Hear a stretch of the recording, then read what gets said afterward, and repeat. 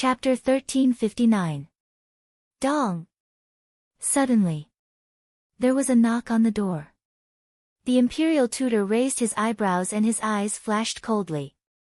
He stood up from the dragon throne and walked into the hall. He removed the soundproof barrier and said, "Come in." The door was pushed open.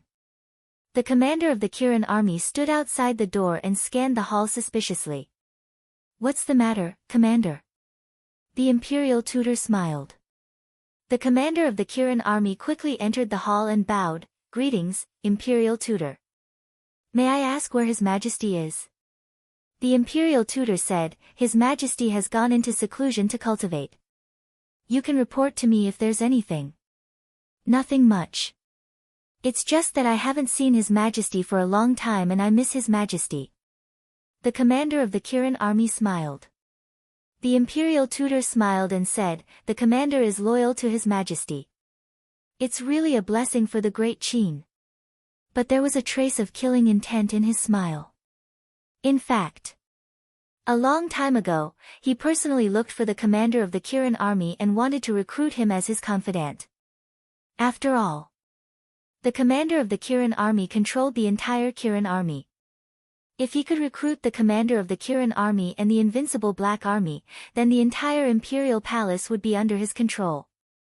But the commander of the Kirin army was too loyal to the emperor. No matter what conditions he offered, he would not agree. If he couldn't recruit him, then he could only eliminate him. But in the past, it was inconvenient for him to do it because the emperor was there. But now, he could do whatever he wanted and no one could stop him. "If there's nothing else, I'll take my leave."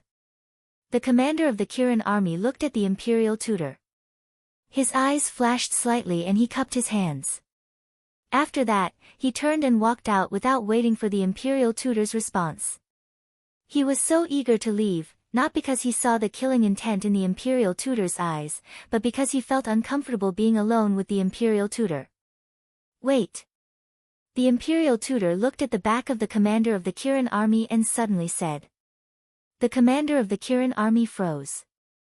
He looked back at the imperial tutor and asked, "Do you have any other orders? Do you remember what I told you before? Now, I'll give you another chance.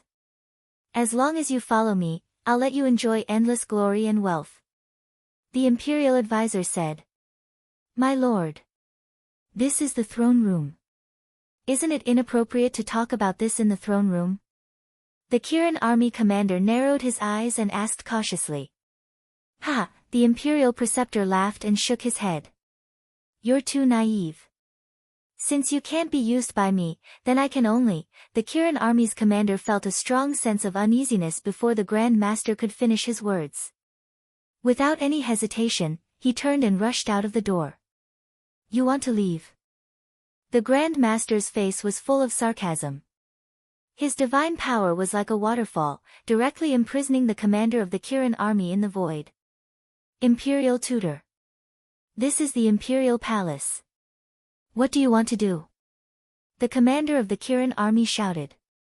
"Since you won't obey, then this imperial preceptor can only kill you to prevent you from becoming an obstacle to this imperial preceptor in the future." The imperial preceptor's eyes were brimming with undisguised killing intent. He had heard of it. The commander of the Kirin army's heart sank. The imperial preceptor raised the corner of his mouth and raised his arm. The false god power surged at the tip of his index finger. Feeling the terrifying killing intent, the commander of the Kirin army felt a chill down his spine. He couldn't help but feel despair. He shouted, "I surrender." "That's more like it. This imperial preceptor likes people like you who can adapt to the situation." The imperial preceptor laughed proudly and formed a seal with both hands. The blood-soul technique was formed.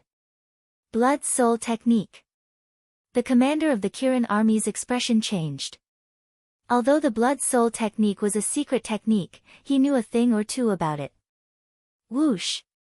The mark formed by the blood-soul technique entered the body of the commander of the Kirin army. "Ah!" The commander of the Kirin army screamed in pain.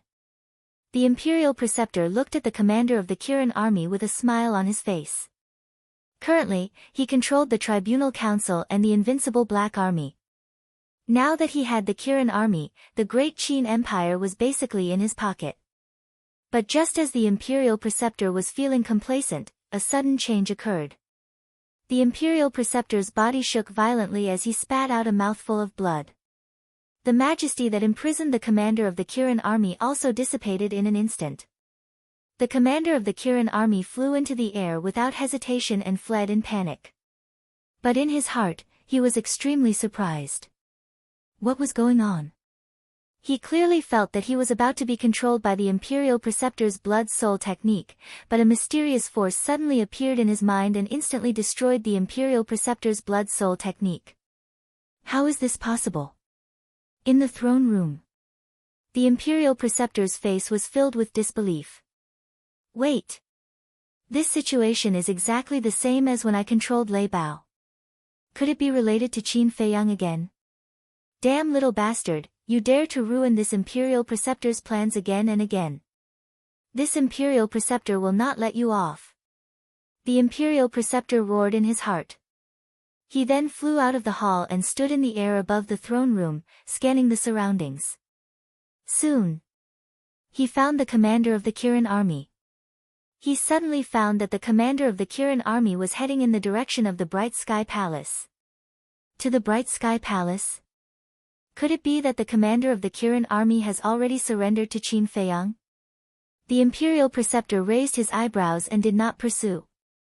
Because once he left the throne room, he would not dare to attack the commander of the Kirin army again. After all, the commander of the Kirin army held great power and had an important position in the imperial capital. If he were to be killed in public, it would arouse criticism from others. Most importantly, it would attract the attention of those old monsters in the back mountain of the imperial palace. This was not a good thing for the Imperial Preceptor. Of course, he was not worried that the commander of the Kirin army would spread the news. Because the commander of the Kirin army knew his methods. He also knew that even if he spread the news, not many people would believe him. Qin Feiyang, open the door. I have something to see you. Bright Sky Palace. The commander of the Kirin army panted as he landed in front of the palace and knocked hard on the door. Qin Feiyang heard it from inside the castle, but he turned a deaf ear. Bang! The commander of the Kirin army was burning with anxiety. He opened the door with a palm, only to see that it was empty inside. He ran into the main hall and closed the door, shouting, I know you are in the castle. Come out quickly. I really have something important to tell you. However, inside the main hall, there was still a dead silence except for the commander of the Kirin army's roar. Back mountain of the Imperial Palace. At a certain mountain stream, there was a dense fog and a cold wind blew. It seemed unfathomable. An old man with white hair walked out of the fog. It was old Qin. But at this moment, he staggered and his eyes were lifeless. His two arms hung weakly as if he had lost his soul. What should I do? He muttered to himself, his old face full of helplessness. He continued to walk like a walking corpse. Unknowingly, he left the back mountain and entered the Imperial Palace. Unknowingly, he came to the front of the Bright Sky Palace. Qin Feiyang has already left. What is this old man doing here? The sins of heaven can be forgiven, but the sins brought on by oneself are the hardest to bear. The situation today is all caused by this old man. If this old man was not careless and let His Majesty use the divine order from the beginning, how could things be like today? Old Qin shook his head and laughed at himself. He was ready to leave. Qin Feiyang, please, come out and see me, okay? Suddenly, the voice of the commander of the Kirin army came from the Bright Sky Palace. Old Qin was slightly stunned and turned to look at the closed door. Why was the commander of the Kirin army inside? Old Qin walked to the door with doubts and pushed it open. The commander of the Kirin army thought it was Qin Feiyang and was overjoyed. But it was Old Qin. Old Qin entered the main hall and asked, "What are you doing here?" "Close the door first." the commander of the Kirin army said. Old Qin turned around and closed the door. He then looked at the commander of the Kirin army and said, looking at your anxious look, did something happen? The commander of the Kirin army said in a deep voice, just now in the throne room, the imperial advisor was going to kill me. What? Old Qin's body stiffened and said angrily, how dare he kill the commander personally appointed by His Majesty? Does he still have the law in his eyes? The commander of the Kirin army said, when His Majesty was here, he restrained himself. But now that His Majesty is dead, I'm afraid that the law is useless in his eyes. We can't let him continue like this. Otherwise, the imperial palace will be in chaos. After Old Man Qin finished speaking, he scanned the hall's surroundings and pleaded, Qin Feiyang, now that the imperial palace is in danger, please help us out for the sake of the late emperor. Yes. We don't ask for anything else.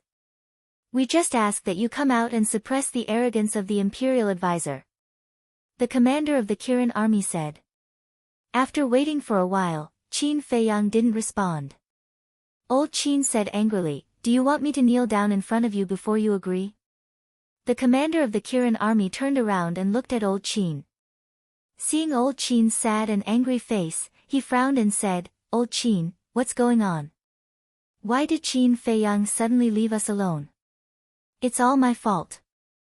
Old Qin sighed and his face was full of self-blame.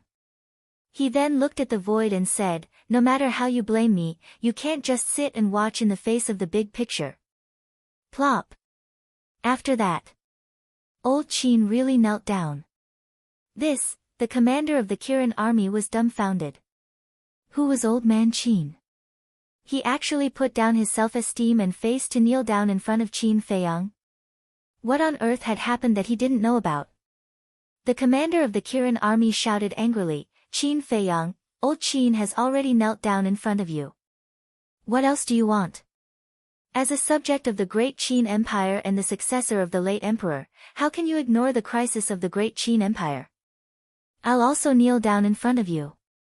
Please, come out. With a plop, the commander of the Kirin army also knelt down on the ground, his face full of helplessness. Time passed by slowly. The hall gradually fell into a dead silence. Old Qin and the commander of the Kirin army were suffering in their hearts. Whoosh! Suddenly, a white figure appeared in front of them out of thin air. But it was not Qin Feiyang, but Lu Zheng. The two of them looked up at Lu Zheng. Old Qin was naturally familiar with Lu Zheng. But the commander of the Kirin army was full of surprise. Of course, he also knew Lu Zheng. When the second grandpa of the Lu family entered the imperial palace to play chess with the state preceptor, Lu Zheng was beside him. But why was this person by Qin Feiyang's side? Where is Qin Feiyang? Old Qin asked. Lu Zheng looked at the two of them and sighed, Old Qin, Commander, you'd better get up first. My little cousin can't accept such a big gift. If he doesn't come out, I won't get up. The commander of the Kirin army shook his head. Why do you have to do this? Chapter 1360. What? The commander of the Kirin army was shocked. He turned to look at Elder Qin and asked, do you know where His Majesty is? Elder Qin smiled bitterly and shook his head. I don't know. Elder Qin, don't treat us like fools, okay? You helped His Majesty plot against my cousin. How could you not know? Lu Zheng sneered. Plot against Qin Feiyang? What's going on? The commander of the Kirin army was confused. How many more things were these people hiding from him? Elder Qin said, I admit that I was wrong, but His Majesty didn't tell me where he was going before he left. Really? Lu Zheng asked. Once a person lost his integrity, it was difficult to trust him again. Elder Qin said, I swear that if I lie, I'll be destroyed. Lu Zheng furrowed his brows. He dared to make such a vicious oath. It seemed that Elder Qin really didn't know. Lu Zheng said, then why did His Majesty pretend to be dead and leave the capital? Don't tell me you don't know either. Pretend to be dead? The commander of the Kirin army looked at Elder Qin in surprise. Elder Qin felt bitter. He looked at Lu Zheng and said, "If I say I don't know, will you believe me?" "What do you think?" Lu Zheng asked. Old man Qin let out a long sigh and said, "Back then, this old man told Qin Feiyang that the current His Majesty is completely unpredictable. Although this old man can see that he is hiding a lot of things in his heart, he has never told anyone." The commander of the Kirin army said, "I can prove that, because I also found out something. But His Majesty didn't say anything, and as a subject, I didn't dare to ask. And I also found that he doesn't trust anyone, including me." The commander of the Kirin army added. Lu Zheng couldn't help but feel agitated. What on earth was this person trying to do? Old man Qin said, "Call Qin Feiyang out.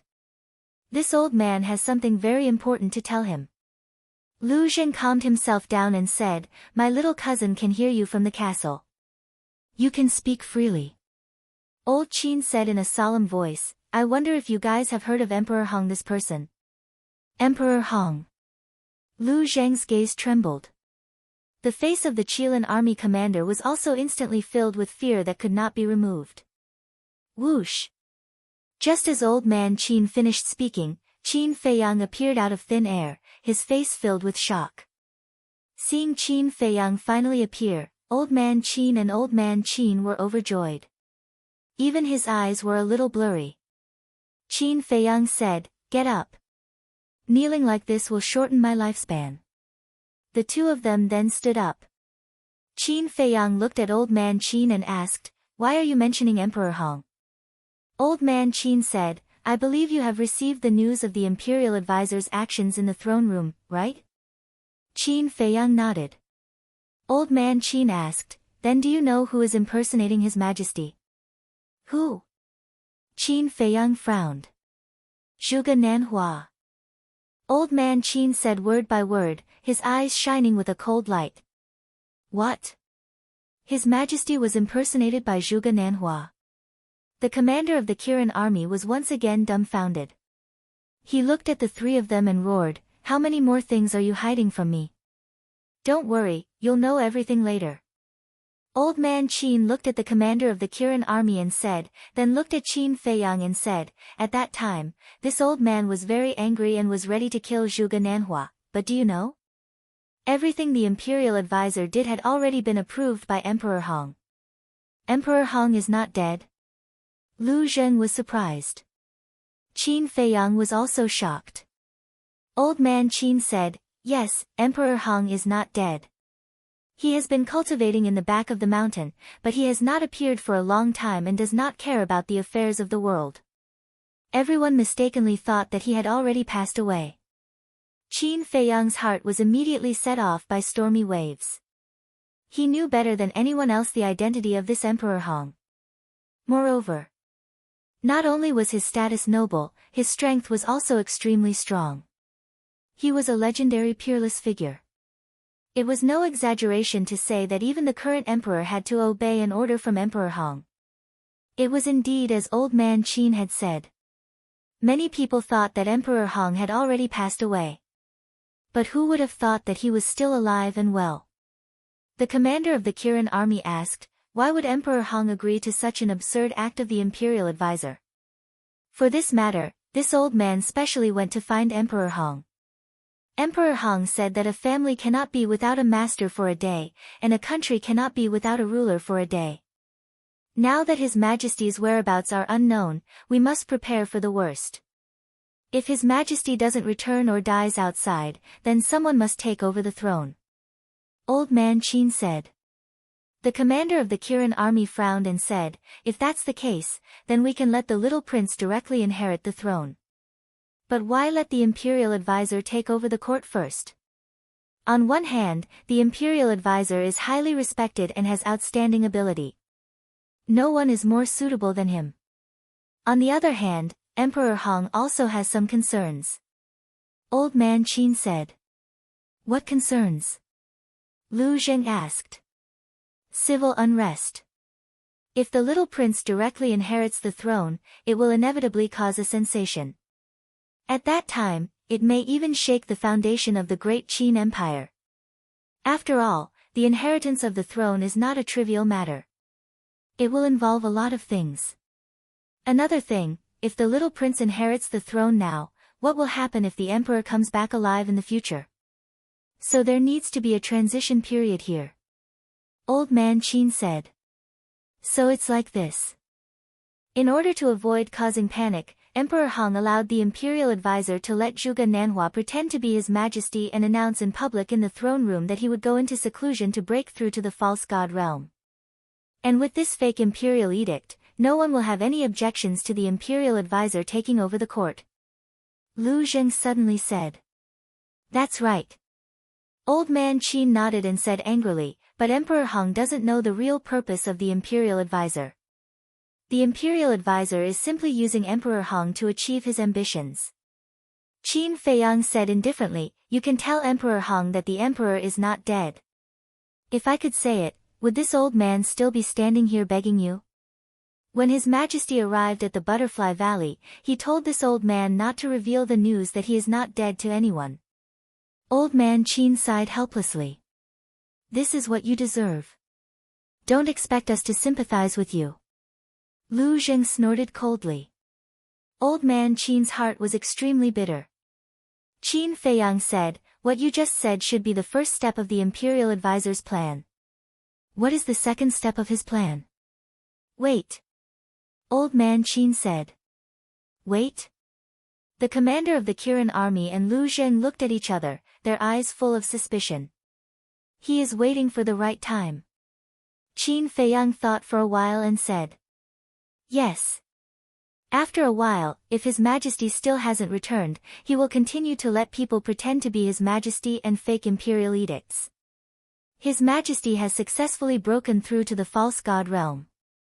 However, after breaking through to the false god realm, His Majesty is already tired of everything in the secular world.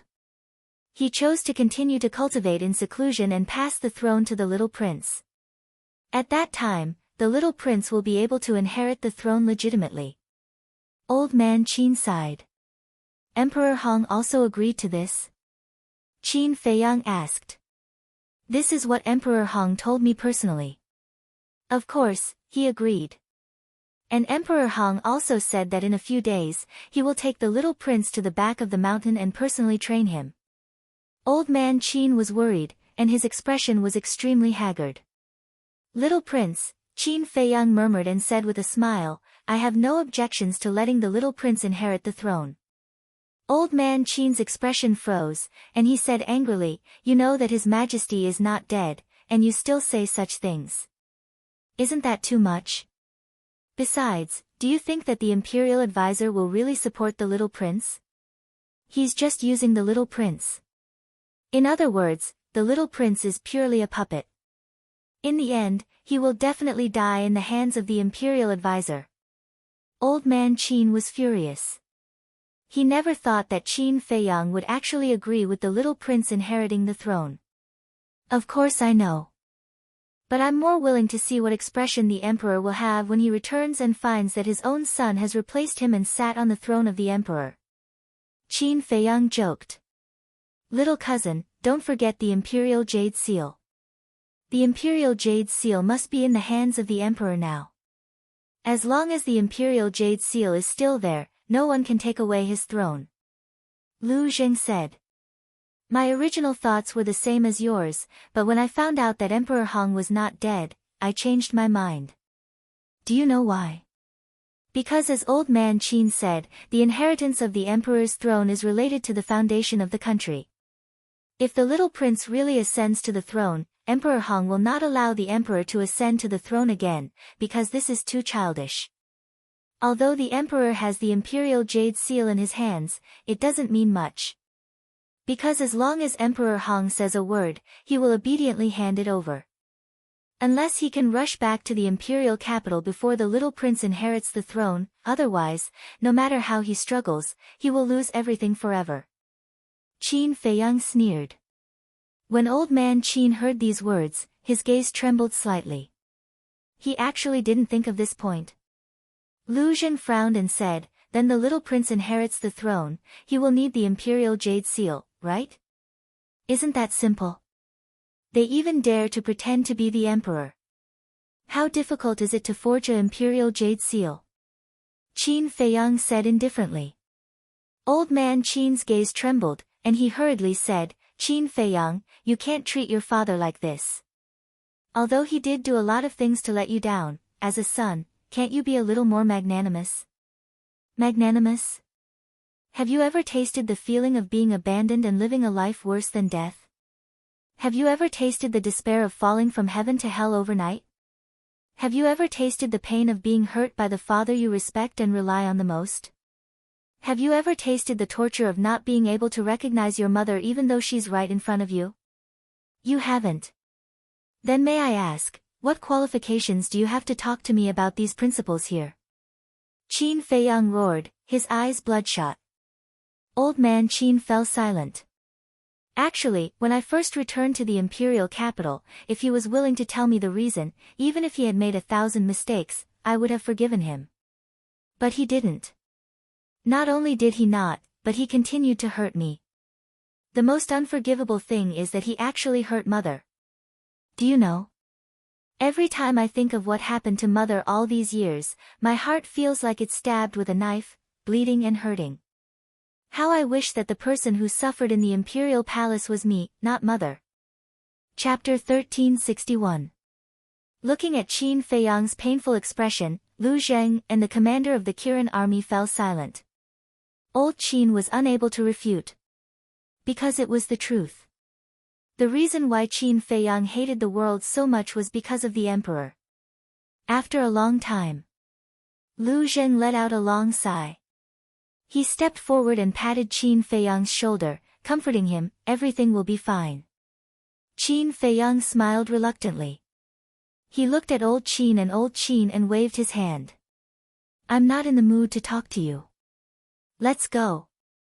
The commander of the Kirin army was anxious. He was about to say something. Forget it. There's nothing to say now. Let's go. Old Qin stopped the commander of the Kirin army. He took a deep look at Qin Feiyang and turned to leave.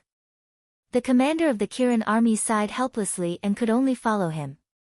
Qin Feiyang looked up at the back of the commander of the Kirin army and said, be careful. The Grand Master wants to kill you. He didn't succeed this time, but he won't give up easily in the future. I know. I plan to follow old Qin in the future. But there's a question that I can't figure out. Why didn't the Grand Master's blood soul skill control me? The commander of the Kirin army stopped and looked at Qin Feiyang. Because of the slave seal. Qin Feiyang said. I see. You've indirectly saved my life. The commander of the Kirin army shook his head and laughed at himself. Then he left with old Qin. Bang! Lu Zheng waved his hand and the door closed. Then he looked at Qin Feiyang and said, what are you going to do? I'll make whoever makes me suffer despair. A cold light flashed in Qin Feiyang's eyes. Just as Qin Feiyang was about to bring Lu Zheng into the castle, a red-clothed old man appeared out of thin air outside the main hall. This person was about 1.75 meters tall. His body was stooped, but he seemed to be in high spirits. His hands were behind his back, and his fiery red hair fluttered in the wind. He stood outside the hall and glanced at Bright Heaven Palace. Then, without asking for Qin Feiyang's permission, he strode into the hall. At the same time, his wrinkled old face was filled with arrogance. Qin Feiyang looked at the red-clothed old man and frowned slightly. Lu Zheng also had a trace of doubt in his eyes. After the red-clothed old man entered the main hall, he swept his eyes over the layout of the main hall. Although Qin Feiyang and Yi Shiwen were right in front of him, he turned a blind eye to them, treating them like air. Do you know him? Lu Zheng secretly transmitted his voice to Qin Feiyang. The red-clothed old man's arrogant attitude made him very unhappy, but the old man's aura was unfathomable, so he did not dare to act rashly. I was just about to ask you. Qin Feiyang thought to himself. What? You don't know? I don't know either. It's rare to see someone that you and I don't know in the great Qin Empire. Lu Zheng was incredulous. Qin Feiyang raised his eyebrows and looked at the red-clothed old man. Who are you? Why have you barged into my bright heaven palace? Your bright heaven palace? The red-clothed old man was taken aback. He turned to Qin Feiyang and said indifferently, someone who has been expelled from the imperial capital actually has the right to occupy Bright Heaven Palace? What a joke. Although his tone was calm, it was full of contempt. Deliberately picking a fight? Qin Feiyang and Lu Zheng looked at each other, the same thought creeping into their minds at the same time. The last time I came back, I said that no one is allowed to enter Bright Heaven Palace without my permission. I don't care who you are. Get out at once. Qin Feiyang shouted. When he saw that Qin Feiyang was enraged, Lu Zheng smiled playfully and retreated to the side knowingly. He crossed his arms and waited for the show to begin. Earlier on, this cousin of his was already filled with anger from old Qin's provocation and was worried that he had nowhere to vent it. However, he did not expect that someone would take the initiative to approach. Wasn't that just asking for a beating? As for the identity of the red-clothed old man, it was not important to Qin Feiyang at all. That was because even if the heavens were to descend, he would still beat them up without hesitation. However, when he heard Qin Feiyang's words, the red-clothed old man did not restrain himself at all. Instead, he became even more brazen and insolent. He looked at Qin Feiyang with contempt. Who do you think you are? How dare you yell at me? Me? Qin Feiyang narrowed his eyes slightly. Anyone who dared to call themselves that was not simple. He sized up the red-clothed old man carefully. He discovered that this person's aura was comparable to Zhuge Nanhua's. In other words, this person was a super expert at the peak of the 9-star War Emperor realm. However, so what if he was a super expert at the peak of the 9-star War Emperor realm?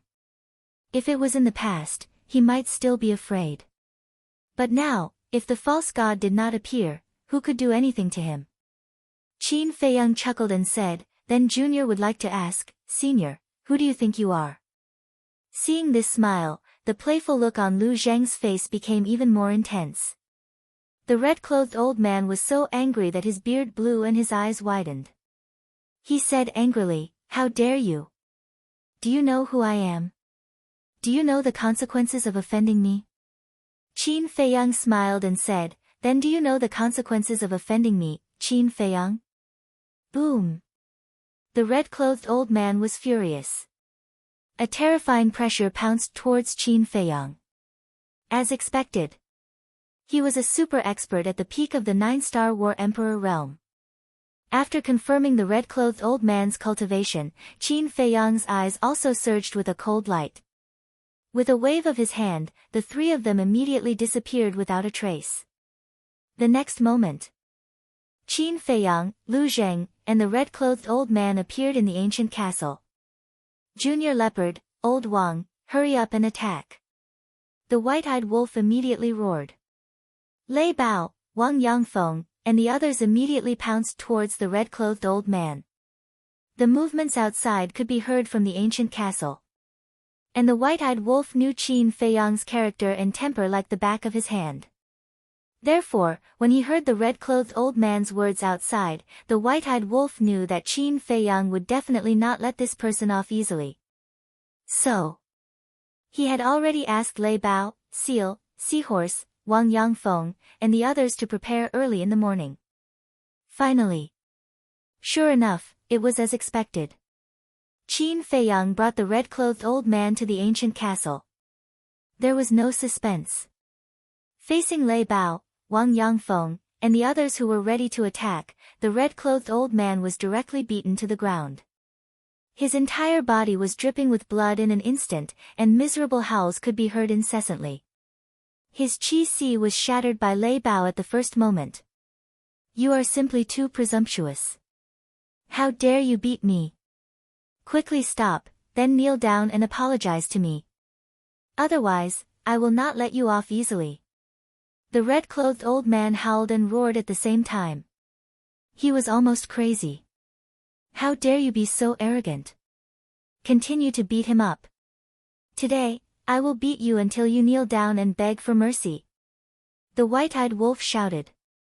Wang Yangfeng and the others looked at each other and silently retreated to the side.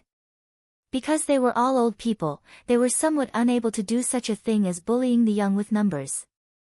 But Lei Bao, Seal, and Seahorse were all shameless people.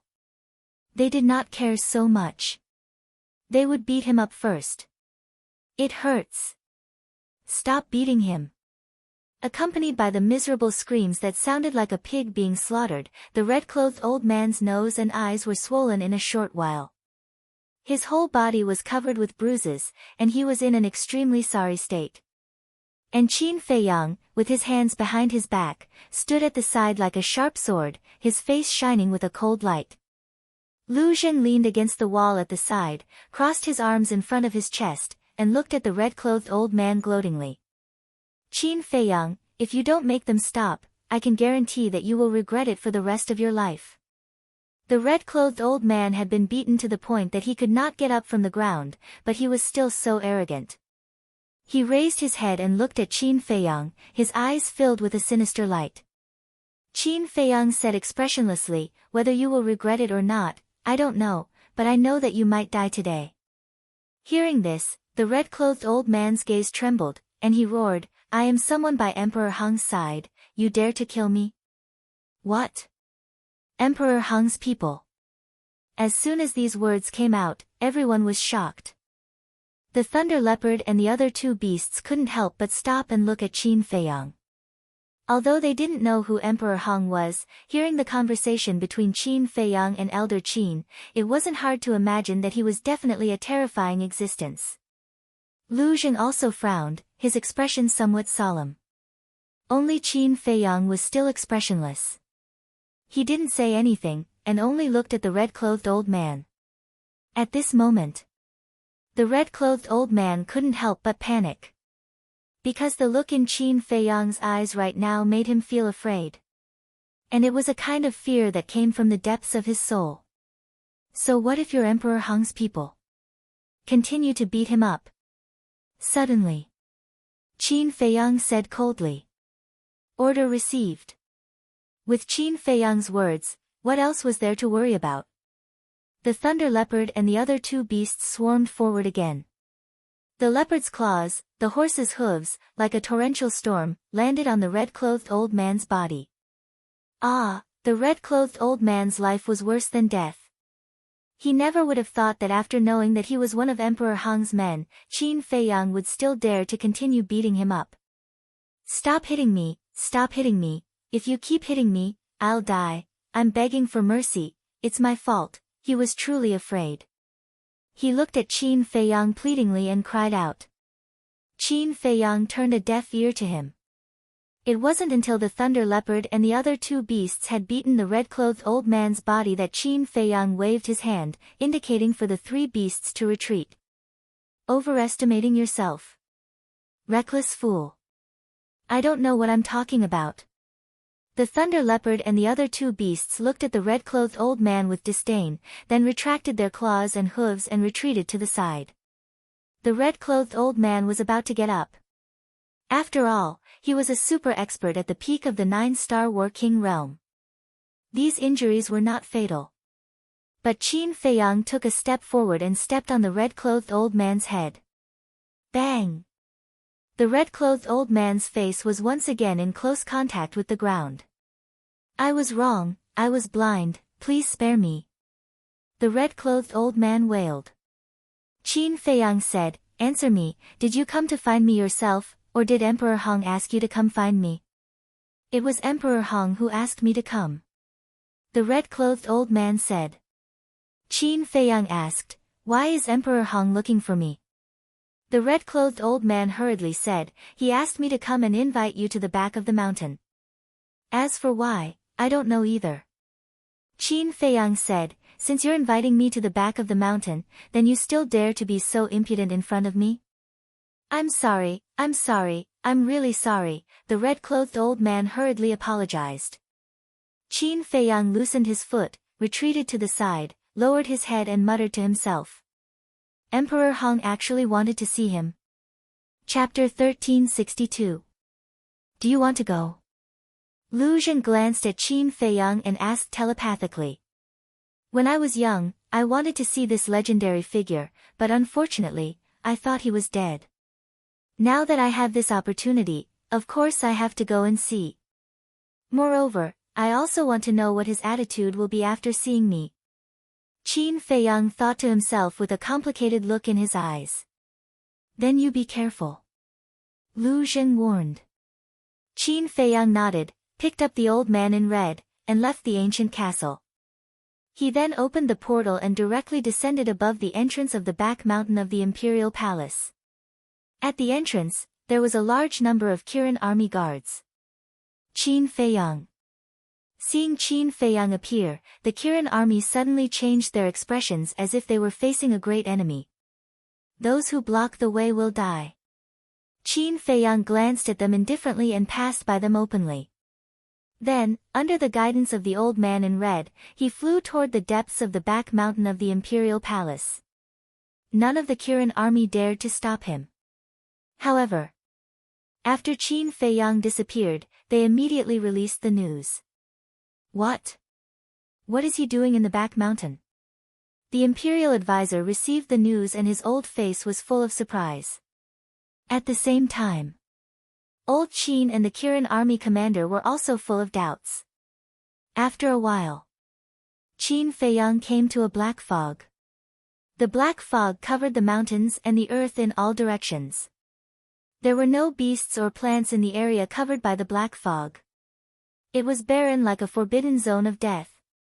Although Qin Feiyang rarely entered the depths of the back mountain of the imperial palace, he was no stranger to this place and the black fog. This black fog was called the soul-devouring fog. It had a strong penetrating power that could easily penetrate the sea of consciousness and erode the soul. And the god's prison that made people tremble in fear was also in there. Qin Feiyang glanced at the soul-devouring fog and frowned. Did you bring me to the wrong place?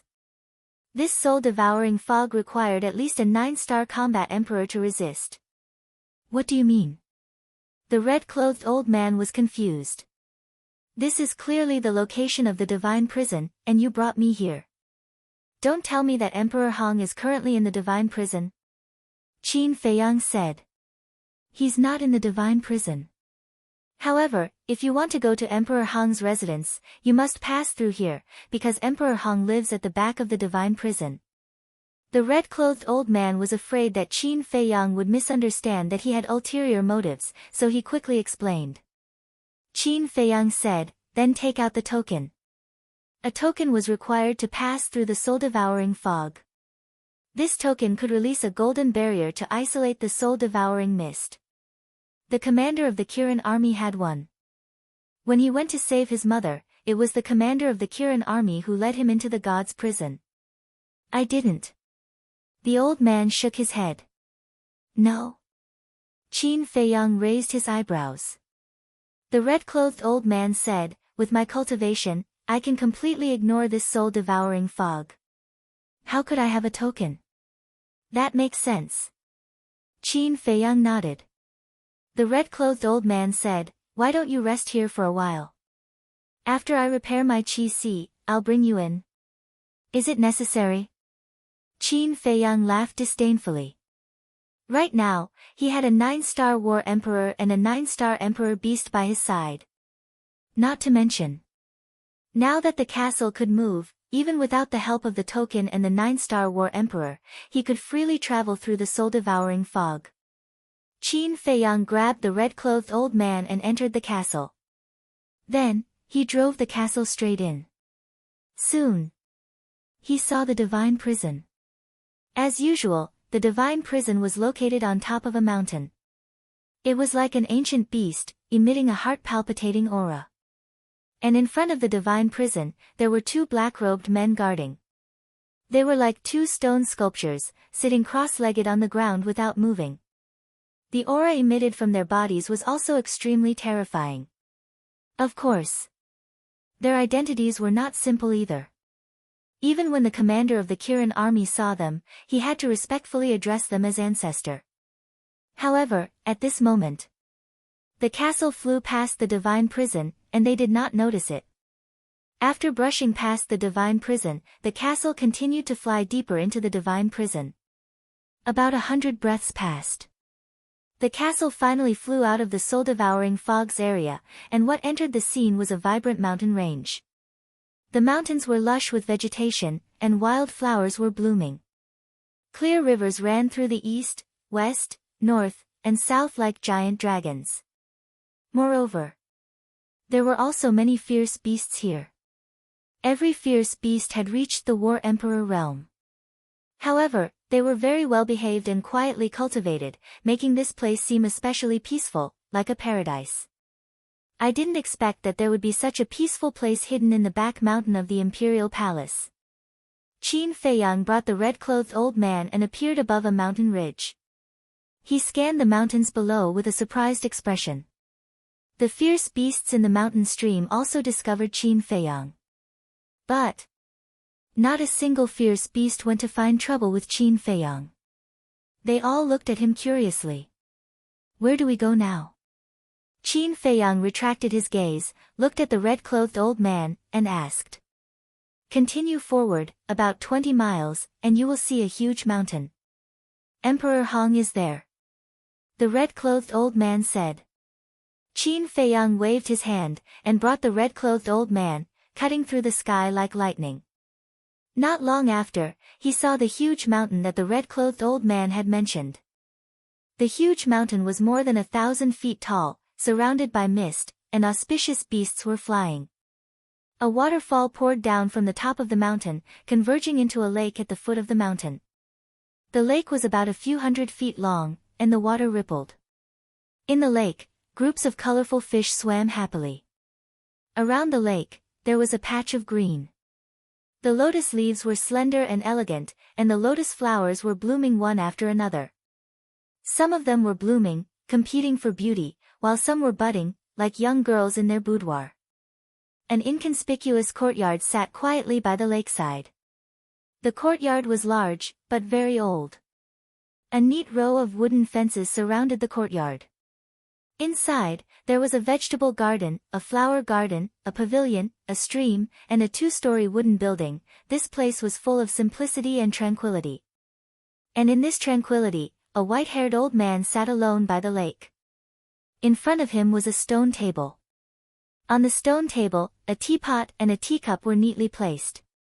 The teacup was filled with tea, and the fragrance of the tea assailed the nose. And in the old man's hand, he was also holding a teacup. He slowly tasted the tea while admiring the beautiful scenery of the lake, incomparably comfortable. He is Emperor Hong. The red-clothed old man pointed at the white-haired old man and said to Qin Feiyang, his expression full of respect. Qin Feiyang raised his head to look at the white-clothed old man. The old man's back was facing Qin Feiyang, so Qin Feiyang could not see the old man's face. But from the old man's back, Qin Feiyang saw a transcendent aura, as if he was a god from beyond the heavens. Come here. Suddenly, the old man's voice sounded, without the slightest hint of strength. It was flat and indifferent, making people feel very comfortable. Qin Feiyang took a deep breath and walked over in large strides. The lake rippled, and a few small red carps jumped out of the lake, as if welcoming Qin Feiyang, and then jumped back into the lake, splashing waves. Qin Feiyang walked to the old man's side. The old man smiled and said, "The tea is prepared for you, sit down." Qin Feiyang looked at the teacup on the stone table, threw the red-clothed old man on the ground, and then walked to the opposite side of the old man and sat on the stone bench. Immediately, the old man's face entered Qin Feiyang's line of sight. It was a very kind face. Although the old man's face was covered with the traces of time, his eyes were very bright, and there was no aggressive feeling. He was very peaceful, giving people a sense of approachability. Qin Feiyang picked up the teacup, put it to the tip of his nose and smelled it, but did not drink it. He put down the teacup again, and did not look at the old man again, turning his head to look at the clear lake. Emperor Hong also did not speak, quietly tasting the tea. The red-clothed old man got up, looked at Qin Feiyang with resentment, ran to the side of Emperor Hong, and shouted, "Lord, you have to uphold justice for me." What? Emperor Hong asked with a smile. I kindly invited him over, but he didn't know what was good for him, and actually let his subordinates and fierce beasts humiliate me. Look, the injuries on my body were all caused by them. They even destroyed my sea of qi. The red-clothed old man said with grievance. Emperor Hong looked at the red-clothed old man, shook his head and smiled. It's already lucky to be able to keep your life. What else do you want to do? Leave. The red-clothed old man still wanted to say something. Emperor Hong waved his hand. Seeing this, the red-clothed old man's expression was suddenly filled with helplessness. He turned around and disappeared into the wooden building in the courtyard with a belly full of resentment. Emperor Hong glanced at Qin Feiyang and continued to drink tea. Sigh. After an unknown period of time, Qin Feiyang sighed faintly, turned his head to look at Emperor Hong, and said, Should I call you Emperor Hong? Or should I call you great-grandfather? Great-grandfather? Inside the castle. Hearing Qin Feiyang's words, whether it was the white-eyed wolf and the other beasts, Lu Hong, Wang Yangfeng, and the others, they were all dumbfounded. Outside. When Emperor Hong heard this, he put down his teacup, lowered his head in silence for a while, and said with a smile, You can call me whatever you want, even if you call me old man, I won't mind. Lu Zheng, what the hell is going on? How did Emperor Hong become little Qin Zi's great-grandfather? Inside the castle. The white-eyed wolf looked at Lu Zheng in surprise.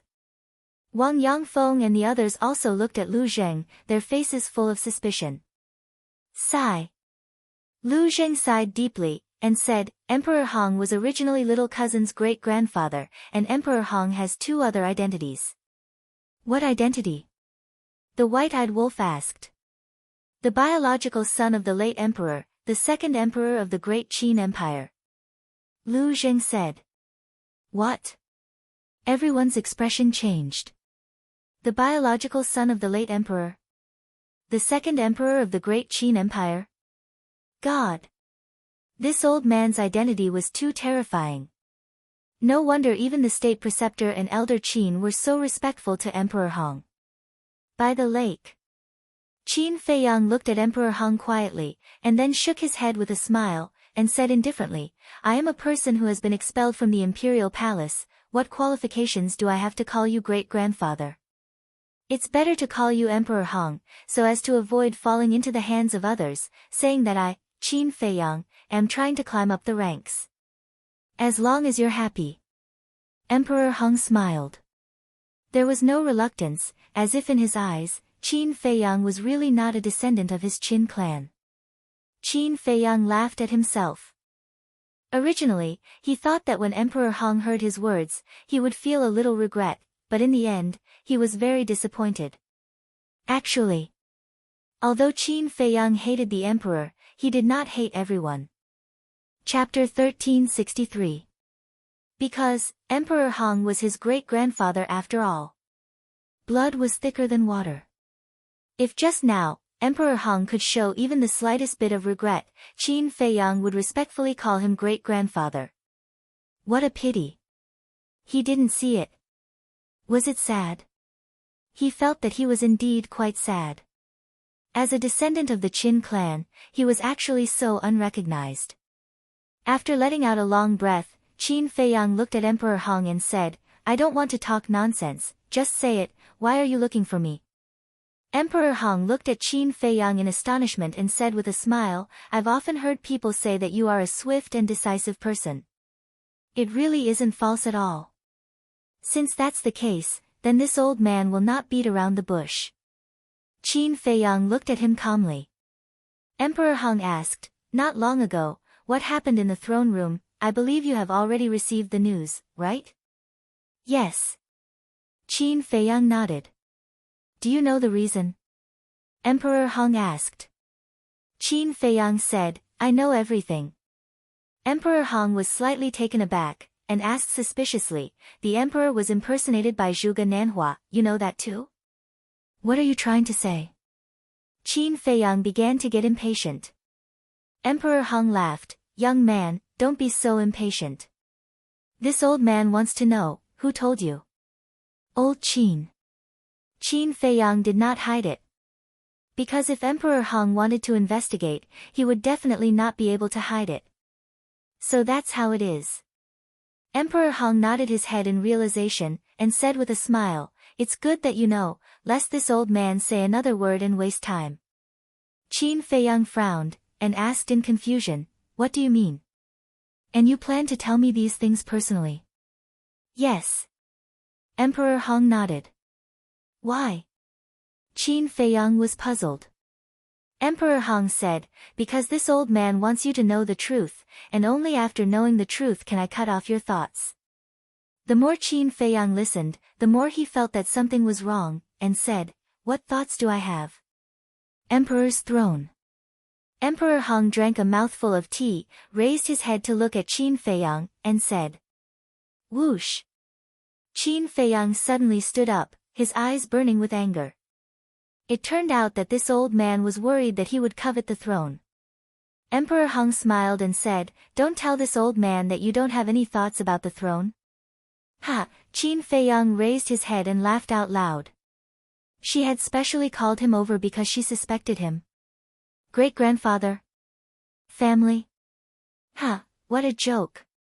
At this moment, his heart was as cold as steel. He, Qin Feiyang, would rather not have such a family. Qin Feiyang returned to the stone bench. The respect in his heart for Emperor Hong had already vanished without a trace. He sneered and said, "Are you so sure that I have thoughts about the throne?" Emperor Hong said, "If you don't have any thoughts, why did you kill the princes back then?" "Just because I killed the princes, it means that I have designs on the throne?" "Old man, is that all you can think of?" Qin Feiyang chuckled and said, not concealing the ridicule. Emperor Hong was not angry either. He smiled faintly and said, "This old man's head might not be as good as yours, but this old man's strength, I'm afraid that you will never be able to catch up in this lifetime." "Ha!" Qin Feiyang laughed loudly again and said, "Are you very strong?" "At least stronger than you, isn't it?" Emperor Hong said with a smile. "That's true. After all, you have lived for at least 10,000 years, and I have only lived for a few decades. In terms of strength, I definitely can't compare to you." Qin Feiyang said with a smile. As long as one was not a fool, the meaning behind these words could be understood. It was clearly mocking Emperor Hong. Emperor Hong also did not know if he was really broad-minded, or was he enduring. There was not the slightest trace of anger on his face. It was as calm as ever. "It's useless to say more. This old man just wants to tell you, if the emperor is really harmed, the little prince will be the only successor to the throne. As for you, you can live in the imperial capital, but the prerequisite is that you don't do anything out of line. After all, you are no longer a member of my Qin clan. This old man can give you a better suggestion. Where did you come from? Where did you come from? You have a free and unfettered life, and we also have a relaxed and carefree life. Why not?" Emperor Hong said with a smile. "Makes sense." Qin Feiyang nodded. Emperor Hong's words were originally very angry words, but at this moment, Qin Feiyang did not feel the slightest bit of anger. His heart was as calm as the Dead Sea. Seeing Qin Feiyang nod, Emperor Hong's face was full of praise. He chuckled and said, "The child can be taught. Don't laugh so happily. What I said makes sense, but it doesn't mean that I have to listen to you. Just now, you said to let me go back to where I came from. Then now, I want to ask you, where did I, Qin Feiyang, come from? Iron Ox Town? Or Imperial Palace?" Qin Feiyang said. Emperor Hong fell silent. He originally wanted Qin Feiyang to return to Iron Ox Town. However, after being reminded by Qin Feiyang, he realized that Qin Feiyang was born in the Imperial Palace. A moment later, Emperor Hong raised his head to look at Qin Feiyang and said with a smile, "You can live in Bright Heaven Palace, but don't touch things that you can't touch. Don't worry, I'm not interested. And on the contrary, I will help the little prince ascend to the throne." Qin Feiyang said with a smile. Emperor Hong frowned for the first time. Because this answer surprised him too much. He asked suspiciously, "Why are you doing this?" "Because the little prince is my younger brother. He's still young and inexperienced. Of course I have to help him. Moreover, if I'm not by his side, I'm still a little worried. After all, the current imperial palace is too chaotic. What if someone wants to harm him?" Qin Feiyang chuckled. Emperor Hong was silent. He looked at Qin Feiyang, trying to distinguish the truth from Qin Feiyang's expression. But in the end, he couldn't see anything. Qin Feiyang said indifferently, "Is there anything else?" Emperor Hong said, "Take care of the people and beasts around you. Don't let them continue to mess around in the imperial capital." A small matter. Qin Feiyang's face was full of smiles. After saying that, he got up and said, "Then I'll take my leave." Emperor Hong nodded. Qin Feiyang immediately turned around and strode away. But suddenly, he stopped again, turned his head to look at Emperor Hong, and said with a grin, "I forgot to tell you one more thing." "Speak." Emperor Hong laughed. 30 years in the east, 30 years in the west. Today, I, Qin Feiyang, am indeed unable to catch up to your strength. But remember, one day, I, Qin Feiyang, will let you have a taste of what it's like to be unable to catch up. Qin Feiyang said. This old man is waiting, and I'm looking forward to it. Emperor Hong said with a faint smile. Don't worry. I won't let you wait too long. After Qin Feiyang finished speaking, with a wild laughter, he cut through the sky like lightning and disappeared into the horizon. Emperor Hong looked in the direction where Qin Feiyang disappeared, his eyes flickering. At this time, the red-clothed old man walked out of the wooden building. His qi had been repaired, and his injuries were almost healed. He raised his head and looked in the direction where Qin Feiyang disappeared, then quickly walked to the side of Emperor Hong and bowed. My lord, you are his great-grandfather, he actually dares to be so presumptuous. Great-grandfather, Emperor Hong muttered, shook his head and smiled, then retracted his gaze, picked up his teacup, and while sipping his tea, he looked at the lake and said, if you want to say something, just say it. Don't beat around the bush. The red-clothed old man said, I want to say that I can't let him continue to be so arrogant. If necessary, I have to let him suffer. Let him suffer, do you have the ability? If so, you wouldn't have fallen into such a sorry state before. Emperor Hong laughed. I don't, but my lord does. With my lord's strength, if you want to teach him a lesson, isn't it just a matter of waving your hand? The red-clothed old man said. Emperor Hong sighed and said, there is a saying that blood is thicker than water. Although he is in the wrong, how can I bear to hurt him?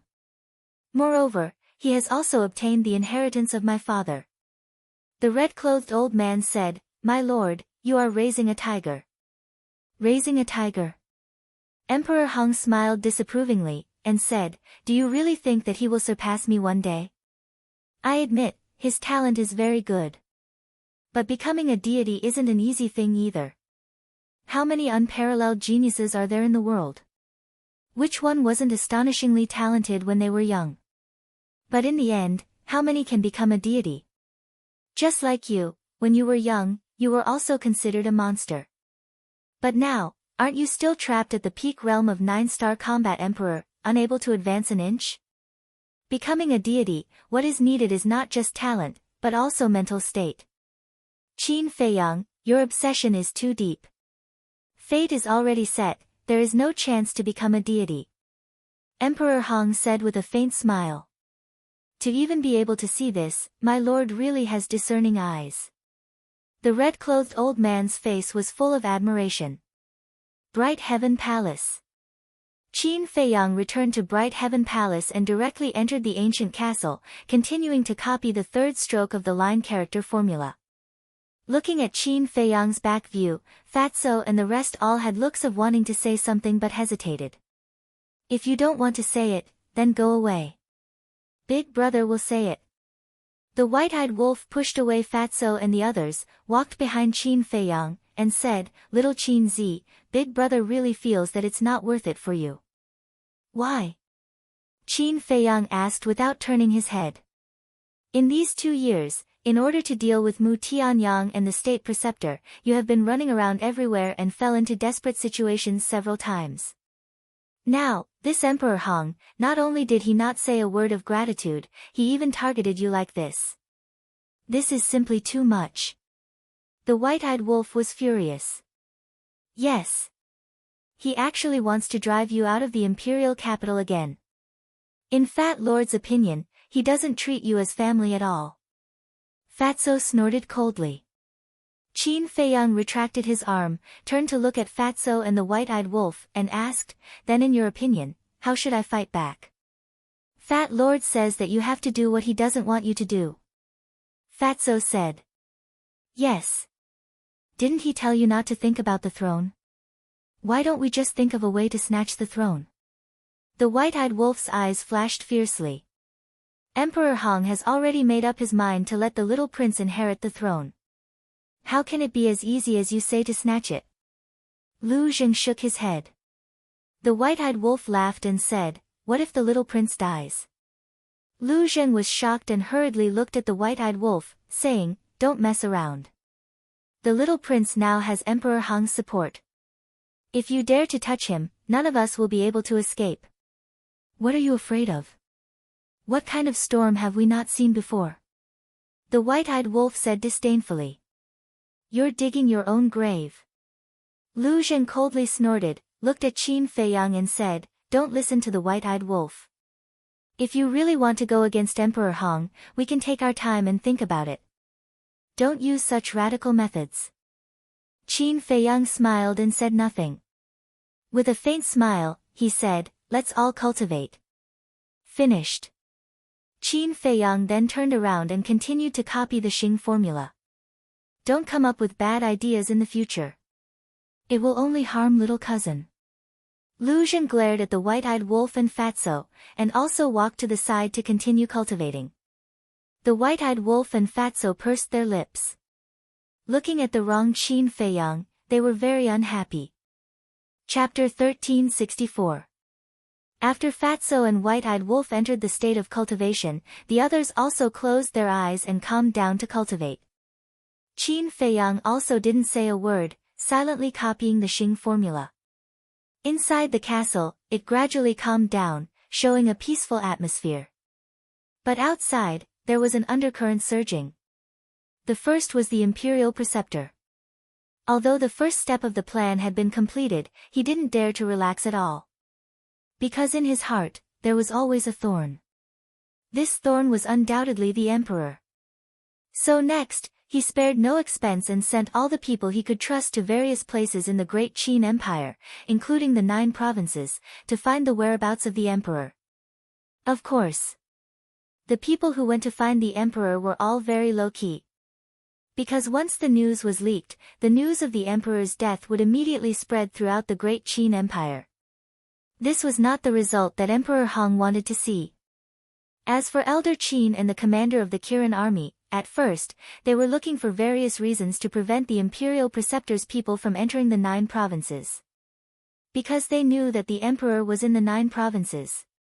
Preventing the imperial preceptor's people from entering the 9 provinces was equivalent to protecting the emperor. But soon, they realized that everything they had done was useless. Because now, the imperial preceptor had the support of Emperor Hong and was like the sun in the sky. It was impossible to stop the imperial preceptor. So, they could only give up. At the same time, they could only silently pray for the emperor in their hearts. In addition, the descendants of the Zhuge family were also slowly becoming active. But their active way was to clamor for Qin Feiyang. Especially Zhuge Jinghong, who asked Xia Changjin to slander Qin Feiyang in the temple all day long. He said that Qin Feiyang was timid, cowardly, and incompetent, and didn't dare to accept Zhuge Jinghong's challenge. The reason he did this was naturally to provoke Qin Feiyang. However, Qin Feiyang, who received the news, didn't take it seriously at all. However, Qin Feiyang's silence caused Zhuge Jinghong to become even more aggressive and say anything. In the end, he even asked Xia Changjin to insult Qin Feiyang's mother.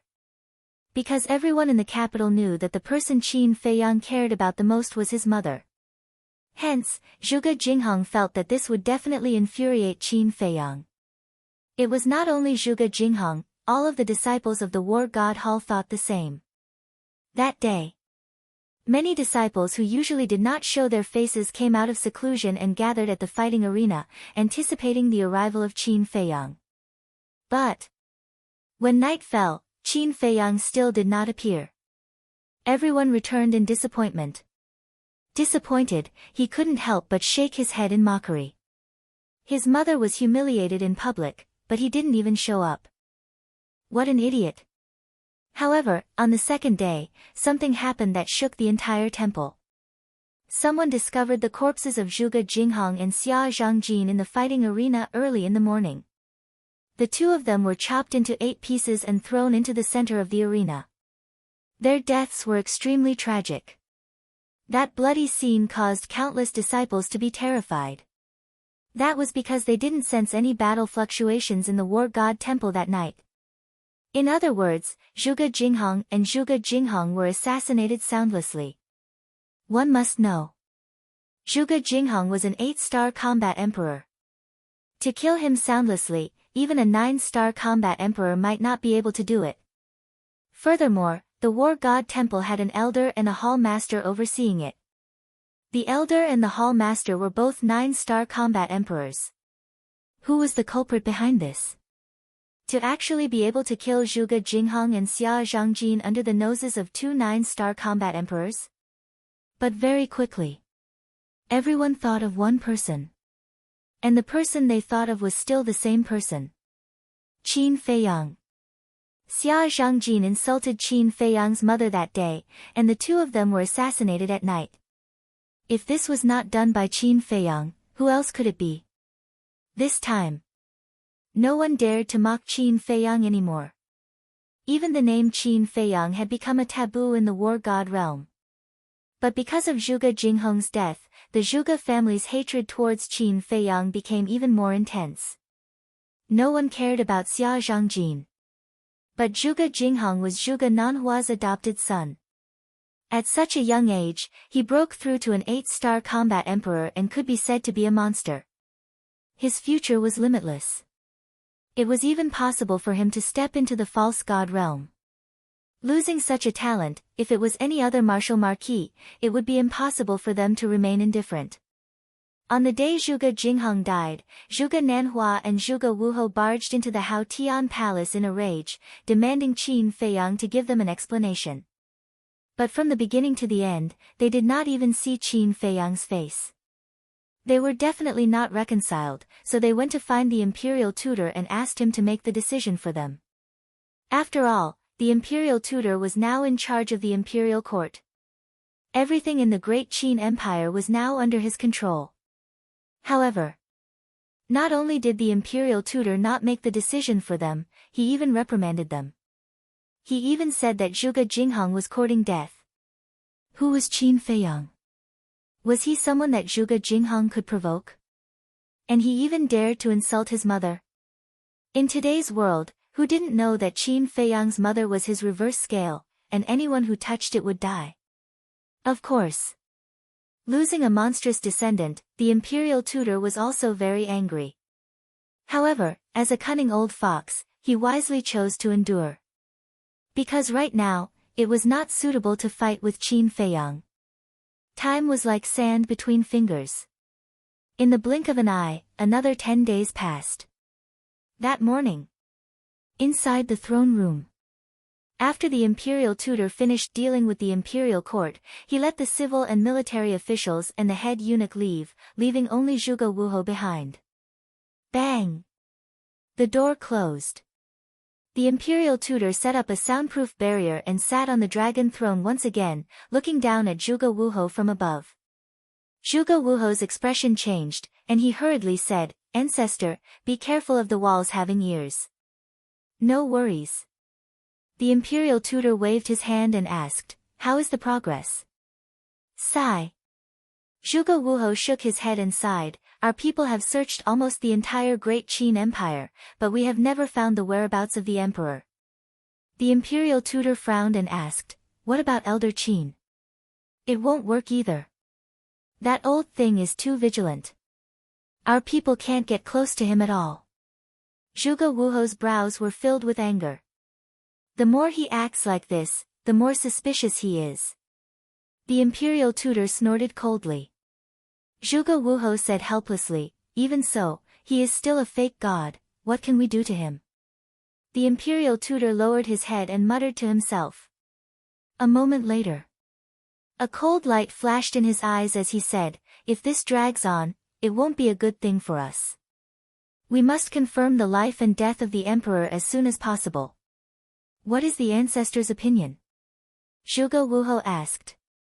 The imperial tutor frowned and said, this old man has thought of a plan, but it's a bit radical.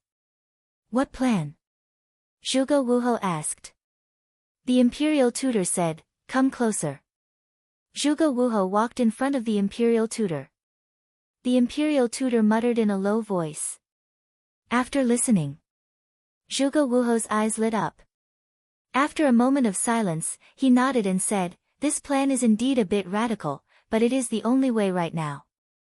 Qinghai Nephrite, this old man will personally go to the Sea of Samsara to look for it.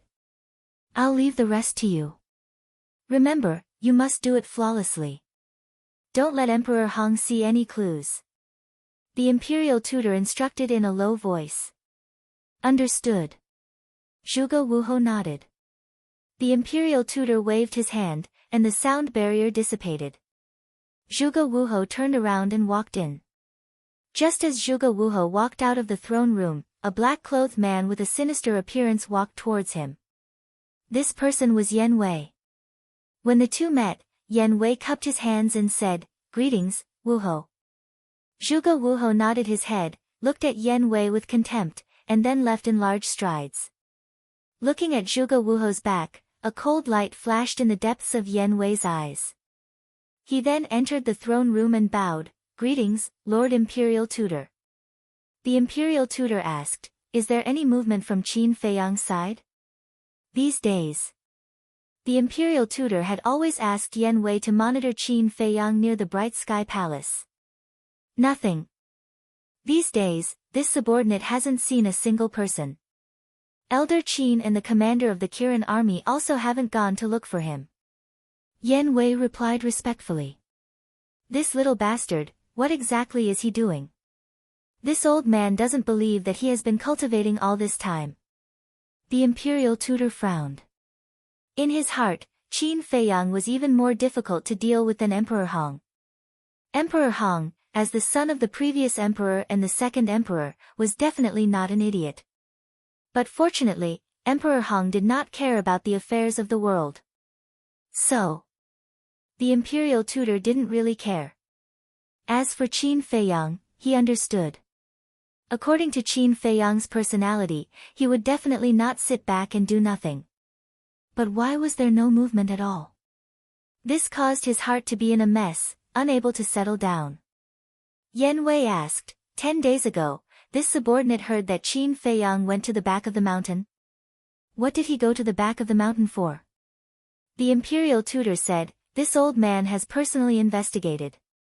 The good thing is that Emperor Hong wants to see him. What? Emperor Hong wants to see him personally. Yan Wei was shocked. The Imperial Tutor frowned. This old man has been wondering why Emperor Hong is looking for Qin Feiyang. Didn't you ask? Yan Wei said. Who do you think Emperor Hong is? He is the son of the previous emperor, and his strength is even stronger than this old man's. How would this old man dare to ask him about these things? The Imperial Tutor said powerlessly. Yan Wei's eyes flickered. Wait. Suddenly, the Imperial Tutor's eyes lit up, and said, this old man suddenly thought of someone, maybe he can tell this old man these things. Who is it? Yan Wei was surprised. Qin Jun. The Imperial Tutor said. Qin Jun. Yan Wei was stunned. Qin Jun was Emperor Hong's page boy when he was young. This person is loyal to Emperor Hong, and Emperor Hong also takes care of him, so he has always stayed by Emperor Hong's side. The last time this old man went to see Emperor Hong, he was also present. This old man even took the initiative to establish a contract bridge with him. The imperial tutor laughed. He's actually in existence from the same period as Emperor Hong? Yan Wei's face was filled with disbelief, and asked, then his cultivation, isn't it also very strong? His cultivation isn't that great. Peak of the 9-star War Emperor realm. The reason why this old man took the initiative to establish a contract bridge with him is entirely because he is Emperor Hong's page boy. The imperial tutor's face was filled with disdain. Yan Wei laughed bitterly, and said, peak of the 9-star War Emperor realm is not that great. In this world, I'm afraid that only you, my lord, would dare to say such a thing. You don't have to be envious.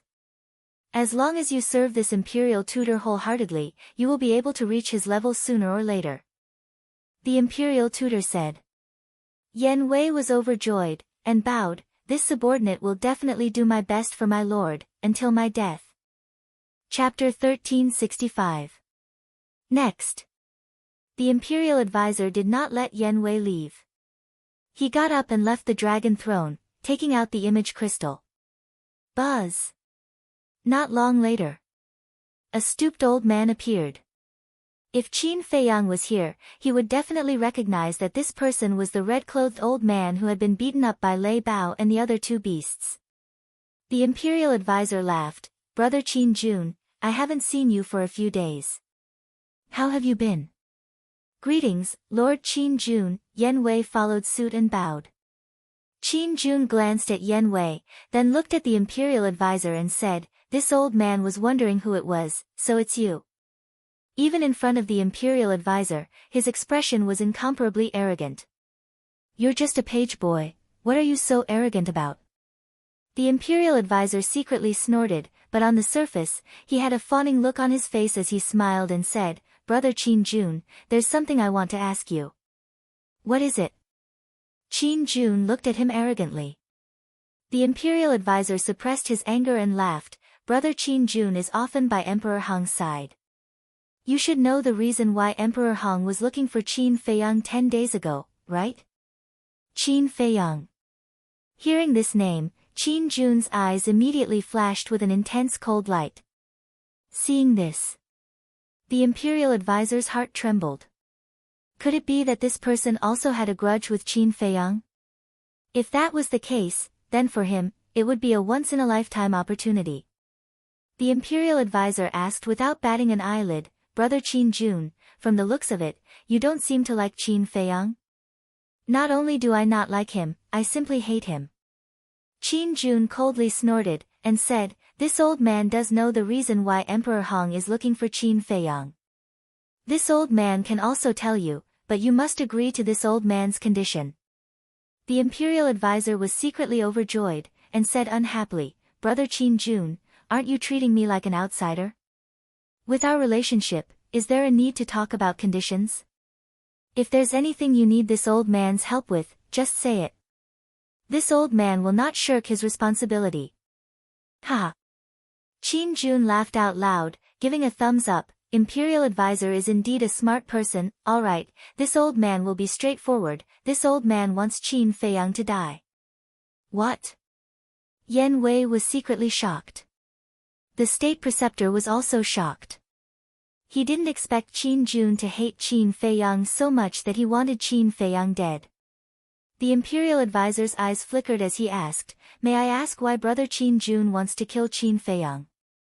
At that time, this old man was under the orders of Emperor Hong to bring him to the back of the mountain. However, this little bastard actually had the fierce beasts around him cripple this old man's qi and even bully this old man in every possible way. Who does he think he is? A crippled prince who is worse than a pig or a dog dares to do such a disrespectful thing to this old man? Therefore, I must make him pay the price. Qin Jun said harshly, his face detestable. This little bastard is really bold. The imperial tutor was secretly speechless. He looked at Qin Jun and revealed an indignant look. Brother Qin Jun is right. This little bastard doesn't know what's good for him. I also hate him. It seems like this old man has met a kindred spirit. Qin Jun chuckled. Ha! The state preceptor laughed out loud, patted his chest, and said, Brother Qin Jun, don't worry. When this old man finds the opportunity, I will personally send him to you and let you deal with him. Qin Jun laughed and said, at that time, this old man will definitely make him suffer a fate worse than death. The state preceptor's eyes flashed as he asked with a smile, then can Brother Qin Jun tell me now? Qin Jun said, Emperor Hong is not looking for Qin Feiyang to help him, nor to recognize him as his great-grandson. Then why? The state preceptor was puzzled. Qin Jun smiled and said, it's to warn Qin Feiyang not to covet the throne of emperor. The two of them are very unhappy. What? The state preceptor was stunned. He never thought that there would be such a result. Brother Qin Jun, are you serious? He also did not believe it. After all, Emperor Hong was Qin Feiyang's great-grandfather. How could he do this? It's absolutely true. Qin Jun nodded. Great. When the state preceptor heard this, he was immediately overjoyed. As long as Emperor Hong did not recognize Qin Feiyang, then no matter how heaven-defying Qin Feiyang's methods were, no matter how smart his brain was, he could not set off any big waves. Qin Jun frowned again and said, but there's one thing that this old man can't figure out. What can't figure out? The state preceptor became nervous again. As long as it was about Qin Feiyang, he did not dare to be the slightest bit careless. Qin Feiyang told Emperor Hong that he would not snatch the throne of emperor, but would instead help the little prince ascend to the throne. Do you think he's stupid? Qin Jun despised. This, the state preceptor and Yan Wei looked at each other. Help the little prince ascend to the throne? What kind of situation was this? How could Qin Feiyang be so kind? Qin Jun said, this old man has already told you everything I know. Don't forget the promise you made to this old man before. Between the words, there was a hint of threat. Relax, this old man will definitely do what I say. The state preceptor said with an obsequious smile. Finished talking, he turned off the image crystal. A hint of killing intent immediately flashed in his old eyes as he said with a cold snort, old fart, I'll let you be arrogant first. Sooner or later, this old man will destroy you. He could not hold any sand in his eyes. Today, Qin Jun flaunted his prowess in front of him. In the future, he would definitely make Qin Jun pay back double. Yan Wei said, Your Excellency, we'll talk about Qin Jun's matters slowly in the future. The urgent matter is to quickly investigate what exactly Qin Feiyang wants to do. Yeah. This little beast actually wants to help the little prince ascend to the throne. He really caught this old man off guard. But this boy's actions are secretive and hard to guess. Wanting to find out his goal is basically impossible. The state preceptor's face was full of helplessness. Sometimes, even he could not figure out how a young man who had lived for less than 100 years could be so shrewd. Then what do we do? We can't just sit back and do nothing, right?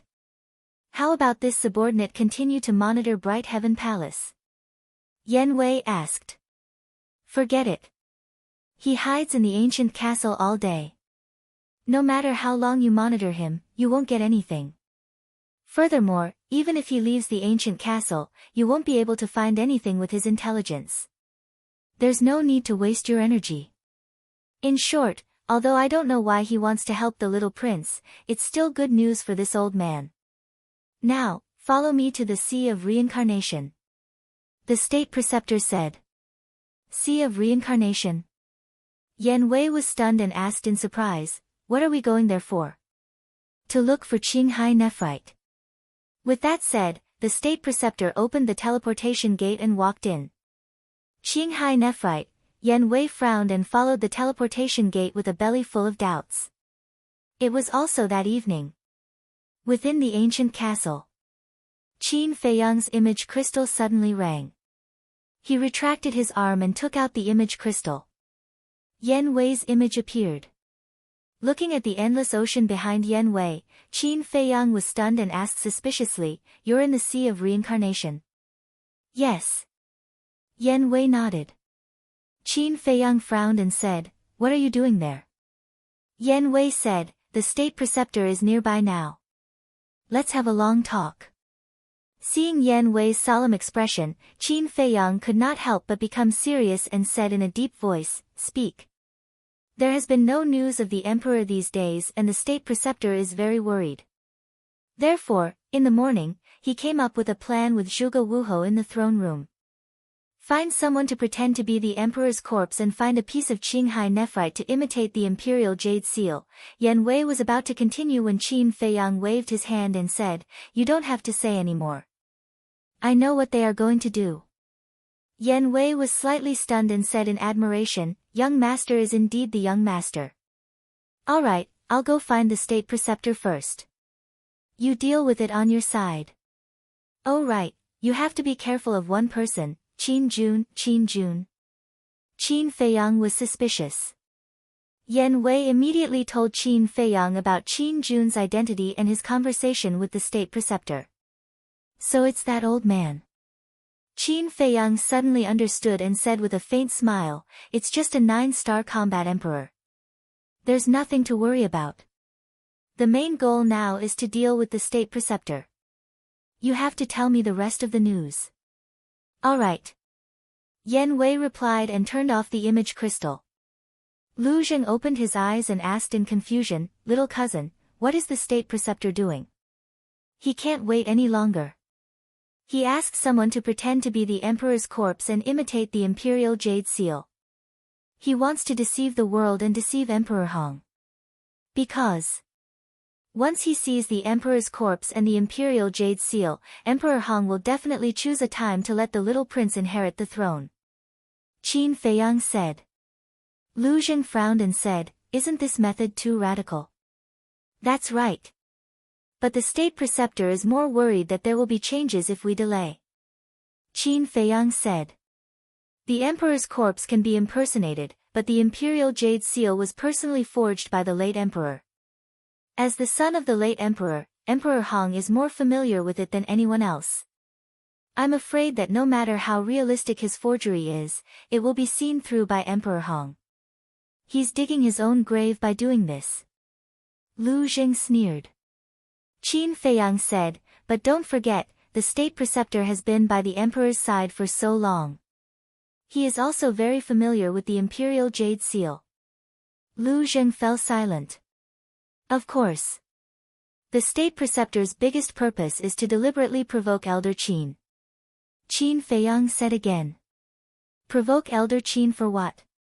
Lu Zheng was puzzled. Last time in the throne room, Elder Qin exposed Zhuge Nanhua's identity without saying a word. With the state preceptor's brain, he must have thought that Elder Qin knows the whereabouts of the emperor. How do you think Elder Qin will react when he learns of this? He will definitely be furious. But Elder Qin can't say it. What can he do? In a hurry, Elder Qin will most likely go to the 9 provinces to find the emperor. In this way, the state preceptor can follow Elder Qin to find the emperor. Now that the state preceptor has begun to take action, he will definitely not allow the emperor to return to the capital alive." Qin Feiyang said lightly. "He wants to kill the emperor." Lu Zheng frowned. From the moment he took the first step, he had no choice and no way out. He must be killed. Because if the emperor comes back before the little prince succeeds the throne, Elder Qin will definitely tell the emperor everything that has happened during this period. When the emperor knows, will he still trust the state preceptor? At that time, it will be the end of the state preceptor. Qin Feiyang said with a faint smile. If the little prince failed to succeed the throne, the emperor would still be the emperor. Although the emperor's strength was not as strong as the state preceptor, as the ruler of a country, he still had a way to deal with the state preceptor. However, there was one sentence that Qin Feiyang did not say in public. The state preceptor would come to him soon. Because not only the state preceptor and Emperor Hong were familiar with the imperial jade seal, but he also knew it like the back of his hand. Chapter 1366. Sigh. Hearing all this, Lu Hong opened her eyes and said with a sigh, the scheming inside this imperial palace really makes people afraid. Isn't that so? If you're not careful, you'll be smashed to pieces. I really miss my life in the Yan County. Although there were intrigues at that time, it wasn't as scary as it is now. Fatso shook his head and sighed. Qin Feiyang laughed. That's why when you guys followed me into the imperial capital, I asked you guys to think about it carefully. Do you want to come or not? Wait. Don't think that we're really afraid. We're just sighing. Fatso immediately said. Lu Hong also nodded her head repeatedly, like a chicken pecking at rice. Qin Feiyang shook his head and smiled, then turned around and continued to copy the Xing character. Seeing this, Fatso asked suspiciously, Boss, after hearing the news about Yen Wei, don't you have any plans? Of course. However, it's not time yet. Qin Feiyang laughed without turning his head. Before he took action, he had to do his best to improve his cultivation. These days passed. 2/3 of the third stroke had already been completed. After careful calculation, Qin Feiyang had already spent a total of 20 days on this third stroke. 20 days. Only 2/3 of it was completed. In other words, it would take another 10 days to completely copy it. A full 30 days. Compared to the second stroke, it was almost twice as long. In fact, 30 days was nothing to cultivators. It passed in the blink of an eye. But one had to know.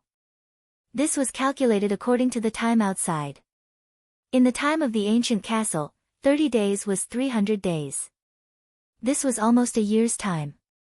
In other words, if there was no ancient castle, Qin Feiyang would need close to a year to copy the third stroke. And the third stroke would take such a long time, let alone the fourth, fifth, and sixth strokes. It could be said that the change in the ancient castle's time rules was a great fortune for him. Otherwise, he didn't know when he would be able to break through to the 9-star War Emperor and step into the false god realm. 5 years?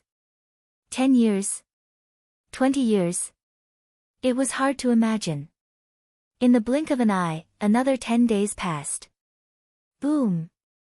That afternoon. After continuous hard work, Qin Feiyang finally finished copying the remaining 1/3 of the book. His cultivation had also soared to the level of a 4-star combat emperor. This time, he had broken through 2 minor realms in a row. It could be said that his gains were not small. His eyes flickered as he looked at the 4th stroke of the Xing character. Finally, he closed the book. Whoosh! The next moment, Qin Feiyang appeared in Bright Heaven Palace. During these 10 days, Yen Wei sent back another piece of news. The Qinghai nephrite had been found. To be on the safe side, the imperial tutor found 2 basin-sized soft jades before returning from the Sea of Reincarnation. The real imperial jade seal was made from Qinghai nephrite. Standing in the main hall, Qin Feiyang pondered for a moment, then opened the door and sat on the throne, as if waiting for something. Time slowly passed. Night fell. The full moon hung in the sky and the stars twinkled. The vast star domain gave people a mysterious feeling. Qin Feiyang walked out of Bright Heaven Palace and stood outside the door. Looking at the starry sky, he muttered, "What's beyond the starry sky? What's above War God? Where is the end of the path of cultivation?" For a moment, his mood soared. His consciousness left his body and flew into the starry sky, as if merging with the thousands of stars. He felt the majestic aura of the starry sky. At the same time, he also felt a cold sense of loneliness. Gradually, he involuntarily soared into the sky. Finally, he stood in the sky above the imperial capital like an immortal. His long hair danced in the wind, his clothes fluttered, and the aura of his entire body became ethereal. Moreover, His expression also became like an ancient well without ripples. He seemed to have entered a mysterious realm, and his body and mind had an indescribable carefree feeling. At this moment, the brilliance of the moon seemed to be brighter than before. The light of the stars also seemed to be brighter than before. Qin Feiyang calmly looked at the night sky and slowly closed his eyes. His aura became more and more ethereal. Looking from afar, he was like a god that was about to ride the wind. At this moment, his heart was unprecedentedly quiet. It seemed that he had forgotten everything. What is Qin Feiyang doing up there? Qin Feiyang's abnormality was gradually discovered by people. More and more people raised their heads and looked at Qin Feiyang, their faces full of suspicion. No one knew how long had passed. Qin Feiyang slowly raised his hands and slowly waved them in the void. Soon, an invisible force emerged, but the strange thing was that this invisible force did not have the slightest aura. However, the space around Qin Feiyang started to vibrate slowly because of this invisible force. In the end, it twisted crazily. The void seemed to be about to shatter. The people of the imperial palace below were full of surprise and doubt. Although the invisible force that pervaded around Qin Feiyang did not have the slightest aura, it gave them a fatal sense of crisis. However, Qin Feiyang seemed to be unaware of it. His eyes were still closed, and his hands were constantly waving. But the speed did not change at all. It was very slow. It seemed to be playing in slow motion. There were more and more onlookers below. Some people, in order to see more clearly, even leaped into the air. Whoosh! 2 figures of light broke through the air. It was Yen Wei and the state preceptor. What's the situation? After discovering Qin Feiyang's abnormality, they were slightly stunned and immediately grabbed a eunuch to ask. Greetings, state preceptor. The eunuch hurriedly bowed and then said, I don't know. From just now until now, he has been standing in the air and waving his hands. We don't understand. Hearing this, the 2 of them raised their heads again and looked at Qin Feiyang suspiciously. On the other side, Elder Qin and the commander of the Kirin army also broke through the air. Without exception, their faces were full of doubts. Time passed breath by breath. Everyone still did not understand. But Yen Wei found a clue. He found that Qin Feiyang was actually repeating the battle art. It was the first move of the ultimate tactics, landslide. But why was there no aura of the battle art? He could not figure it out. But what he could not figure out even more was why Qin Feiyang was doing this. Gradually, Yen Wei also found that Qin Feiyang stopped evolving the first move and began to evolve the second move of the ultimate tactics, earth splitting. It was the same as before, constantly evolving, and there was still no aura of the battle art. There was only that surging invisible force, crazily surging in the void around Qin Feiyang. The void was also distorting more and more. Even in the sky above the imperial palace, there was already the sound of wind. Soon, Yen Wei was surprised to find that Qin Feiyang had begun to evolve the third move of the ultimate tactics, sky splitting. The commander of the Kirin army frowned and said, What exactly is he doing?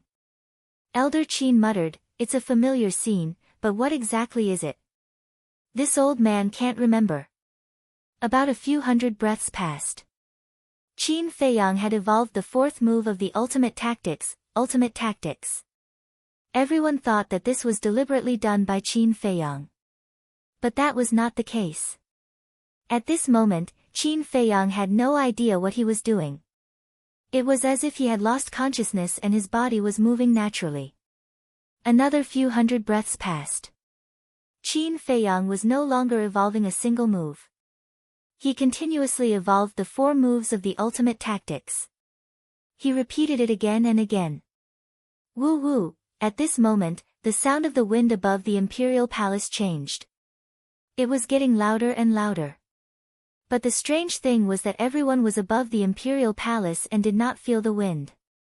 Is it haunted? Everyone was bewildered. Woo woo! The the sound of the wind was getting more and more ear-piercing, as if ghosts were roaring in the void. Everyone could not help but feel apprehensive. A battle art without aura, the sound of the wind without wind, what a familiar scene, where have I seen it before, Elder Qin whispered. The Imperial Preceptor was also muttering to himself. How is this possible? Suddenly, the Imperial Preceptor seemed to have thought of something as his body shook violently. His old face was full of disbelief. Elder Qin and the commander of the Kirin army looked at the Imperial Preceptor. Yen Wei, as well as the people below and around, looked at the Imperial Preceptor one after another. The Imperial Preceptor was silent as he stared at Qin Feiyang. The murderous intent in his eyes was undisguised. Could it be, looking at the Imperial Preceptor's expression, Elder Qin seemed to have thought of something. His gaze trembled slightly as he suddenly raised his head to look at Qin Feiyang. His old eyes were full of bewilderment. Why, such a difficult thing, how could you do it? No. There can only be one monster in the great Qin Empire, and that is Zhuge Mingyang. You must die. The Imperial Preceptor muttered and suddenly soared into the sky, carrying a surging divine aura as he charged toward Qin Feiyang.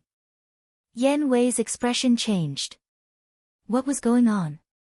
Why would the Imperial Preceptor suddenly have the intention to kill Qin Feiyang? What should I do? His mind was in a mess. Should he save Qin Feiyang? But if he did so, his identity would be exposed. One had to know. In order to gain the trust of the Imperial Preceptor, whether it was him or Qin Feiyang, they had both paid too much. But if he didn't save him? With Qin Feiyang's current state, he would definitely die. No. Even if my identity is exposed, I can't let the young lord fall into danger. Yen Wei gritted his teeth and was about to shout. Swoosh! But at this moment, a ray of divine light soared into the sky and flew toward the Imperial Preceptor. Yen Wei hurriedly looked over. It turned out to be Elder Qin. Don't even think about succeeding. Elder Qin's eyes were gloomy. That terrifying divine might was like a tide, covering the sky and covering the earth as it rushed toward the Imperial Preceptor. However, there was a trace of excitement on his face as he muttered, I didn't expect this brat to be able to enter the ethereal realm. Seeing Elder Qin make a move, Yen Wei also heaved a sigh of relief. The Imperial Preceptor waved his hand and his divine might roared out, colliding with Elder Qin's divine might as he shouted, Old thing, don't meddle in other people's business. You still dare to make a move here? Aren't you afraid of destroying the Imperial Palace and angering Emperor Hong? Elder Qin secretly sneered. Emperor Hong. The Imperial Preceptor's gaze trembled as he looked at the Imperial Palace below. Although he and Elder Qin did not use the power of the false gods, if the two divine might really collided, then not to mention the Imperial Palace, even the Imperial City would be turned into ashes. Seeing that the two divine might were about to collide, the Imperial Preceptor hurriedly waved his hand, and the divine might immediately disappeared. Seeing this, Elder Qin also dispersed his divine might and stood in front of the Imperial Preceptor, sneering, You never thought that Qin Feiyang would actually be able to enter the ethereal realm. Ethereal realm? What is this? Everyone was surprised. Yen Wei also had a face full of suspicion. Chapter 1367. Wrong. In your eyes, Qin Feiyang is a big problem. But in this old man's eyes, he is the hope of my great Qin, the future pillar. This old man will not allow anyone to hurt him. Old Qin secretly shouted. Hope, pillar, the Imperial Preceptor muttered to himself, a sharp light flashing in his eyes, and secretly said, I didn't expect you to have already sided with Qin Feiyang. Humph. Old Qin snorted coldly, and said, This old man has never sided with anyone, only standing on the side of justice. Ha! The Imperial Preceptor laughed loudly, as if he had heard the biggest joke in the world. Suddenly, his face changed, looked behind Old Qin, and bowed, Greetings Emperor Hong. Emperor Hong. Old Qin's expression changed, and he hurriedly turned his head to look. Just as he turned his head, a hint of ridicule flashed in the Imperial Preceptor's eyes, and he rushed out from old Qin's side like lightning, heading straight for Qin Feiyang. Old Qin turned his head to look at the void and found that there was no one, and immediately realized that he had been tricked. "Old man, you are a fake god at any rate, and you actually used such a despicable method." Old Qin was furious and hurriedly chased. But the battle between fake gods was a race against time. In an instant, many things could happen. The Imperial Preceptor had already arrived in front of Qin Feiyang, killing intent surging in his eyes. "Don't," old Qin roared, his hair standing on end. "Go to hell." The Imperial Preceptor laughed sinisterly, raised his old hand, and like an eagle's claw, shattered the void, and grabbed towards Qin Feiyang's head. "No," Yan Wei also roared in his heart. However, at this moment, clang! Accompanied by an earth-shaking loud sound, a black light rushed out from between Qin Feiyang's eyebrows. It was the ancient castle. It floated above Qin Feiyang's head, and wisps of divine might rolled out. Puff! The Imperial Preceptor was immediately sent flying, blood spurting out of his mouth, and his face was pale. So strong! Waves surged in his heart. At the same time, looking at this scene, old Qin was also shocked to the extreme. The onlookers below were even more dumbfounded. Was that Qin Feiyang's castle? It was actually so terrifying. Just a wisp of divine might was enough to severely injure the Imperial Advisor. That's great. With the protection of the ancient castle, not to mention the Imperial Advisor, even if Emperor Hong were to appear, he might not be able to harm young Lord. Yan Wei mumbled.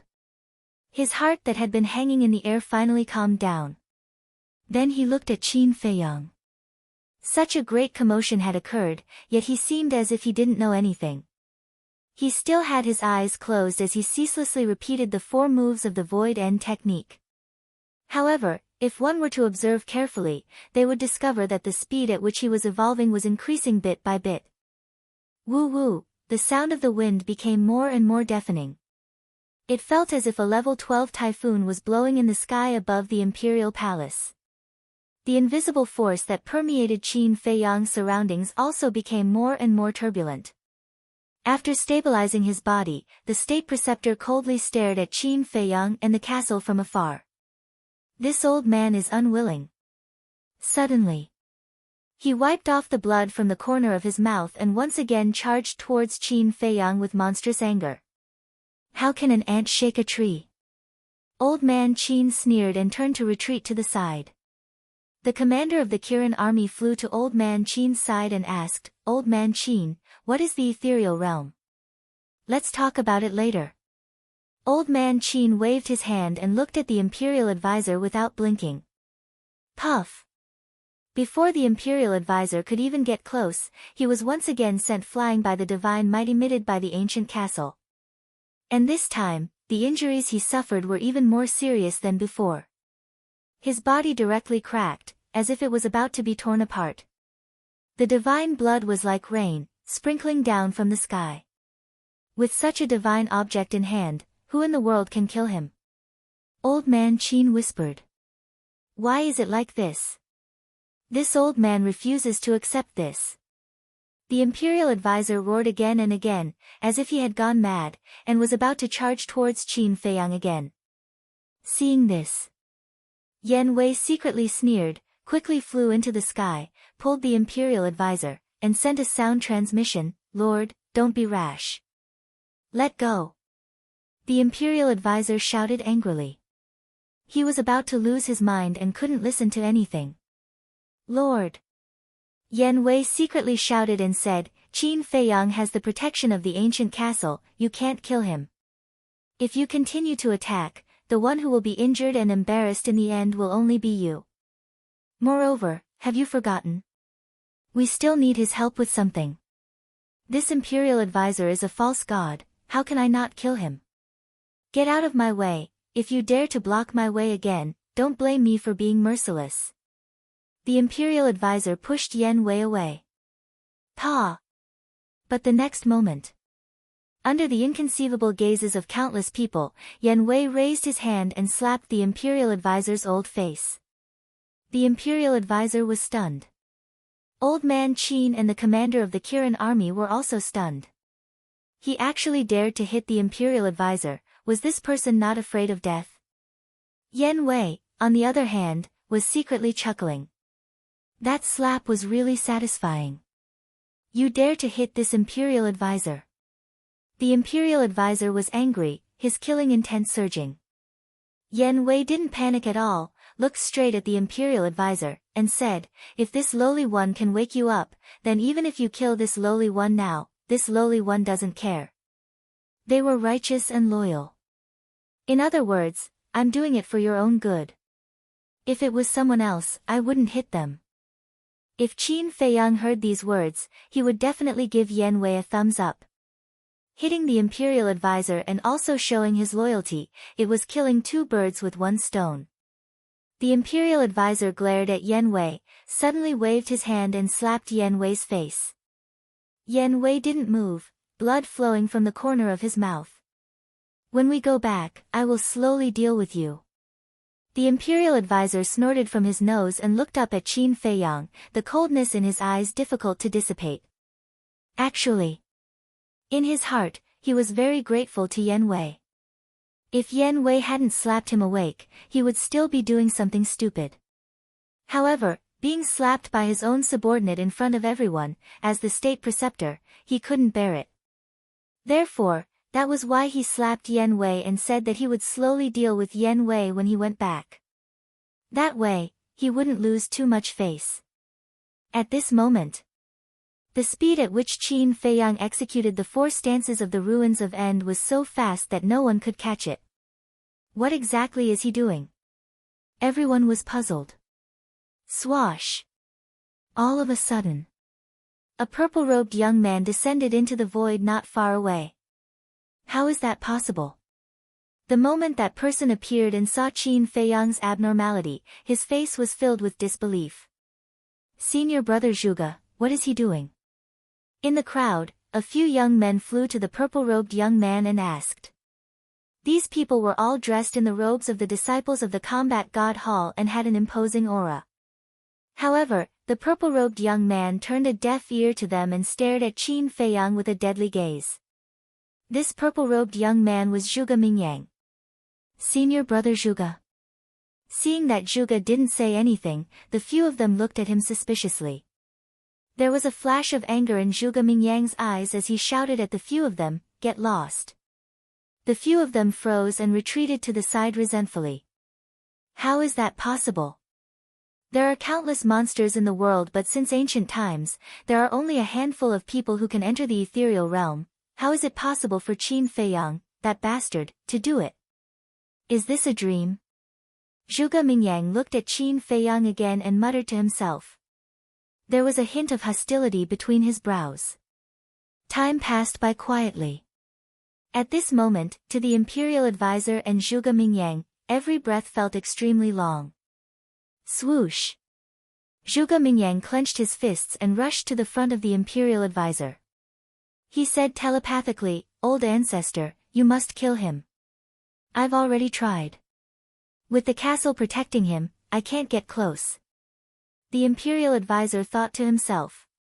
Why, I, Zhuge Mingyang, am such a monstrous person, but I don't even have a single legendary item. What ability does this little bastard have to possess 2 divine items? Damned heavens, why are you so biased? Zhuge Mingyang looked at the castle and roared in his heart. He was about to go crazy with hatred. At this moment, the hostility in his body reached an unprecedented level. Jealousy and hatred took over his entire body. Boom! Suddenly, a faint divine power spread out from Qin Feiyang's hands. Did it work? Old Qin murmured, and his old face was filled with excitement. The divine power didn't come from Qin Feiyang himself but from the 4 moves of the Ruins of End incantation that he had evolved. It's divine power. Don't tell me he has become a god. Everyone was bewildered. However, Qin Feiyang seemed to be oblivious to all of this as his hands moved at lightning speed. At this moment, even those of the same cultivation realm as Qin Feiyang could not capture the trajectory of his hands. Rumble. The divine power went from weak to strong and became increasingly terrifying. The 4 moves of the ruins of End incantation had already been evolved to the extreme by Qin Feiyang. Heaven and earth began to tremble. In the starry sky, the hazy moonlight and resplendent starlight turned into ribbons that flooded the sky and converged towards Qin Feiyang. At this moment, the sky above the palace was as bright as day. Qin Feiyang stood in the moonlight and starlight. His skin was translucent and his long hair fluttered, emitting a mighty aura like a god that had descended to the world. Boom! About a few hundred breaths passed. The divine power of the 4 moves of the ruins of End incantation had already soared to a terrifying extent and shrouded the entire place. An invisible force swept through the sky, causing countless people to tremble. One could even feel that terrifying aura thousands of miles away. All of a sudden, Qin Feiyang subconsciously raised his arm and pointed in the air. The first move of the ruins of End incantation, landslide. The invisible force that roared around him suddenly turned into a torrent that blasted towards the imperial tutor and the other 2. The divine power was overwhelming. Provoking me. The imperial tutor was enraged.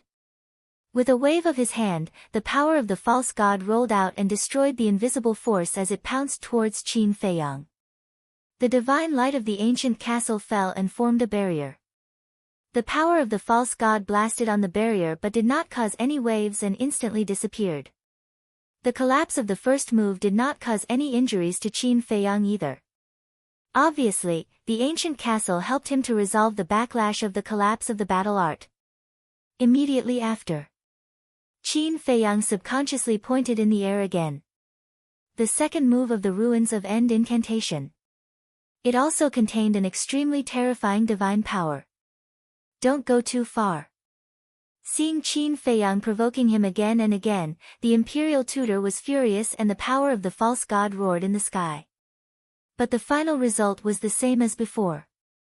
He doesn't even know what he's doing now. It's just a subconscious action. Why are you so angry? Old man Qin sneered. Before he finished speaking, the third move of the ruins of End incantation appeared, splitting the sky. The divine power was even more terrifying than the first and second moves. And the target was still the imperial tutor. Chapter 1368.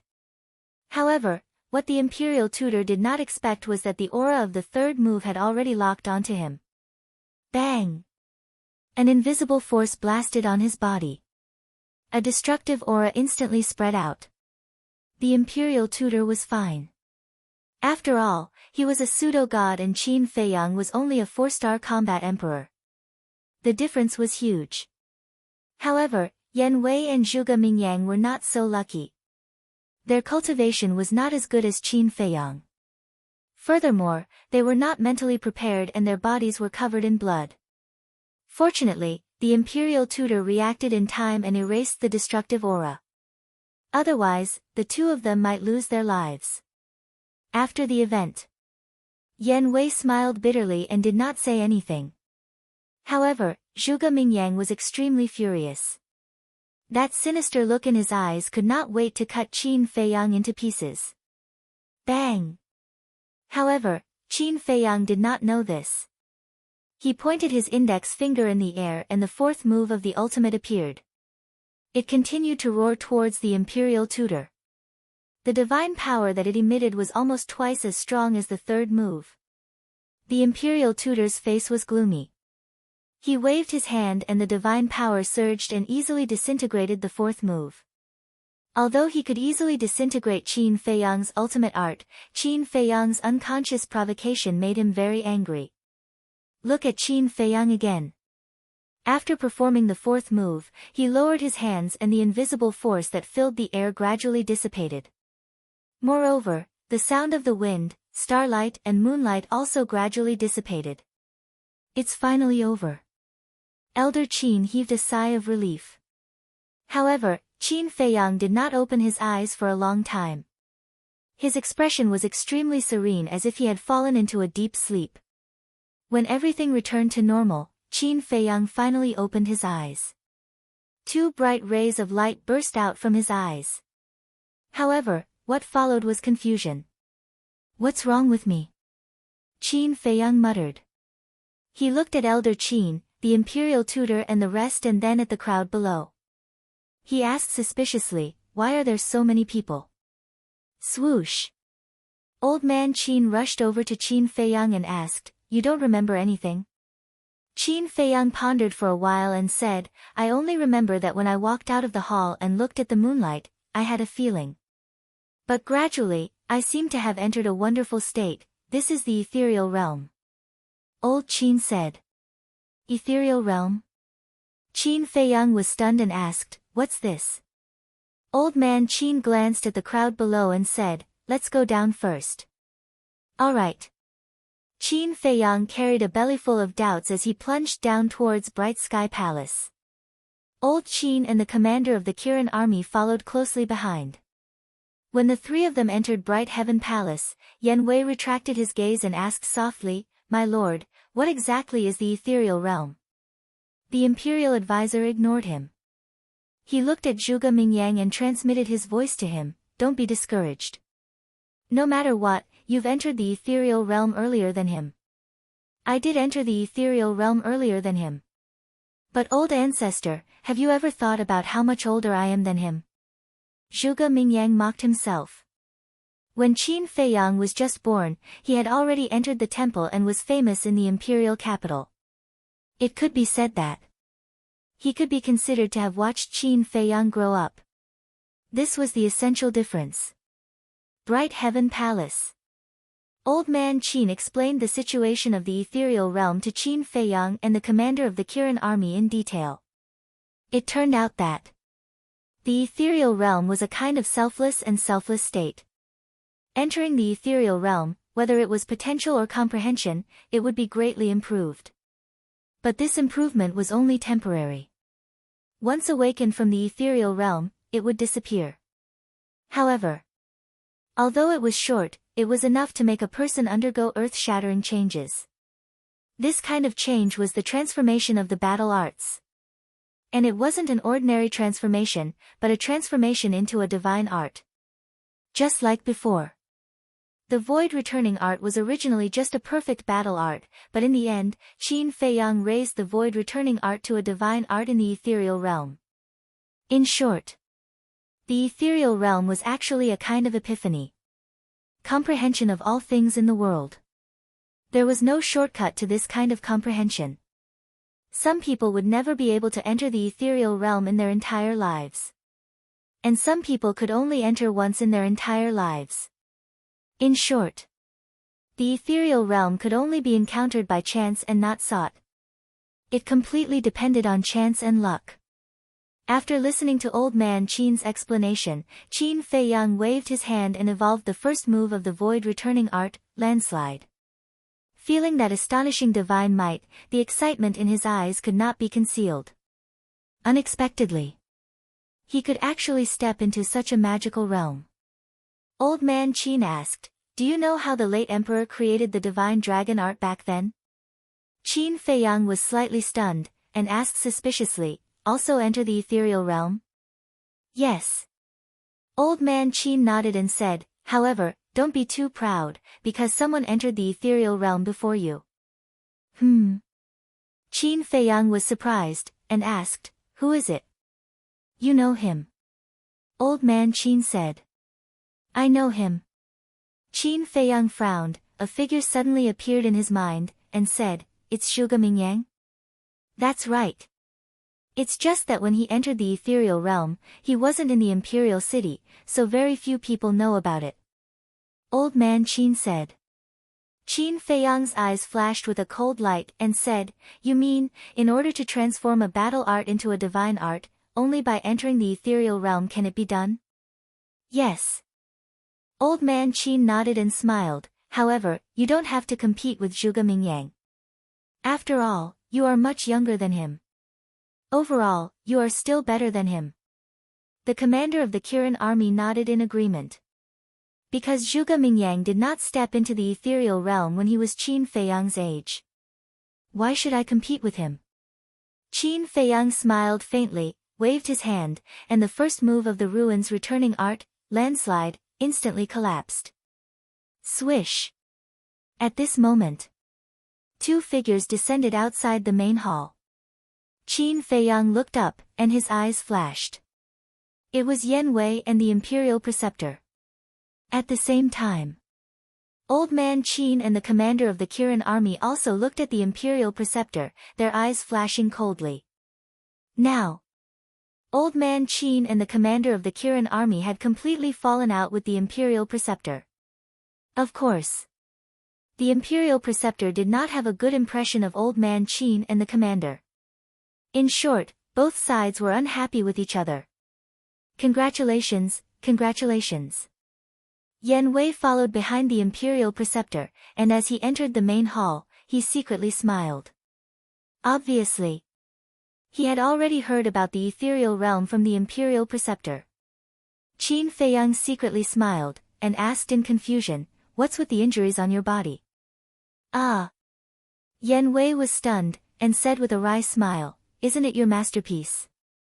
"Me?" Qin Feiyang was stunned. The Imperial Preceptor is right, those who enter the ethereal realm don't know what to do. Yan Wei helplessly smiled, and briefly explained the situation at that time. After all, at this time, it was not suitable to talk for too long. Of course. Although it was just a few words, Yan Wei also explained the whole thing very clearly. This, Qin Feiyang was stunned, and secretly smiled, "Sorry. It's nothing. But you have to thank Old Man Qin for this." Yan Wei secretly said. "I know." Qin Feiyang said.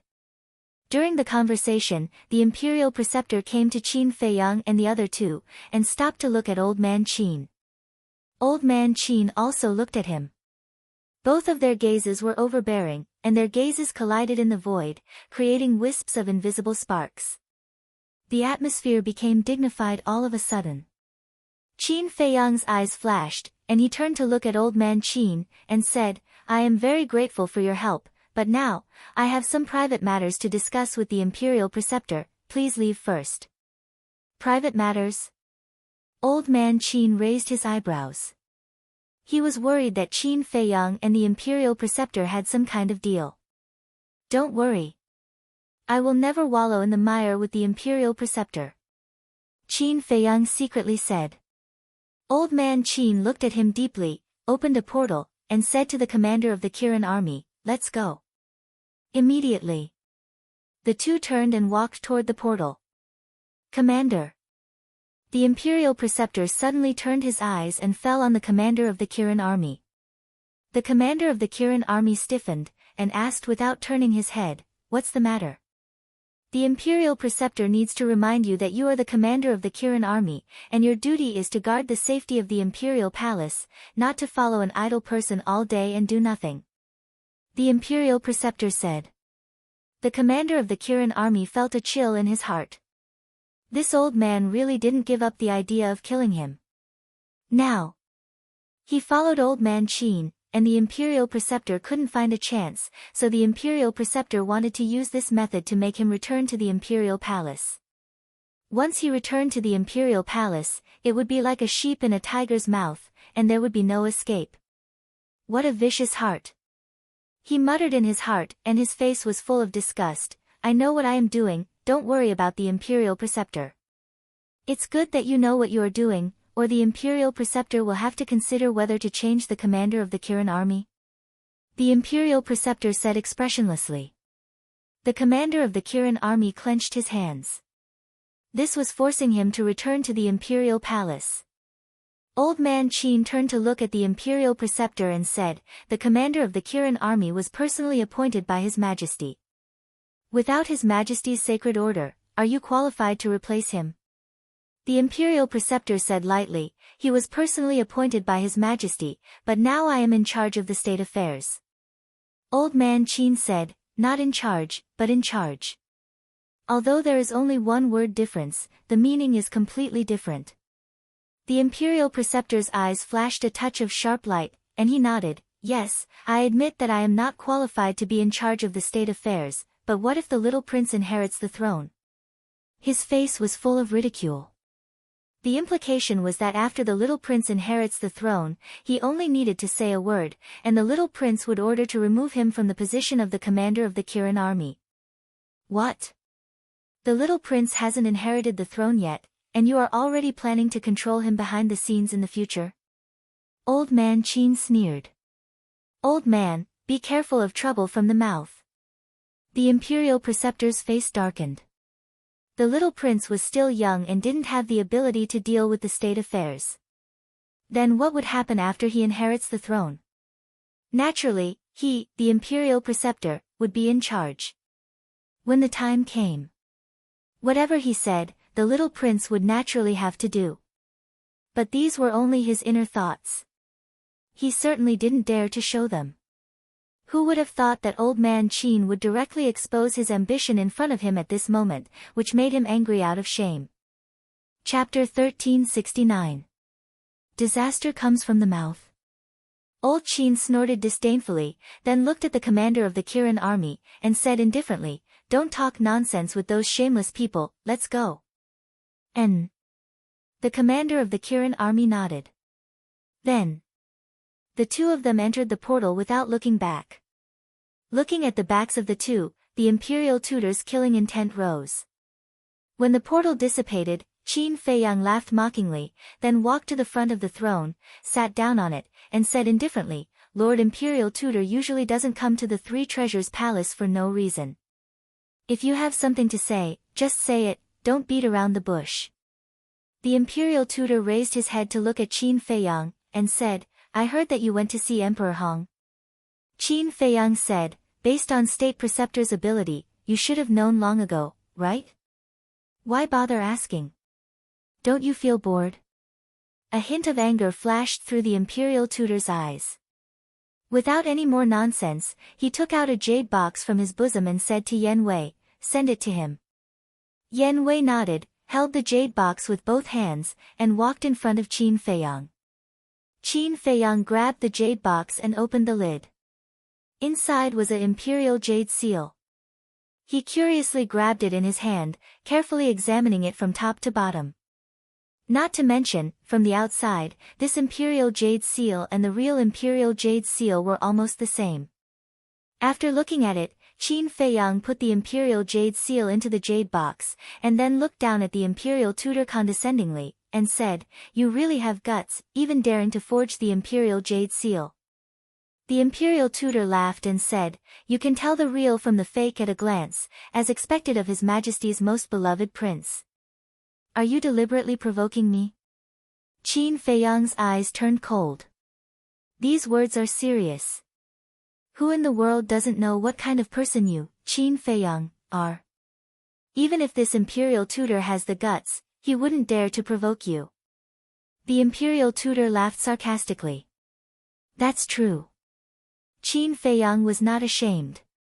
Instead, he was proud. The Imperial Preceptor's face twitched. "What a shameless bastard," he said, "cut the crap. Help me turn this imperial jade seal into a real one." Qin Feiyang smiled. When he heard that the State Preceptor wanted to make a replica of the imperial jade seal, he had already expected this result. After coming out of the ancient castle, he was waiting for the Imperial Tutor to find him. However, if he agreed to the State Preceptor's request so easily, it would show that he had no personality. "What can I do when even you, the State Preceptor, can't do?" Qin Feiyang said with a smile. "That's boring. This old man doesn't believe that you don't know that you are the only one in this world who can create the true imperial jade seal," the Imperial Advisor said. "Hee hee." Qin Feiyang smiled but said nothing. The State Preceptor walked to a chair at the side and sat down.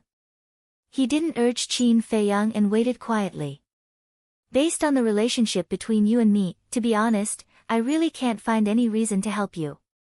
What's more, when I entered the ethereal realm, you still wanted to kill me," Qin Feiyang said in a playful tone. "In this world, there are only eternal benefits and no eternal enemies. As far as this old man knows, you told Emperor Hong that you would help the little prince ascend to the throne. This old man is also helping the little prince by doing this. So now, we can actually be considered partners. As for attacking you before, you can't blame this old man, because if it were any other opponent, they would have done the same. The state preceptor said indifferently. Qin Feiyang said, to be able to be regarded as an opponent by your state preceptor, I am truly honored. However, I still don't want to help. Why? Could it be that what you said to Emperor Hong was all fake? The state preceptor frowned. How would I dare to deceive Emperor Hong? But there are many ways to help the little prince. Why should I help you forge the imperial jade seal? Qin Feiyang asked back. It's very simple.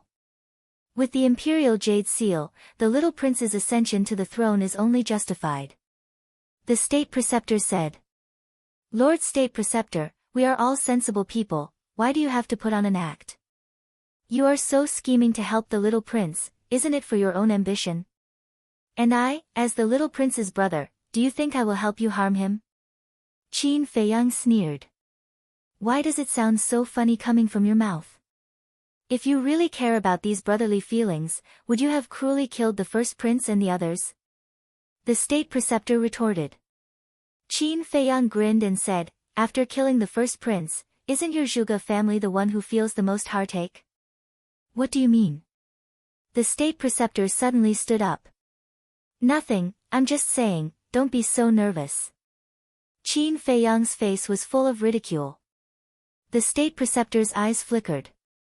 Why would this boy say such words? The one who felt heartache for the first prince was their Zhuge family. Could it be that this boy had already noticed something? Qin Feiyang changed the topic and said with a smile, actually, it's not difficult for me to help you. The state preceptor looked at him suspiciously. Qin Feiyang said, use a divine art in exchange. You, the state preceptor was furious.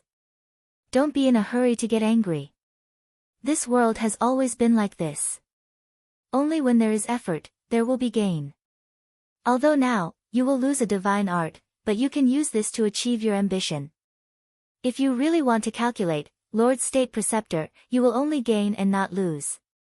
Qin Feiyang said with a smile. The State Preceptor fell silent. If he could use a divine art in exchange for the great Qin's empire, of course it was worth it. However, he was afraid that Qin Feiyang would play tricks with him, and end up in a situation where he would suffer a double loss. Go back and think about it carefully. Qin Feiyang smiled faintly and directly ordered him to leave. The State Preceptor gritted his teeth and said in a deep voice, there's no need to think about it. This old man will agree to you now. However, I don't have a divine art, but I have a divine artifact. Moreover, you have to promise to help this old man and help the little prince ascend to the throne.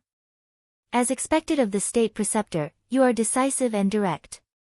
So what if it's a divine artifact? Give it to me. Qin Feiyang's face was full of admiration and he reached out with a smile.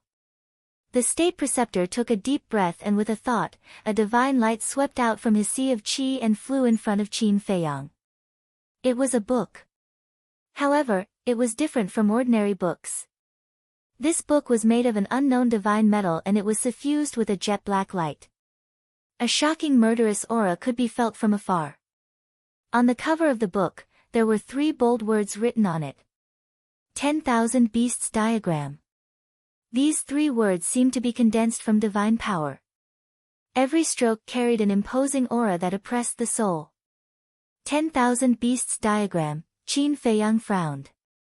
Although this iron book did have the aura of a divine artifact, he still couldn't help but wonder if it was really a divine artifact. What's wrong? You suspect that it's fake? Seeing Qin Feiyang not speaking for a long time, the State Preceptor frowned and said. Qin Feiyang nodded and said, yes, you can only blame yourself for being too cunning. I have to guard against it.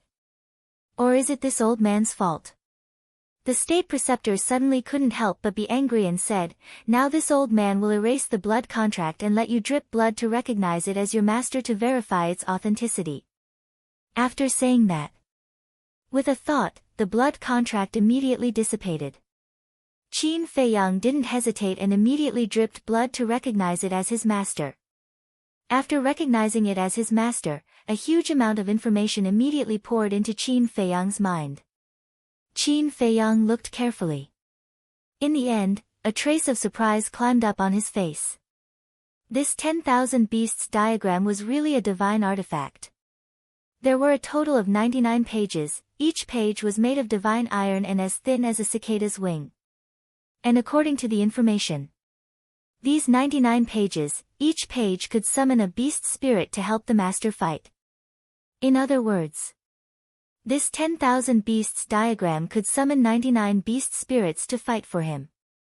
The beast spirits on each page were different. Moreover, these 99 beast spirits were all divine beast spirits. For example, Divine Dragon, Fire Phoenix, Qilin, Torch Dragon, Hell Godhound and so on. The most important thing was that these beast spirits were immortal and indestructible. If they were scattered by someone, they could be summoned again the next day.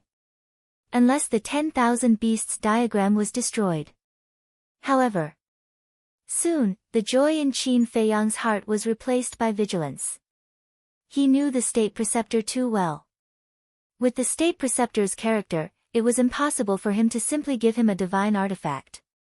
The state preceptor said impatiently, "This old man has already given you the divine artifact, shouldn't you fulfill your promise now?" "I can't run away, why are you in such a hurry?"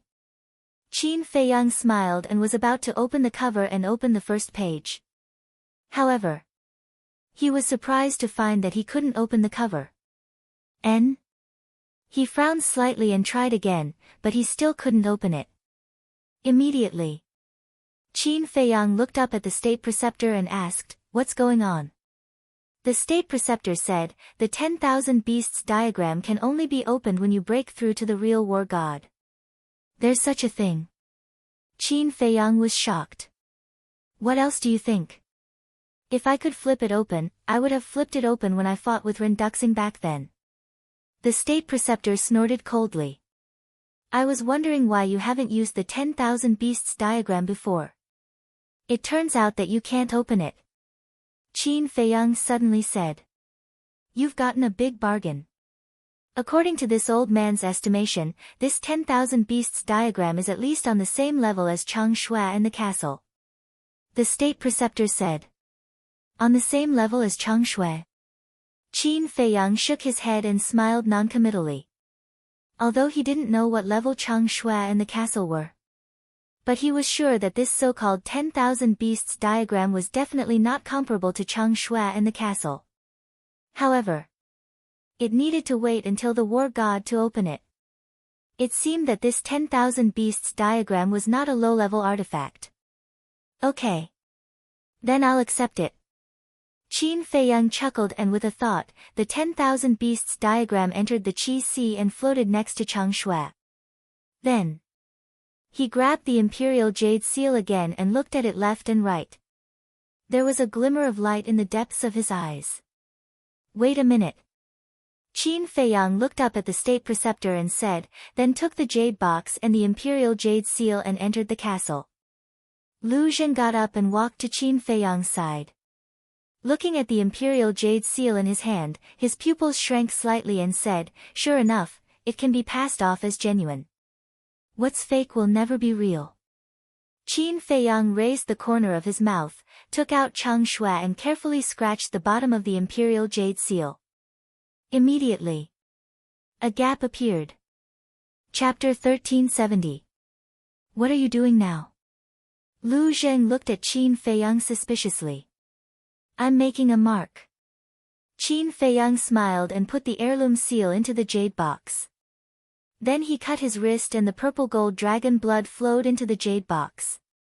After a while, the entire heirloom seal was soaked in the purple gold dragon blood. Lu Zhen looked at this scene in surprise and asked, "Little cousin, have you thought of a question?" Qin Feiyang was stunned and asked in confusion, "What question?" Lu Zheng said, "When the emperor expelled you from the imperial palace, was his purpose to force you into a desperate situation and stimulate your potential so that your bloodline could revert to its ancestral state?" "Lu Zheng, are you a spy sent by the emperor?" "What spy? He's an idiot." Fatso and the white-eyed wolf said disdainfully. "I'm just saying my guess. Besides, it's not impossible. Do you have to mock me like this?" Lu Zheng glared at them with dissatisfaction. "Absolutely impossible." Fatso shook his finger and said in a firm tone. "Why?" Lu Zheng was suspicious. "Think about it. If it's really like what you said, that the emperor expelled boss from the imperial capital to stimulate little Qin Zi's potential and force his bloodline to revert to its ancestral state, then why does the emperor continue to fight with him now that little Qin Zi has done it?" Fatso said. Lu Zheng was stunned and nodded. "That's true." Fatso mocked, "That's why we said that you're an idiot." Lu Zheng rolled his eyes and looked at Qin Feiyang. "But I have a feeling that there's something hidden here." Qin Feiyang's eyes flashed and he asked calmly, "Then what do you think is hidden here?" Lu Zheng's face darkened and he said angrily, "Boy, you're not being honest. Are you trying to trick me?" Qin Feiyang smiled embarrassedly. So this guy wasn't stupid after all. Lu Zheng rolled his eyes and waved his hand. All right. Let's not talk about this anymore. What's your next step? What other plans could there be?" "Naturally, I'm going to continue my battle with the imperial advisor." Qin Feiyang smiled coldly as he left the castle and appeared in the main hall. State Preceptor immediately looked at the jade box in Qin Feiyang's hand. "Take it." Qin Feiyang sat on the chair and said lightly. The State Master nodded at Yen Wei. Yen Wei quickly walked to the front of Qin Feiyang and returned to the side of the State Preceptor with both hands holding the jade box.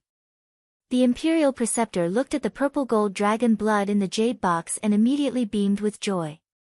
He cupped his hands and said, "Thank you. I also wish us a happy cooperation. I'm sure it will be very enjoyable." Qin Feiyang smiled faintly. The State Preceptor took a deep look at Qin Feiyang, then opened a portal and left with Yen Wei. Qin Feiyang also entered the castle again. He took out the 10,000 Beasts illustration and handed it to Lu Zheng. "Take it back and let Second Grandpa take a look. Is there any problem with this divine artifact?" "You're too cautious." Lu Zheng was speechless. He took the 10,000 Beasts illustration and looked at it curiously. "I have no choice. I have to be cautious when facing the State Preceptor." Qin Feiyang sighed. Lu Zheng looked up at him and nodded helplessly. "All right, I'll go back right away. Who told me to have a troublesome cousin like you? I don't even think you're troublesome." Qin Feiyang glared at him fiercely, then waved his hand and sent Lu Zheng back to the castle. Fatso rolled his eyes, got up and ran to Qin Feiyang's side, and whispered a few words stealthily. Qin Feiyang listened and frowned. "They clearly don't want to see me. It's not appropriate for me to run over like this, is it?" Fatso said, "At worst, we won't show up and just observe in secret." Qin Feiyang pondered for a moment and nodded. "All right, I've long wanted to know where the Lu family is hiding anyway." After that, he raised his hand and waved, and the scene in front of him appeared. He saw that Lu Zheng had already entered the portal. Qin Feiyang's eyes flashed, and he drove the castle in. At the same time, in a courtyard, the State Preceptor stood in the hall, looking at the jade box on the tea table. The excitement on his face could not be concealed. Yen Wei looked at the jade box suspiciously, then looked at the State Preceptor and said, "Your Excellency, I still don't understand why you need Qin Feiyang's blood to imitate the Imperial Jade Seal."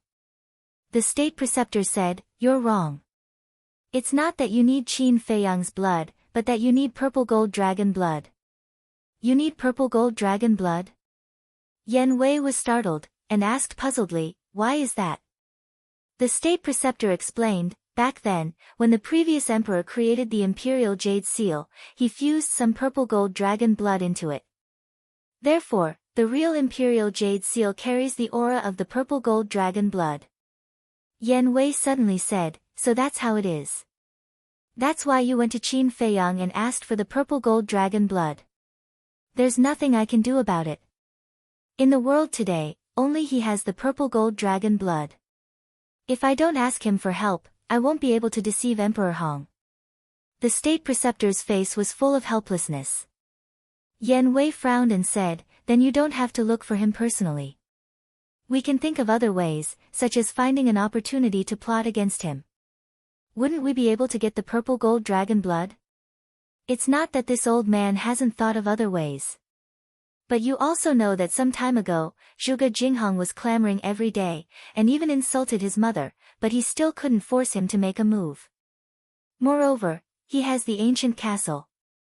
If he encounters danger, he can hide in it at any time. So, this old man is too lazy to waste this time. The state preceptor said. That makes sense. Yan Wei nodded and said, however, this lowly one still thinks that using a divine artifact to exchange for the purple gold dragon blood is too great a price. It doesn't matter. This old man doesn't care about a mere divine artifact at all, because as long as this old man wants it, I can get it at any time. Moreover, a divine artifact that can't be revived, even if it is given to him, he can't use it. The state preceptor said disdainfully. Yan Wei was surprised. Such a big tone. Did he think that divine artifacts were cabbages? Sir, your words scared this lowly one quite a bit. How can a divine artifact be obtained so easily? Yan Wei didn't dare to ask directly, so he beat around the bush. The state preceptor looked at him indifferently, didn't answer, and began to fuse with the purple gold dragon blood. Yan Wei didn't dare to say anything anymore. Because the more you speak, the more mistakes you make. Once there were too many questions, it would definitely arouse the state preceptor's suspicion. However, this matter had to be quickly informed of Qin Feiyang. If it was really like what the state preceptor said, then there was probably a mysterious force behind the state preceptor. Otherwise, how could he dare to say such big words? At this time, it was late at night. The dark night shrouded the mountains and rivers, making everything seem mysterious and unpredictable. A village was located in a certain mountain range. The people in the village had already fallen asleep, and it was particularly quiet. In front of one of the courtyards, an old man dressed in linen was lying on an old wooden armchair, fanning the cattail leaf fan in his hand while admiring the moonlight. He looked quite comfortable. Second Grandpa, I really envy your life, carefree all day. Suddenly, a voice filled with jealousy sounded. Then, a dark-skinned young man appeared in front of the old man. It was Lu Zheng. I'm old and useless. I can only stay in the village, drink tea, and admire the moon. What's there to envy? If I really want to talk about envy, it's an old man like me. I envy young people like you. You have the energy, the drive, and the courage to do anything. Second Grandpa glanced at Lu Zheng and chuckled. Will you die if you don't pretend? Lu Zheng pursed his lips. Of course, he only dared to say this in his heart. Second Grandpa asked, why are you back? Lu Zheng was immediately dissatisfied and said, that's strange. This is my home. I can come back whenever I want. Why do you care? Second Grandpa said helplessly, I didn't say that I care. But since you're back, there must be something. Lu Zheng said angrily, I'm puzzled. Can't I come back if there's nothing? The veins on Second Grandpa's forehead bulged, and he said with a dark face, the generation gap between us is too big. We can't chat. Hee hee. You finally said something right. Lu Zheng said with a smirk. Are you looking for a beating? Second Grandpa pretended to be angry. Lu Zheng hurriedly took a few steps back, waved his hand, and said with a smile, let's stop joking. See if there's any problem with this. After that, Lu Zheng took out the picture of 10,000 beasts. Second grandpa looked at the picture of 10,000 beasts, and his eyes suddenly lit up. He said, "It's actually a divine artifact. Where did you find it? How can I have this ability?" "My little cousin extorted it from the state preceptor." Lu Zheng shook his head and said, "This boy is quite capable. He can actually snatch the divine artifact from the state preceptor." Second grandpa's face was full of praise. Lu Zheng said, "Second grandpa, why do I feel that in your eyes, his grandson is more important than me, your biological grandson? What nonsense are you talking about? You are all my grandchildren. Of course, I will treat you equally. But I have to admit that he is indeed more promising than you," second grandpa said with a smile. Lu Zheng almost raised his middle finger. Second grandpa took the picture of 10,000 beasts and looked at it carefully for a moment. A trace of suspicion gradually crept into his old eyes. "Is there a problem?" Seeing this, Lu Zheng asked in surprise. "Wait." Second grandpa waved his hand and released his divine sense into the picture of 10,000 beasts. The suspicion in his eyes grew stronger. A moment later, he withdrew his divine sense and shook his head. "There is no problem with the picture of 10,000 beasts, but I found a bigger problem." "Why do your words sound so contradictory?" Lu Zheng frowned. At this moment, Qin Feiyang was in the void above the two of them, looking at the village curiously. But when he heard second grandpa's words, he immediately changed the picture and locked onto second grandpa. Second grandpa was silent for a while. He looked up at Lu Zheng and asked, "Are you sure this divine artifact belongs to the state preceptor?" "Of course. The state preceptor personally gave it to my little cousin," Lu Zheng said. "Strange." Second grandpa looked at the picture of 10,000 beasts again, his old face full of doubts. "What's the matter? Can you explain it clearly?" Lu Zheng said angrily. Second grandpa said, "I know all the divine artifacts in the Great Qin Empire, but I have never seen this picture of 10,000 beasts." "What?" Lu Zheng's expression froze. Second grandpa continued, "Not only have I never seen it, but I have never even heard of it. And I know the state preceptor like the back of my hand. I am sure that he did not have this divine artifact before." "You mean that the state preceptor only got this divine artifact recently?" Chapter 1371. "Yes." Second grandpa nodded. "It can't be. Why don't I know where to get the divine artifact in the Great Qin Empire?" Lu Zheng frowned in disbelief. "There is no place in the Great Qin Empire to get the divine artifact. This is also what I can't figure out. Where did he get this 10,000 beasts diagram?" Second grandpa's expression became serious for the first time. "Boss, it seems that there is really a problem. In the castle." Fatso got up and walked to Qin Feiyang's side. He looked at second grandpa and Lu Zheng and said. Qin Feiyang also frowned. "Outside." Second grandpa pondered for a moment. Suddenly, he seemed to think of something. His old eyes flashed and he sneered. "I think I know." "Know what?" Lu Zheng asked quickly. Second grandpa glanced at Lu Zheng. The light in his eyes dissipated and he returned to normal. He smiled and said, "Nothing. Go back and tell Feiyang that there is no problem with this divine artifact. Don't worry and keep it by your side." Second grandpa, blood is thicker than water. Do you have to hide it from me? Lu Zheng suddenly became angry. Why does a little brat know so much? Second grandpa glared at him and threw the 10,000 beasts diagram to Lu Zheng. Lu Zheng grabbed the 10,000 beasts diagram and stared at second grandpa, his face full of anger. "Why are you standing there? Go back and report to Feiyang." Second grandpa said.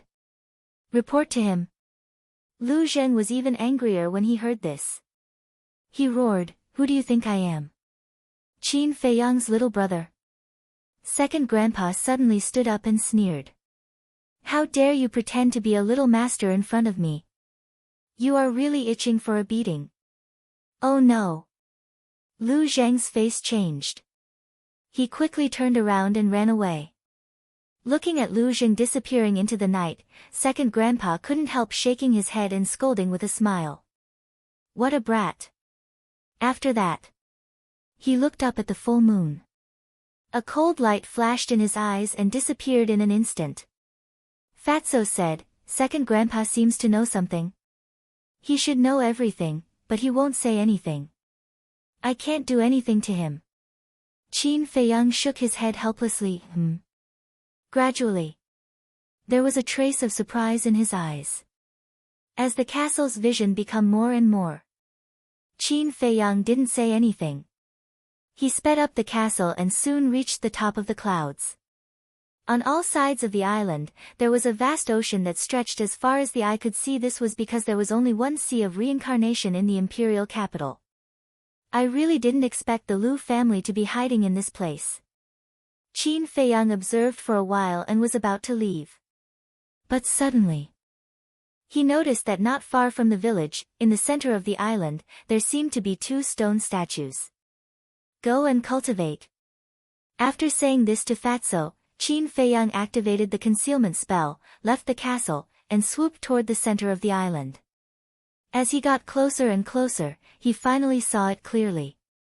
They were indeed two stone statues. The two stone statues were more than 100 feet high, like two mountains, standing side by side in a square, exuding a threatening aura. Qin Feiyang was too familiar with one of the stone statues. It was a middle-aged man. He stood on a purple gold dragon and held a broken sword in his hand. He was like an overlord of heaven and earth, looking down on the sky. Who else could this stone statue be but his ancestor? The other stone statue was also a middle-aged man. He was thinner than the Qin emperor, but it didn't affect Qin Feiyang's impression of him at all. He was tall and straight, standing on a fire phoenix, holding a long spear in his hand, looking askance at the sky. He was like a king who ruled the world, domineering. Qin Feiyang landed on the square and looked at the middle-aged man's face. This person. He had never seen him before. But he should be the Lu family's ancestor to be worshipped here and be on an equal footing with the Lu family's ancestor. Suddenly, Qin Feiyang noticed from the corner of his eyes that there was an ancient stone tablet on the other side of the square. He flew over with a trace of doubt. But before he got close, he suddenly stopped and fixed his eyes on the bottom of the stone tablet. There, an old man in black was sitting cross-legged. The old man closed his eyes and looked serene. He was wearing the same plain clothes as the second grandpa. Qin Feiyang couldn't sense any aura from the old man, but looking at the old man, Qin Feiyang couldn't help but feel a sense of panic. He felt that there seemed to be a terrible beast lurking in the old man's body. There was no doubt. This old man must be a false god. Qin Feiyang looked away and glanced at the square. His eyes were full of doubt. What was this place? Why was there a false god guarding it? Buzz. Suddenly, there was a buzzing sound. Qin Feiyang looked at the old man again. The old man took out an image crystal and a shadow appeared. It was the second grandpa. The second grandpa looked at the old man in black and said, "Third grandpa, come to the underground. I have something important to discuss with you. I'll be right there." The old man in black nodded, got up and looked around. Then he disappeared in an instant. Underground? Qin Feiyang was suspicious. Was there anything under the island? He glanced at the ground and flew to the stone tablet. Looking up, four bold words came into his sight, exuding a magnificent aura. Land of Inheritance. Qin Feiyang was stunned. This was the land of inheritance of the Lu family. Buzz. At this moment, his image crystal also began to vibrate. Qin Feiyang hurriedly entered the castle, turned off the concealment spell, and took out the image crystal. Lu Zheng's shadow appeared. "Where are you? I've been calling you for a long time.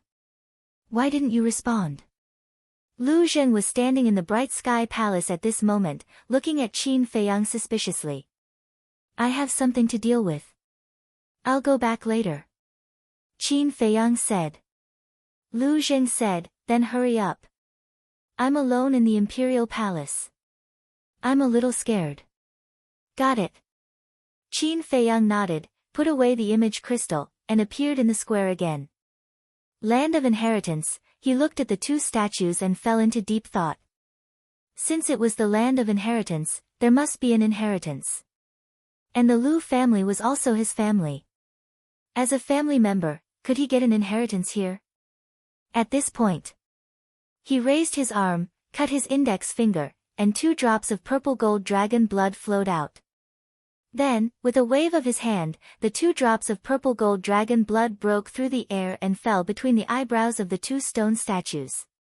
The 2 drops of purple gold dragon blood gradually seeped into the stone statue's eyebrows and finally disappeared. Buzz! All of a sudden, a dazzling divine light emerged from the stone statues of the Lu family's ancestors, like the divine flames of the phoenix, shining in all directions. At first glance, the stone statues of the Lu family's ancestors, as well as the stone statues of the fire phoenix under their feet, seemed to be coming to life. Can I really get the inheritance? Qin Feiyang was shocked.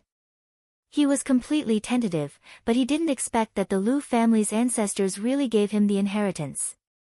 The next question was, should he stay and accept the inheritance, or should he leave immediately? If he stayed and accepted the inheritance, he would definitely be caught red-handed by his second grandpa and the rest. But if he left, it meant that he would lose the inheritance. He really couldn't bear to do so. After all, the Lu family's ancestors were from the same era as the late emperor, and they were good friends. The inheritance that they left behind was definitely not simple. I don't believe that they will kill me after they catch me. In the end, Qin Feiyang gritted his teeth and strode to the statue of the Lu family's ancestors. He sat cross-legged below and closed his eyes. Whoosh! Immediately, a ray of divine flame shot out from between the eyebrows of the statue and rushed into Qin Feiyang's eyebrows. A huge amount of information immediately surged into his sea of consciousness. Fire Phoenix Technique. Qin Feiyang's heart trembled. He immediately calmed down and concentrated on comprehending the inheritance. Almost at the next moment, Second Grandpa and the old man in black almost at the same time arrived in the sky above the land of inheritance. What's going on? Looking at the statue shining with divine light, the two of them were stunned. Someone's here. After the old man in black came to his senses, he immediately noticed Qin Feiyang sitting cross-legged under the statue. Second Grandpa also looked down at once. Both of their eyes flashed with cold light. But when they saw Qin Feiyang's face clearly, they were instantly stunned. How could it be Qin Feiyang? The old man in black asked, "Second brother, did you ask him to come?" "No. I don't know at all." Second Grandpa shook his head. "Then how did he find this place?" The old man in black asked. Second Grandpa was also dumbfounded. "What's wrong?" Swish. At this time, the 10 fake gods who had revived the sky mirror also arrived in the sky above the land of inheritance one after another. Second Grandpa said helplessly, "See for yourself." The 10 of them glanced at the statue and then looked at Qin Feiyang. Without exception, they were all petrified on the spot. The scene fell into a dead silence. After a while, Second Grandpa seemed to think of something and said, "In my opinion, he should have followed Lu Zheng here." Hearing that, everyone was stunned. This little guy is really impossible to guard against. The old man in black shook his head and smiled bitterly. He looked at Second Grandpa and the others and said, "What should we do now? Since we're already here, what else can we do? Besides, he's receiving the inheritance. We can't forcibly interrupt him." Second Grandpa shook his head and said. Everyone had a helpless expression on their faces. Second Grandpa looked at Qin Feiyang with a trace of doting in his eyes and said, "Let's go and continue to discuss that matter." Everyone nodded. The old man in black said, "Lu Zheng is too careless. Second brother, you must find a chance to teach him a lesson. Yes, he needs to be taught a lesson. Second grandpa mumbled. The next moment, more than a dozen people disappeared in the sky above the land of inheritance. Time passed day by day. 8 days later, Qin Feiyang finally opened his eyes, which were full of joy. This fire phoenix incantation was actually exactly the same as the fire phoenix incantation that Lu Jin grasped. Chapter 1372. He had never thought that he would be able to obtain such a divine art. But while he was happy, he was also a little puzzled. According to the inherited memory, only the direct descendants of the Lu family could obtain the fire phoenix art. If it was before, he would not have any doubts about obtaining the fire phoenix art. Because before the bloodline reversion, he also had half of the Lu family's bloodline power. After all, his mother was the biological daughter of the Lu family's great-grandpa. But now, he had already abolished the original bloodline power. In other words, he no longer had anything to do with the Lu family's bloodline power. But how did he get the fire phoenix art? He couldn't figure it out. Suddenly, he looked at the statue of the ancestor. Was it related to the ancestor again? After thinking about it, it seemed that this was the only possibility. Or perhaps, the ancestor of the Lu family had long predicted that one day he would come to the land of inheritance, so he included him.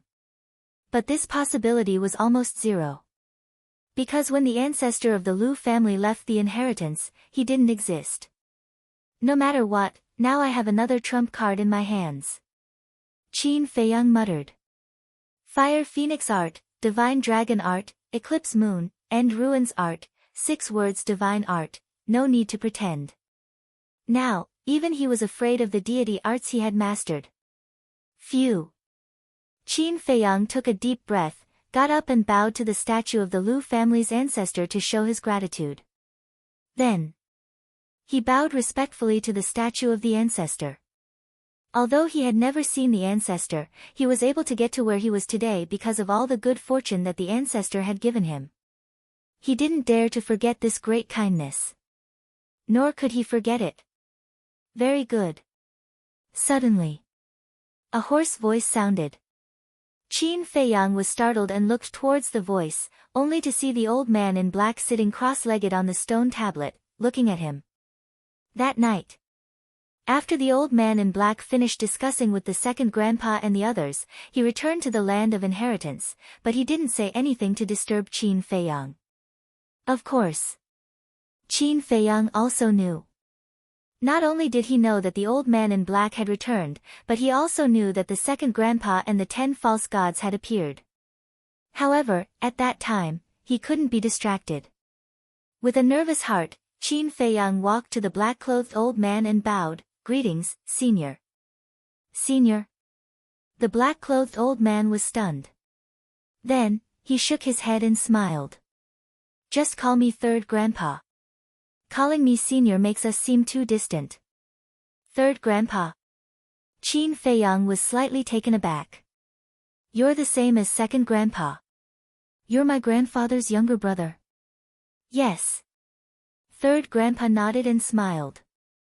Looking at the kind smile on third grandpa's face, Qin Feiyang immediately felt a long-lost sense of closeness.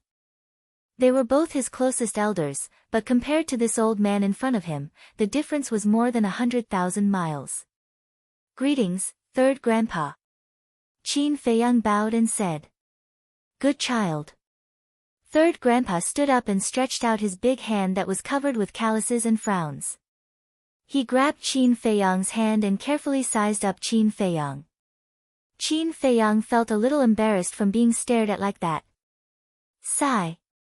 After a long time, third grandpa sighed deeply and said, We've made you suffer all these years. Will you blame us?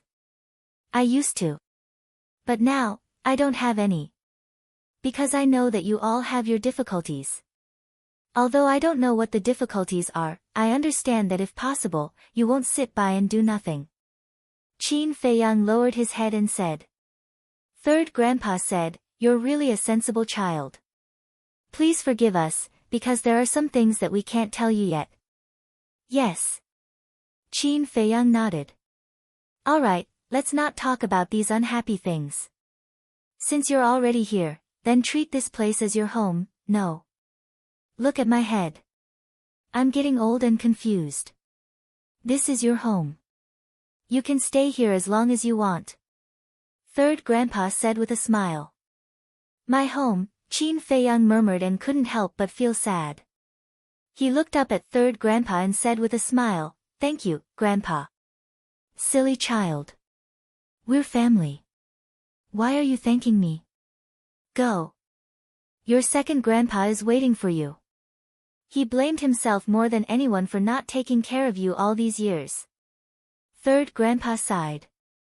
Okay. Qin Feiyang nodded. Big brother, Yan Wei is looking for you. However, at this time, Fatso's voice sounded in Qin Feiyang's mind. Why is he looking for me? Qin Feiyang asked secretly. It seems that the state preceptor is ready to take action. Fatso said. Ask him to wait. I'll go in right away. Qin Feiyang said secretly, then looked at Third Grandpa and said, Third Grandpa, someone is looking for me. I have to go to the castle first. Go. Third Grandpa nodded. With a thought, Qin Feiyang appeared in the ancient castle. These days, Yan Wei sent messages to Qin Feiyang more than once, but Qin Feiyang didn't respond to him every time. At first, he was very anxious. He was afraid that something would happen to Qin Feiyang. But when he sent a message to Fatso and learned from Fatso and others that Qin Feiyang was receiving the inheritance of the Lu family, he was surprised and sincerely happy for Qin Feiyang. But what made him happy was not that Qin Feiyang received the inheritance, but that Qin Feiyang finally found his grandfather's home and reunited with his grandfather's family. Because he knew Qin Feiyang. Qin Feiyang was a person who longed for family more than anyone else. Seeing Qin Feiyang appear, Yan Wei immediately asked with a smile, What inheritance did you get in the Lu family? Fatso and others also looked at Qin Feiyang curiously. Although they knew that Qin Feiyang got the inheritance, they didn't know what inheritance it was. Fire Phoenix Technique. Qin Feiyang said with a smile.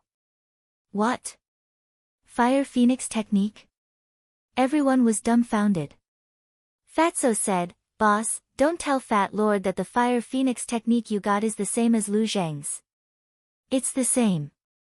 Qin Feiyang said. Fatso was stunned for a moment, then suddenly laughed out loud and said, If Lu Zhang knows about this, I think his expression will be very interesting. White-Eyed Wolf, Lu Hong, and the others couldn't help but laugh out loud. You guys just want to see the world in chaos. Qin Feiyang looked at everyone helplessly, then raised his head to look at Yan Wei and said, You said that the Imperial Preceptor is ready to take action? Yes. Yan Wei nodded. Is there an exact time? Qin Feiyang asked. Yan Wei nodded and said, He is about to go to the 9 continents to meet up with Zhuge Wuhou. Zhuge Wuhou is in the 9 continents? Qin Feiyang frowned. Yes. Because he wants to find the Emperor's substitute, Zhuge Wuhou went to the 9 continents first. Yan Wei said. I'll go to the pagoda right away. Be careful. Qin Feiyang exhorted. Then, he turned off the image crystal and appeared beside Third Grandpa. Without waiting for Third Grandpa to speak, Qin Feiyang cupped his hands and said, Third Grandpa, I have some urgent matters to attend to and have to return to the Imperial City immediately. I'll have to trouble you to tell Second Grandpa that I'll pay my respects to him after I'm done. Third Grandpa was stunned and asked, What's the matter? Can you handle it alone? Yes. Qin Feiyang nodded. Third Grandpa waved his hand and said, All right, go ahead. Let's meet again in the future. Qin Feiyang cupped his hands and said. Then, he immediately opened a teleportation gate that led to the Bright Sky Palace and walked in without looking back. Big brother, did you see that? This grandson of yours is even more outstanding than you expected. Looking at the dissipating teleportation gate, Third Grandpa muttered to himself. Bastard, you're finally willing to come back. What did you tell me that day? I have something to attend to and will return later. But in the end, you made me wait here for a full 8 days. Tell me, what do you mean? Did you do it on purpose? If you don't make it clear today, I'm not done with you. As soon as Qin Feiyang returned to the Bright Sky Palace, he was immediately scolded by Lu Zheng. Don't be angry. Aren't I back now? Qin Feiyang smiled embarrassedly. Don't play dumb with me. Lu Zheng roared, his face full of anger. This, Qin Feiyang was a little embarrassed. If Lu Zheng knew that he followed behind and sneaked into the Lu family that day, he would definitely be even angrier. Speak. Lu Zheng roared. Qin Feiyang said impatiently, I'm not in the mood to talk nonsense with you now. If you want to know, go back and ask second grandpa. Ask second grandpa. Did you go to my Lu family?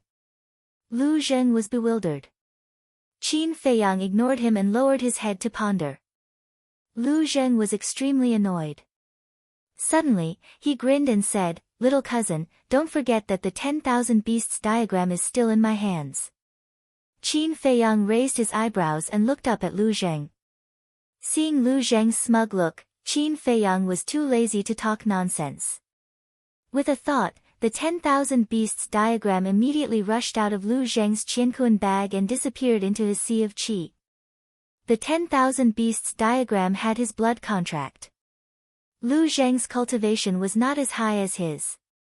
Wanting to use the 10,000 beasts diagram to threaten him was simply a pipe dream.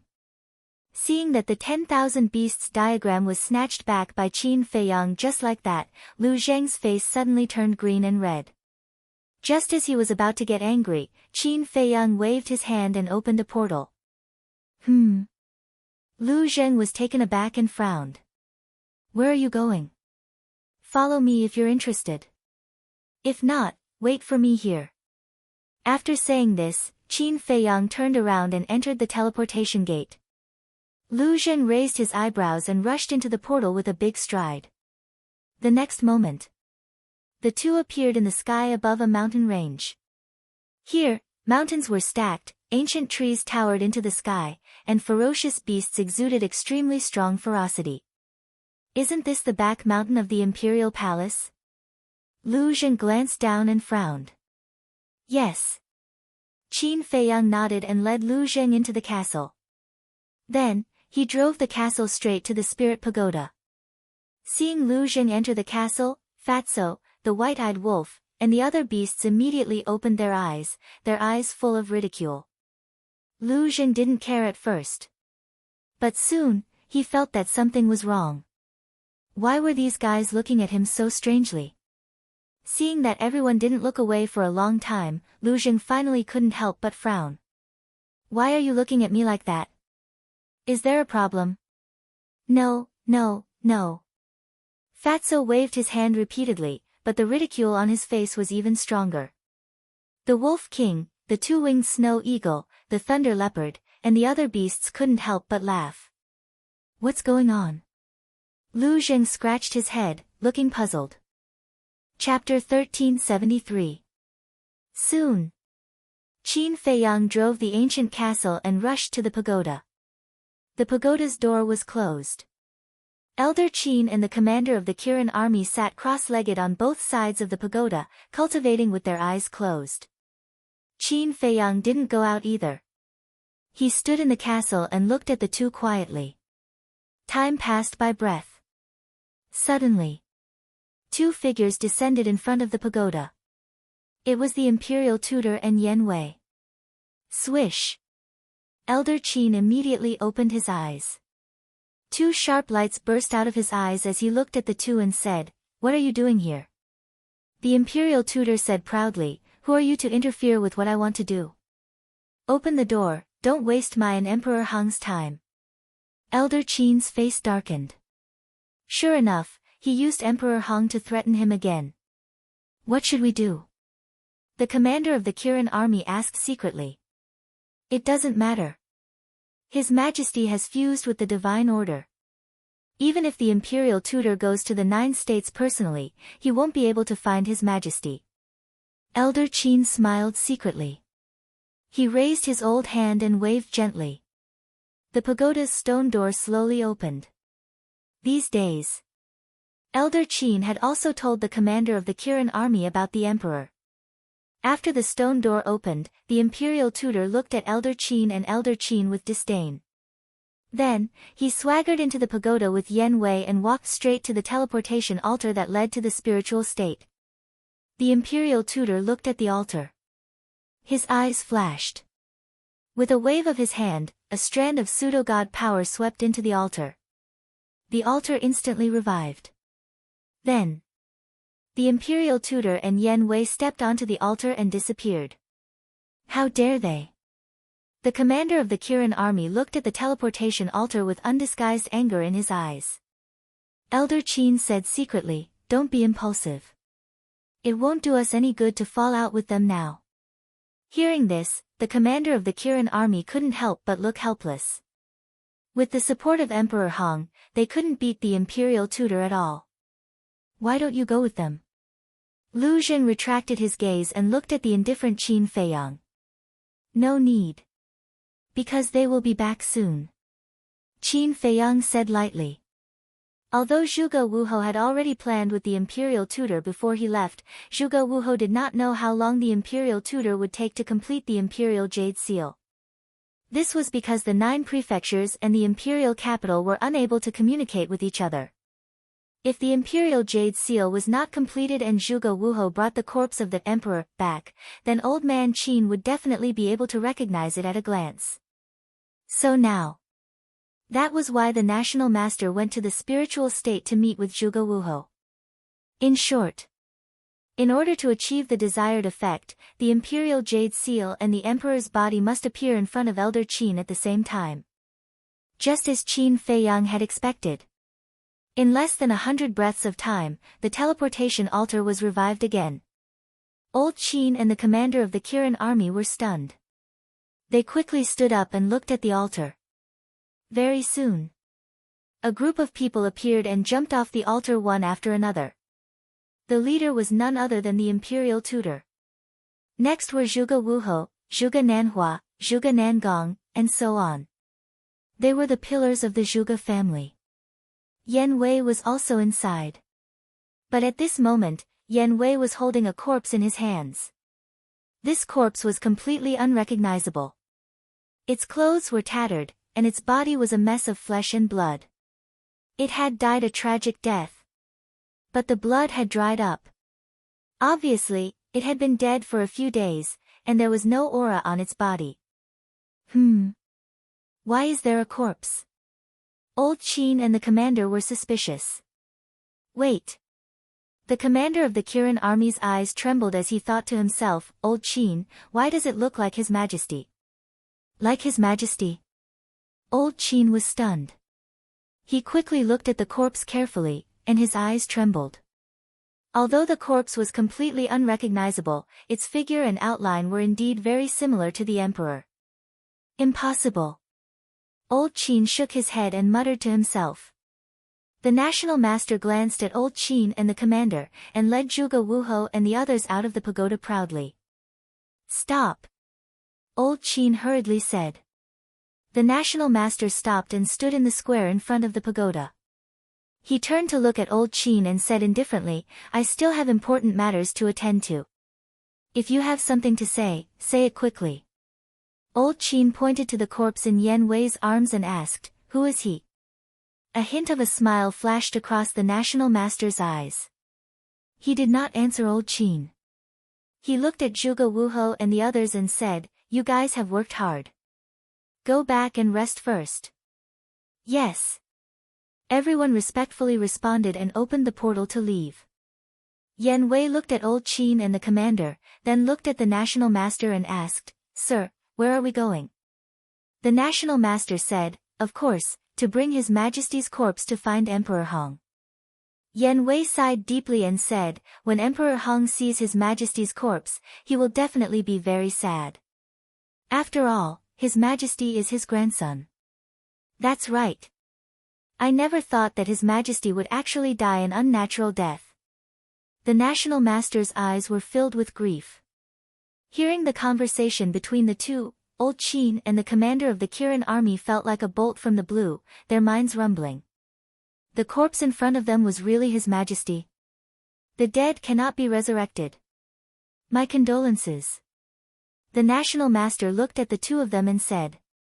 Then, he sighed and soared into the air. I don't believe it.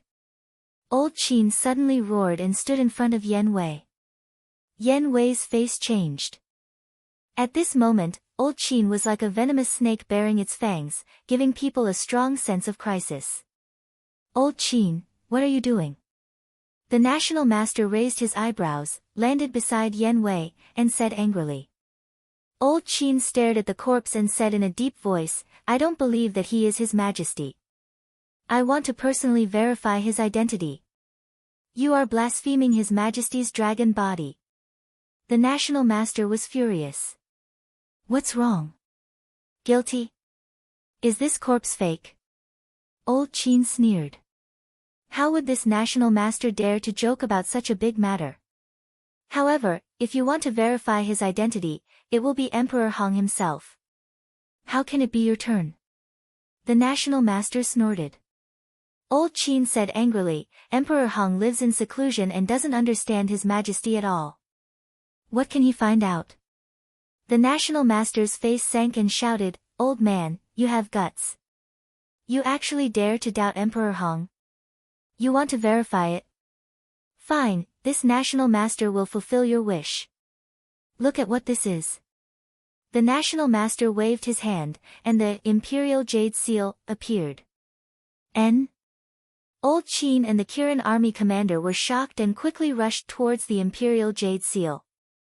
The National Master grabbed the Imperial Jade Seal in his hand and said, For the safety of the Imperial Jade Seal, you can only look at it from afar and not touch it. The two of them braked and stopped. The National Master opened his palm.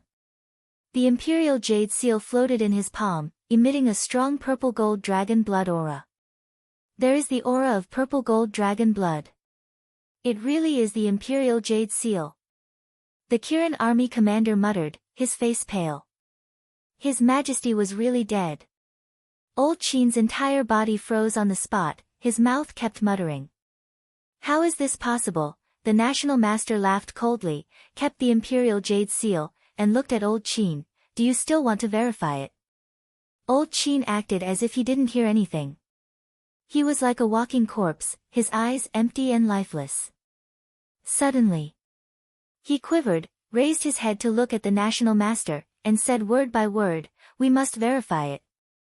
You really won't give up until you fall into the Yellow River. Since you insist on verifying it, then be quick. Don't waste this National Master's time. The National Master said expressionlessly. The owner of this corpse was found by Zhuge Wuhou and the others in the 9 great continents with great difficulty. Other than the face, it was almost exactly the same as the Emperor. Of course. Everyone had their own unique characteristics. For example, the moles on their bodies, the lines on their palms, and fingerprints. These characteristics could not be replicated, nor could they be disguised. But Zhuge Wuhou knew the characteristics of the Emperor like the back of his hand. And these. Naturally, it was the current Emperor-Empress who told Zhuge Wuhou. After all, as a woman who shared a bed with the Emperor, who knew the characteristics of the Emperor better than her? Thus, when Zhuge Wuhou forged this corpse, he erased all the characteristics that could prove the identity of the Emperor. In addition, at this moment, the corpse was completely unrecognizable. Its entire body was broken, and not a single part of it was complete. Therefore, the National Master was not worried at all that Elder Qin would be able to verify its authenticity. As expected. No matter how Elder Qin checked, he couldn't tell whether the corpse in front of him was real or fake. Yan Wei snorted coldly, the Imperial Jade Seal is the best proof. You are completely superfluous. Elder Qin was like an enraged lion, staring at Yan Wei and shouting, When is it your turn to interrupt? The National Master reached out to protect Yan Wei, looked at Elder Qin and said, "He is my man, his words are equivalent to my words. Do you have any objections?" Elder Qin stared at the national master coldly. After a moment, he said in a deep voice, "Where did you find His Majesty?" The national master said, "According to Zhuge Wuhou, we found him in a mountain in the spirit state. There are still many traces of battle left at the scene. The spirit state is a small place, and there isn't even a battle saint. Who can kill His Majesty? I think the real culprit who killed His Majesty should be Zhuge Wuhou and the others," Elder Qin said sternly. The national master's face darkened as he said angrily, "Killing the emperor is a great crime that can lead to the extermination of 9 generations. Don't spout nonsense and slander others." Elder Qin said, "Whether I'm slandering others or not, you know in your heart. I can't be bothered to talk nonsense with you. Let's go see Emperor Hong." The national master coldly glanced at Elder Qin, then led Yan Wei into the depths of the back mountain. The commander of the Kirin army immediately looked at Elder Qin and said, "Didn't you say that they couldn't find His Majesty? Then how did they find him now?" "How would I know?" Elder Qin roared, his heart also extremely irritated. Inside the ancient castle, Lu Zhen was puzzled. "Little cousin, the national master has already gone to see Emperor Hong. What are you still standing here for?" "That's not important." Qin Feiyang waved his hand. Lu Zhen was stunned and asked, "Then what's important?" Qin Feiyang was silent, staring at Elder Qin in the image with a trace of anticipation in his eyes. Suddenly, Elder Qin looked at the commander of the Kirin army and said, "Go to the spirit state immediately." "Why are we going to the spirit state?" The commander of the Kirin army was suspicious. "To find His Majesty. I have a feeling that His Majesty wouldn't be so easily found by the Zhuge family," Elder Qin said in a deep voice. The commander of the Kirin army said, "You mean, His Majesty might not be dead yet?" "Yes." Elder Qin nodded. The commander of the Kirin army asked, "If His Majesty isn't dead, then how do you explain the imperial seal? If I tell you to go, then go. Why are you talking nonsense?" Elder Qin said angrily. Okay, I'll go. Chapter 1374. But after a few steps, the commander of the Kirin army stopped again. "What's wrong?" Elder Qin looked at him in confusion. "You are stronger than me. I think it's better for you to go," the commander of the Kirin army said. "I can't go." Elder Qin shook his head. "Why?" the commander of the Kirin army asked. "Because of the state preceptor. If the corpse is fake, then this must be a trap set by him. He wants to find His Majesty's whereabouts from me. So, I have to stay here and stop him," Elder Qin said in a deep voice. "I see." The commander of the Kirin army suddenly understood. Without hesitation, he turned around and entered the pagoda. Elder Qin suddenly said, "Wait. What's the matter?" The commander of the Kirin army turned around and looked at him suspiciously. "I'm about to faint because of the state preceptor. I forgot to tell you one more thing." Elder Qin rubbed his forehead. "What is it?" the commander of the Kirin army asked. "When His Majesty first arrived at the Butterfly Valley, he destroyed the image crystal in order to disguise himself as a victim," Elder Qin said. "Then how can I find him?" the commander of the Kirin army said anxiously. "Don't worry. Although His Majesty destroyed the image crystal, he bought a new one in the capital of the spiritual state. His Majesty only established a contract with one person with this image crystal," Elder Qin said. "Then it must be you." The commander of the Kirin army laughed.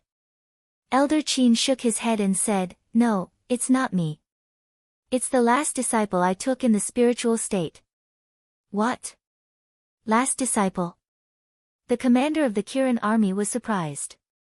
Inside the ancient castle, Qin Feiyang was also shocked. This old man took in a disciple in the spiritual state without anyone knowing? Who was so lucky? One had to know. It was a great honor to be chosen by a fake god and be taken in as a last disciple. Similarly, anyone who could catch the eye of a false god would definitely be a monstrous genius. The commander of the Kirin army regained his composure and said with a smile, "Elder Qin, you have never accepted a disciple. Even a genius like Zhuge Mingyang is not worthy of your attention. I'm really curious. What kind of little guy can make you change your mind?" Yiglao said, "A little girl called Murong Jing." Murong Jing. Qin Feiyang was stunned. Why did this name sound so familiar? Yiglao continued, "As for her talent, be it in cultivation or alchemy, it can only be considered average. However, she has a good personality and is sensible. She also keeps a low profile. This old man quite likes her. Accepting her as my disciple can also be considered fate." Elder Qin was about to tell the commander of the Kirin army about his fate with Murong Jing, but he suddenly shook his head and said, "Now is not the time to talk about this. Go and find her when you arrive at the spiritual state. She is in alchemy room number 1 in the inner palace. It's easy to find her." "Does she know your majesty's identity?" the commander of the Kirin army asked. Elder Qin said, "She doesn't even know my identity and cultivation strength, let alone your majesty. I only told her that your majesty is my good friend." "What does she look like? Also, give me the coordinates of the inner palace," the commander of the Kirin army said. Although he was a big shot in imperial capital, he didn't know much about the situation in the spiritual state. Elder Qin glanced at the mountains and rivers around the spiritual pagoda warily and led the commander of the Kirin army into the spiritual pagoda. Qin Feiyang also drove the ancient castle into the spiritual pagoda. Elder Qin waved his hand, and the door of the spiritual pagoda quickly closed. Then, he looked at the commander of the Kirin army and said solemnly, "The reason why His Majesty established a contract bridge with such a small figure was because he was worried that something like today would happen again. So, when you go to see Murong Jing, don't let anyone see you." Then, he added, "Also, the fact that she's my disciple can't be told to anyone else, especially Qin Feiyang. If that brat finds out, with his personality, he'll definitely follow the clues and find Murong Jing." "I understand." The commander of the Kirin army nodded. He knew how important Murong Jing was. If Elder Qin couldn't leave or something happened, then Murong Jing would be the only person who could contact His Majesty. However, there was one thing that puzzled him. He looked at Elder Qin and asked in puzzlement, "Why didn't His Majesty establish a contract bridge with you?" "Because I attract too much attention, and my every move could be monitored. Especially Qin Feiyang. With the ancient castle, it's hard to guard against him. What if one day, when I send a message to His Majesty, he sees me? But Murong Jing is different. She's just a small figure, and no one knows her identity. Even if someone sees her, they wouldn't know that she's the only one who can contact His Majesty." Elder Qin smiled. "That makes sense." The commander of the Kirin army nodded.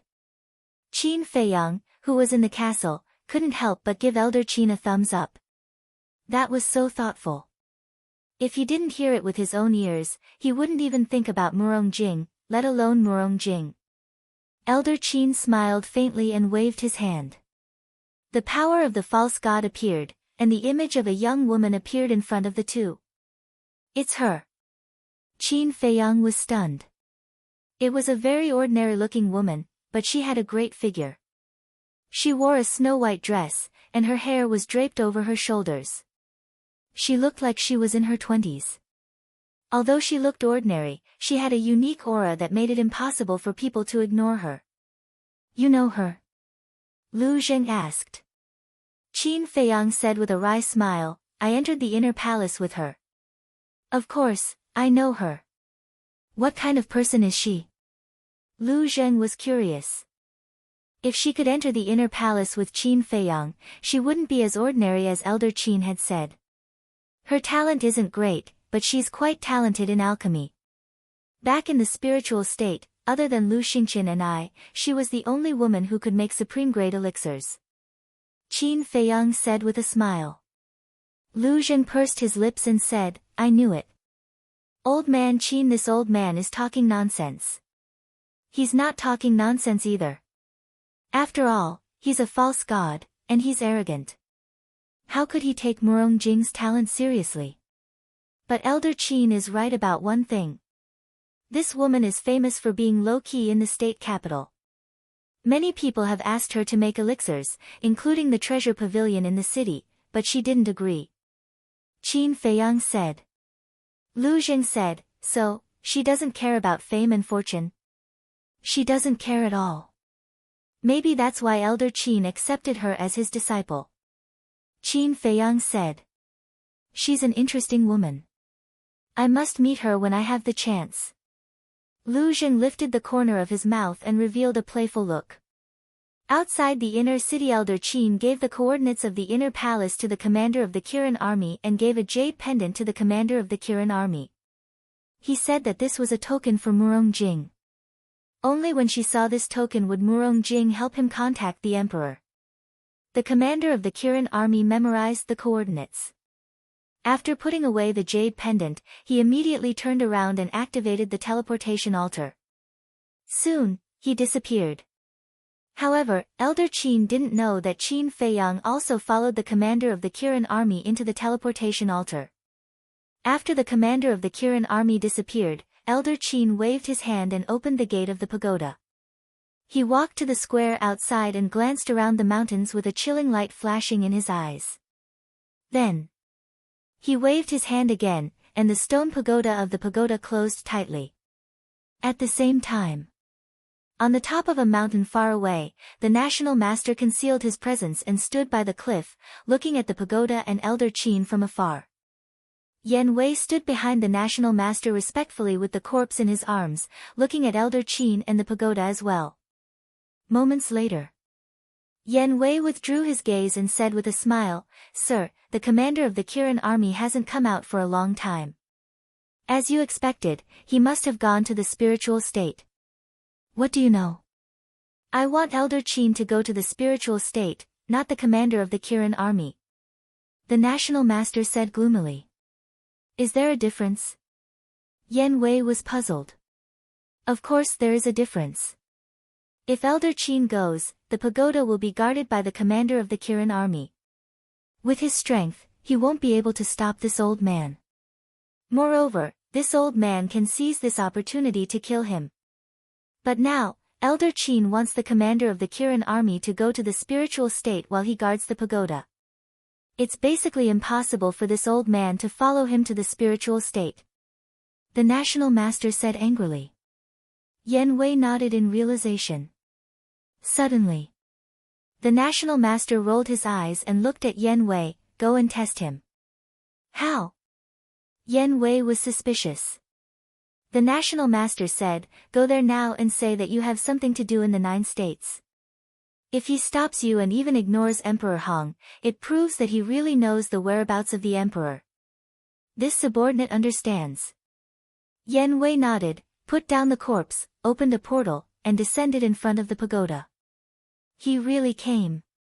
Elder Qin secretly sneered, looked at Yan Wei, and asked expressionlessly, What are you doing here again? This old man does not welcome the national master's lackey.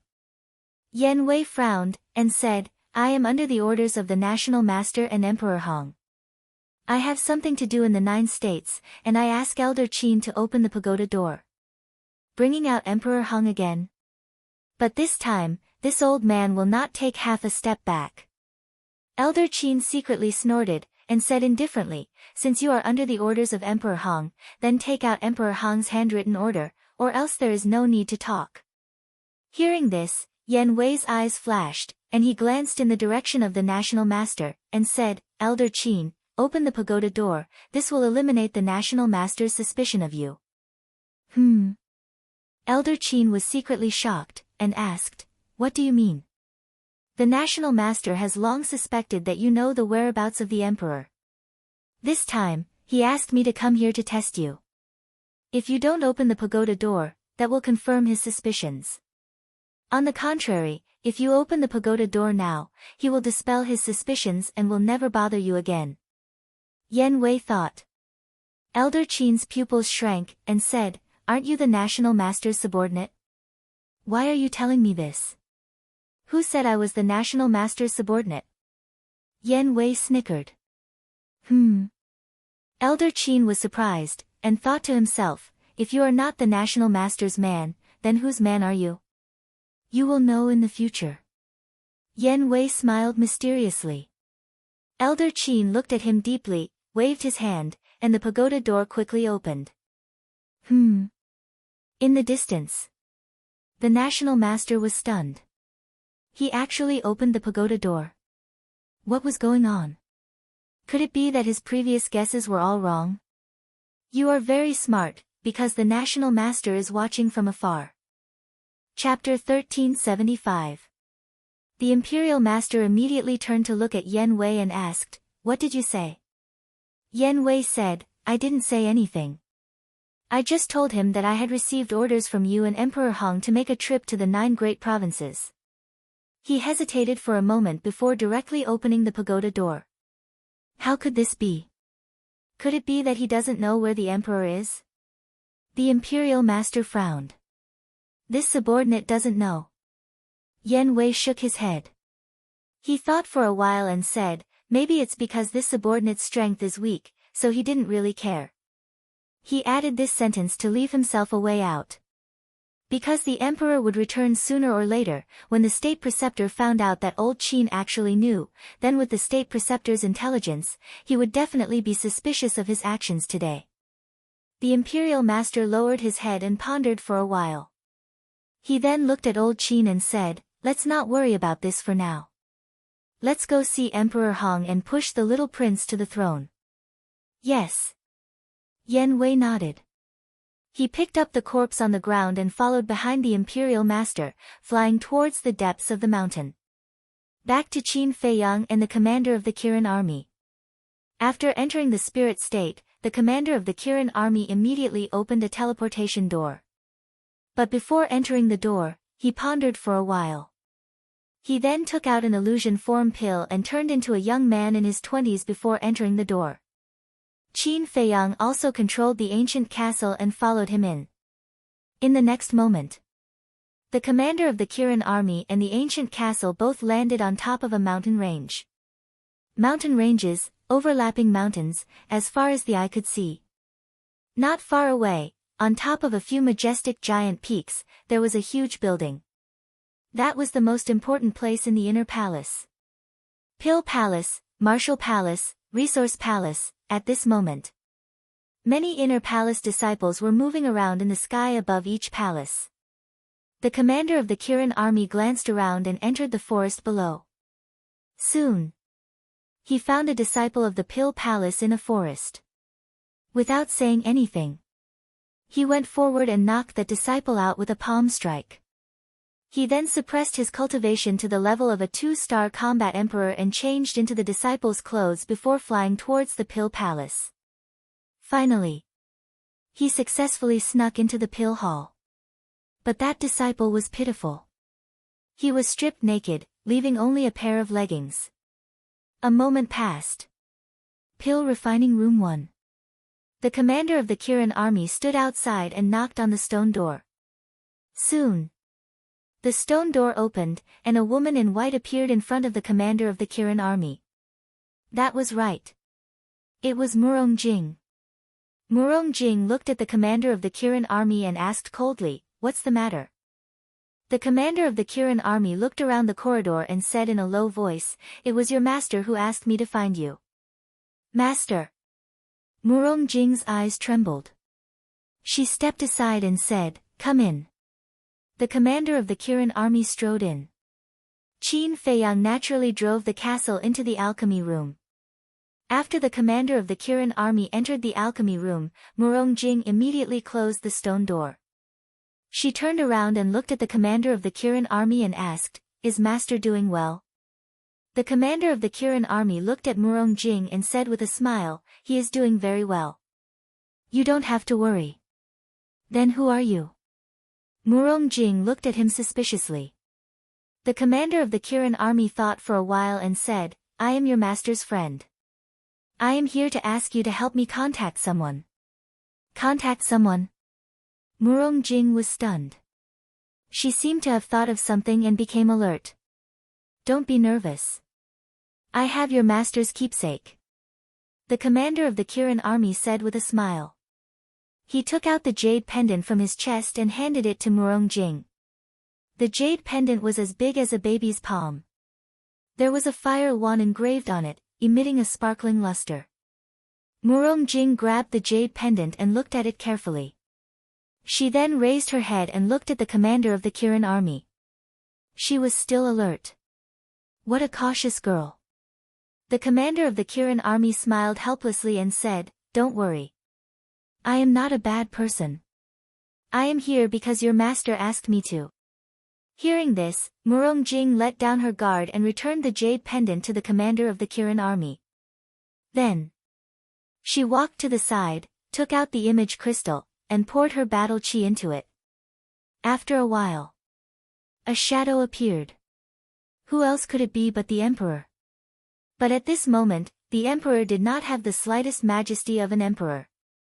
He was wearing an ordinary long robe and looked like an ordinary person. Greetings, senior. Murong Jing bowed. Girl, what's the matter? The emperor looked at Murong Jing with an incomparably amiable smile on his face. Are my eyes playing tricks on me? He is actually smiling so kindly. Lu Zhen was dumbfounded. And the commander of the Kirin army, who was standing on the side, looked up at the emperor's figure. His face was full of excitement, and even his body was trembling. There were even tears of joy in the corners of his eyes. It was great. His Majesty was not dead, but then, his mind was full of doubts. Since His Majesty was not dead, then who was the corpse that the Imperial Preceptor brought back? How could the Imperial Preceptor have the Imperial Jade Seal? Murong Jing looked at the Emperor and smiled. I am fine, but someone is looking for you. Who is it? The Emperor asked. Me. The commander of the Kirin army quickly ran to Murong Jing's side. You are? The Emperor looked at him suspiciously. Your Majesty, the commander of the Kirin army was about to call out, Your Majesty, but suddenly remembered that Murong Jing was still next to him. He said, Can you give me the coordinates first? I will tell you slowly when I get there. Who the hell are you? The Emperor raised his eyebrows. The commander of the Kirin army said anxiously, It is not convenient to talk here. And now I have a very urgent matter to report to you. Urgent, report. Hearing this, the Emperor's eyes flashed. He looked at Murong Jing and said with a smile, Girl, cover your ears. Murong Jing looked at the Emperor and the commander of the Kirin army suspiciously, but she was very sensible and did not ask much. She raised her hands and covered her ears. The Emperor immediately gave the commander of the Kirin army a set of coordinates. The commander of the Kirin army immediately opened a portal. He thanked Murong Jing and entered the portal. He didn't even let Murong Jing know the coordinates. What is he doing? Why is he so vigilant? Lu Zheng frowned. Qin Feiyang's eyes flashed slightly. He glanced at Murong Jing and drove the castle into the portal.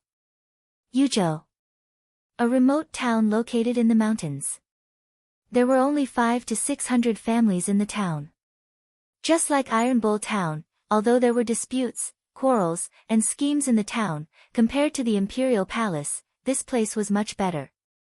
People left early in the morning and returned late at night, working hard.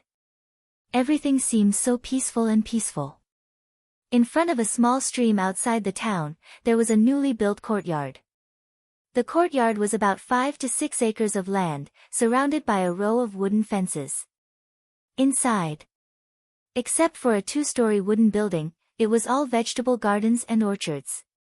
Moreover, whether it was the vegetable seedlings in the vegetable garden or the fruit seedlings in the orchard, they were all newly planted. The surroundings of the courtyard were shaded by willow trees and lush greenery, presenting a scene full of vitality. Beautiful wild flowers bloomed in the grass, attracting swarms of bees and butterflies. The stream in front of the courtyard gurgled and was so clear that one could see the bottom. One could clearly see small fish swimming happily in the stream. This place was like a pure land on earth, making people feel at ease. At this moment, a middle-aged man dressed in white was sitting alone under a willow tree by the stream. He was drinking tea and watching the fish in the stream, enjoying this peaceful life. Swoosh! Suddenly, a young strong man in the uniform of an inner palace disciple landed beside the courtyard. It was the commander of the Kirin army. He looked around and soon saw the middle-aged man sitting by the stream. He immediately swallowed the facial restoration pill. With a face full of excitement, he quickly walked to the middle-aged man's side and knelt on the ground. He bowed and said, "Your subject greets your majesty." "It's you." The emperor turned his head and glanced at the commander of the Qilin army. He did not show any emotion and said indifferently, "The people living here are all ordinary people. They don't know my identity. In the future, when you see me, don't be so courteous." "Yes." The commander of the Kirin army respectfully replied and stood up. The emperor turned back, picked up the teacup, took a sip, and asked, "Just now you said you have something urgent to report to me. What is it?" The commander of the Kirin army didn't waste any time. He immediately told the emperor about the corpse and the imperial jade seal in detail. After listening, the emperor was unexpectedly calm. There wasn't even the slightest bit of anger between his brows. Seeing that the emperor didn't speak, the commander of the Kirin army asked carefully, "Your Majesty, did you give them the imperial jade seal?" The emperor said lightly, "The real imperial jade seal is with me. The one in their hands is fake." "Fake?" The commander of the Kirin army was stunned. He said, "Why is the fake one so real? It even has the aura of the purple golden dragon blood. Have you forgotten? In this world, not only the late emperor has the purple golden dragon blood." The emperor said. The commander of the Kirin army frowned. A figure in white suddenly appeared in his mind. He said, "Your Majesty, do you mean that the imperial jade seal in the hands of the national master was made by Qin Feiyang?" The emperor said, "Even if it's not him, it has something to do with him." "How could this be? He is a descendant of the Qin clan. Why would he help an outsider?" The commander of the Kirin army was furious. The emperor smiled faintly and asked, "Is there anything else?" The commander of the Kirin army knelt on the ground again and begged, "Your Majesty, come back with me. The imperial palace really needs you now." "Go back for what? To continue the intrigue? I'm tired. I want to have a good rest." The emperor said. The commander of the Kirin army shouted, "Your Majesty, if you don't go back, the imperial capital will change. I've already expected the worries in your heart, but, so what? Look at this place. The mountains are clear and the water is clear. The people are simple and honest. There are no disputes and no worries. How can I bear to leave such a good place?" The emperor smiled faintly. "Your Majesty," the commander of the Kirin army was very anxious. "Okay, you can go back. No matter what happens in the imperial capital, don't come to me. Just let me be willful for once. Enjoy life alone and enjoy this rare peace." Chapter 1376. Capricious, the commander of the Kirin army murmured to himself. As the king of a country, he controlled the fate of billions of people. How could he be capricious? Looking at the back of the king, he asked, "Are you really the king? Why do I feel like you're a different person now? You can pretend that I'm not." The king said without turning his head. "Why? Why is that? Can you tell me? Where is the emperor who once looked down on the world and looked down on all heroes now?" The commander of the Kirin army roared, his face full of disappointment and confusion. The king fell silent. "Answer me," the commander of the Kirin army roared again and again, almost losing his mind. These past few days, he and old man Qin had been so busy in the imperial capital that they were almost overworked. Yet, the emperor was actually leisurely enjoying life here. He didn't know how to describe his feelings at this moment. "Go back. After a long silence, the king finally spoke, but he didn't give any explanation. His tone was as calm as ever. Hearing this, the commander of the Kirin army clenched his fingers tightly, making cracking sounds. If you don't go, don't blame me for being rude. The emperor opened his mouth again. His calm tone was laced with a shocking chill. Alas! The commander of the Kirin army sighed, turned around, opened the portal, and left silently with disappointment. The king didn't look at the commander of the Kirin army. He drank tea and looked at the stream quietly. His eyes were calm, as if he had abandoned everything. Since you don't want to care about the capital, then hand over the imperial jade seal. But suddenly, an indifferent voice sounded. Then, Qin Feiyang appeared not far from the king, but he didn't look at the king. Instead, he looked down at the small fish swimming in the stream with indifferent eyes. The king raised his eyebrows and turned to stare at Qin Feiyang. Qin Feiyang said indifferently, I have no other purpose in coming here this time. There are only two things. First, the imperial jade seal. Second, your handwritten decree. What if I don't give it to you? The king asked. The corners of Qin Feiyang's mouth rose as he said, don't you like this place very much? If you don't, I'll make you stay here forever. The emperor's eyes flashed with anger as he asked, what do you want the imperial jade seal for? It's none of your business. Qin Feiyang said. The emperor said angrily, don't forget, you are still my son, don't tell me that. You're not worthy. But before the emperor could finish, Qin Feiyang roared. Immediately after, Thunder Leopard, Wang Yangfeng, and the others appeared out of nowhere. They stood behind Qin Feiyang and stared at the emperor. Qin Feiyang took a deep breath and calmed the rage in his heart. He said indifferently, I will only give you 3 breaths of time. If you don't hand over the imperial ruler's seal after 3 breaths, I will personally bury you. Don't doubt my determination. The emperor glanced at Wang Yangfeng and the others, then looked at Qin Feiyang. But from the beginning to the end, Qin Feiyang did not look him in the eye. His expression was filled with a murderous aura. The heavens are watching what you do. You will get what you deserve in the future. Believe me. A moment later, the emperor said coldly. With a wave of his hand, a stream of light flew out from the sea of qi and landed in front of Qin Feiyang. It was the imperial ruler's seal. Qin Feiyang grabbed it in his hand and looked at it carefully. After confirming that it was the real deal, he put it away. Retribution, then. He looked at the flowing stream and muttered to himself. If there really is retribution, then the one who will get retribution will only be you. Suddenly, he smiled coldly and said, Elder Wang, prepare the ink, paper, and inkstone. Yes. Wang Yangfeng respectfully replied and walked in front of the emperor. He took out a table and placed it in front of the emperor. Then, he took out the ink, paper, and inkstone and placed them on the table one by one. The emperor raised his eyebrows, looked at Qin Feiyang, and asked, What do you want me to write?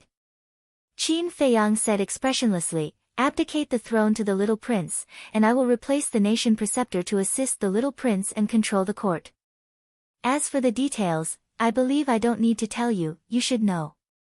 The emperor's face darkened and he glared at Qin Feiyang angrily. Don't look at me like that. From the moment you left the imperial capital, your fate was already decided. So don't blame me. If you want to blame, you can only blame yourself. Qin Feiyang said lightly. Heard it. A trace of hostility suddenly crept up between the emperor's eyebrows. You really have a good plan. With the real imperial jade seal and this handwritten order of mine, you can do whatever you want in the imperial capital. You can even play with the little prince in the palm of your hand. But I tell you, I won't let you get what you want. The emperor sneered. Won't let me get what I want, Qin Feiyang murmured. Suddenly, a smile rose at the corner of his mouth, and he said, Do you still remember what you did to me when you drove me out of the capital? The emperor's pupils shrank. To be honest, a long, long time ago, I let you have a taste of losing your cultivation and being reduced to a cripple. It's just that I haven't found the opportunity. Qin Feiyang laughed. How dare you? The emperor glared at him. I really don't know what Qin Feiyang, don't dare to do in the world today. Qin Feiyang smiled coldly and said, Dan Wangkai, refine a spiritual disaster pill for me right now. Okay. Dan Wangkai's voice immediately sounded in Qin Feiyang's mind. Don't go too far. The emperor stood up, looked at Qin Feiyang, and shouted. When you forced me to take the spiritual disaster pill, why didn't you feel that you were going too far? Didn't you just say that there would be retribution? And this is retribution. Qin Feiyang said with a smile. The emperor's heart sank. Qin Feiyang was aggressive, and the Thunder Leopard and the other two beasts, as well as Wang Yangfeng and the others, were also eyeing him covetously. Did he have a choice? Alas! The emperor sighed deeply, and his expression looked extremely lonely, as if he had aged dozens of years in an instant. Qin Feiyang said, Hurry up, my patience is limited. The emperor glanced at Qin Feiyang, then turned to look at the brush, ink, paper, and inkstone on the table. Wang Yangfeng had already laid out the paper. Wang Yangfeng had also ground the ink. Wang Yangfeng also handed the brush to the emperor with both hands. Now, they were only waiting for the emperor to take the brush and draft an edict. I didn't expect this. I'm the emperor of a country, but I've actually fallen to this point. How sad, how lamentable. The emperor let out a sorrowful cry and grabbed the brush from Wang Yangfeng's hand. Then, he began to write rapidly, and lines of small words appeared continuously. I've already comprehended the mysteries of becoming a god and stepped into the false god realm. But after becoming a god, my state of mind changed and I've seen through everything in the world. I don't want to care about the affairs of the world anymore and I want to cultivate. After thinking about it, I've decided to give the throne to the little prince, Qin Haotian. But because the little prince is still young and can't manage the affairs of the country, I appoint Qin Feiyang to be the imperial preceptor of the great Qin dynasty and assist the little prince until the little prince grows up. This is my handwritten edict. The civil and military officials and the feudal lords are not allowed to have any objections. That's all. That was all the content of the edict. Wang Yangfeng picked up the paper, dried the ink on it, looked at it carefully for a while, and nodded to Qin Feiyang. Qin Feiyang went forward and took a look, then took out the imperial jade seal and pressed it on it. A red jade seal was immediately printed on the paper. Then, Qin Feiyang put away the edict and the imperial jade seal, looked at the emperor and said, Now, everything in the imperial capital has nothing to do with you. You can slowly enjoy it here. After saying that, Qin Feiyang waved his hand and sent Lei Bao, Wang Yangfeng, and the others to the ancient castle, then opened a portal. Now is such a good opportunity, why don't you just kill me? Just as Qin Feiyang was about to enter the portal, the emperor asked gloomily. Can killing you relieve my hatred? No. Next, I'll let you know how stupid your actions were back then. I'll make you suffer so much that you'll want to die and regret it for the rest of your life. Qin Feiyang indifferently left behind a sentence and entered the teleportation gate without looking back. If you don't kill me now, you'll regret it in the future, the emperor looked at Qin Feiyang's back and muttered. Whether it was the commander of the Kirin army or Qin Feiyang, after leaving the emperor's place, they all returned to the imperial capital directly. When the commander of the Kirin army told Old Qin the emperor's words in full detail, Old Qin also had a look of disappointment. The emperor was not anxious, but the eunuch was anxious. Even the emperor himself was not worried that the throne would be stolen, so what was he worried about? But even so, he still couldn't let it go in his heart. Because his feelings for the great Qin Empire were too deep. When the great Qin Empire was in trouble, he couldn't sit back and do nothing. Qin Feiyang saw all of this and felt gratified in his heart. No matter what the imperial preceptor, Emperor Hong, and the emperor were, at least Old Qin and the commander of the Kirin army were sincerely for the good of the great Qin. However, Qin Feiyang didn't say anything and drove the ancient castle straight back to the Bright Heaven Palace. Then, he sat on the chair and lowered his head to ponder. After a long time, he raised his head, took out the image crystal, and sent a message to Yan Wei. Buzz. After waiting for a long time, Yan Wei's image appeared. Qin Feiyang asked, after seeing the corpse and the imperial jade seal, what was Emperor Hong's expression? Expression? To tell you the truth, I didn't see even a trace of sadness on his face. I'm wondering, are you people from the imperial family all so heartless? Yan Wei frowned. Otherwise, why would there be a saying that the imperial family is the most heartless? Qin Feiyang smiled coldly and asked, then when is he going to let the little prince succeed the throne? Yan Wei said, he's discussing with the imperial preceptor, and there's no result yet. When the result is out, tell me immediately.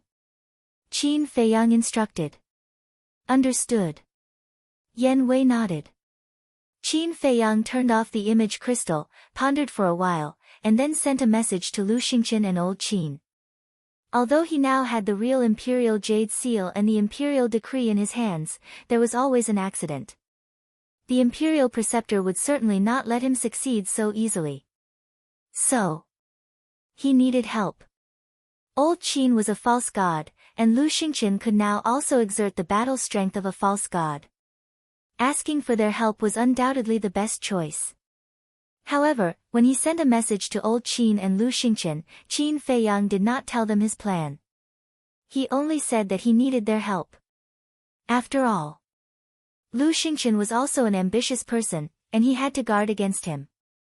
And when he heard that he needed help, Old Qin did not ask much and directly nodded to Qin Feiyang. Because now, he really couldn't find a way to stop the imperial preceptor, so he could only pin his hopes on Qin Feiyang. As for Lu Xingqian, without any suspense, he gave Qin Feiyang a condition. After all, he was a person who would not easily let go of any opportunity. And the condition was the same one that was invalid last time. Qin Feiyang thought for a while and nodded in agreement. After arranging everything, Qin Feiyang entered the castle and copied the fourth stroke of the Xing formula. Chapter 1377. Time flew by.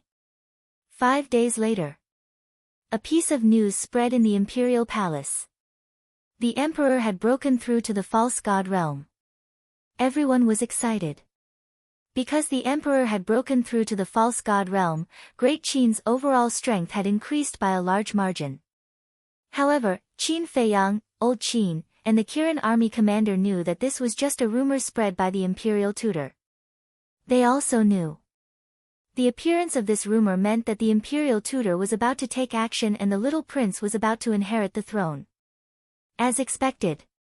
The next day, Qin Feiyang received a message from Yan Wei saying that the ceremony would be held in half a month at the central square of the first city district. The third day. This news started to spread in the imperial city. The imperial tutor purposely spread this news. Because if it was announced on the day of the little prince's succession, it would be too sudden and people would find it hard to accept. Releasing the news now might cause a commotion in advance, but after half a month, everyone would be mentally prepared and have the ability to bear it. Moreover, in order to make this matter even more confusing, no one stepped out to confirm it. Everyone was guessing whether it was true or not. There was no suspense. In the following half a month, a huge storm was set off in the imperial city. Everyone was talking about this matter.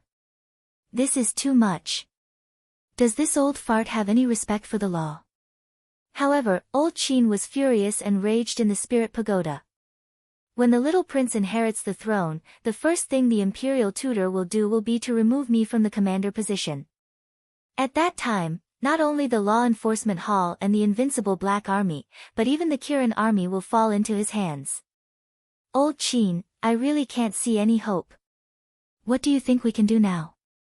The commander of the Qilin army looked at Old Qin and sighed as he looked at the clear sky. Don't be anxious. Qin Feiyang asked for my help to stop the imperial tutor. We can't do anything, but he definitely has a way. Old Qin comforted. He was full of confidence in Qin Feiyang. Qin Feiyang, the commander of the Kirin army, pondered for a while and said, "Don't you know his character? Even if they do make a move, it will definitely be something detrimental to His Majesty. That's not important.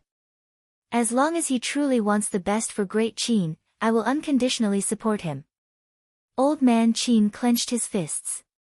No matter what, they had to stop the Grand Preceptor this time. Otherwise, the Grand Qin Empire would fall into chaos soon. Half a month passed quickly. In addition to the previous 5 days, Qin Feiyang had been cultivating for a total of 20 days. Although only 20 days had passed in the outside world, 200 days had passed in the ancient castle. Half a year. Qin Feiyang had only imitated half of the 4th stroke of the feasible character formula. In other words, how long would it take to finish the 4th stroke? However, with the castle around, Qin Feiyang didn't really care. On the contrary, he was very excited now. Because, after this period of seclusion, not only had the cultivation of Wolf King, Fatso, and the others greatly improved, the Thunder Leopard, the 3 beasts, Wang Yangfeng, and the others had all stepped into the peak of the 9-star War Emperor realm. In other words, in just a few dozen days, his foundation had increased by several times. Especially Thunder Leopard. When it was a 9-star War Emperor, with its natural advantage, it was enough to contend against a peak 9-star War Emperor realm super expert. And now, its cultivation had also stepped into the peak realm, and it already had the ability to kill others in an instant. In short, Thunder Leopard was now his strongest helper.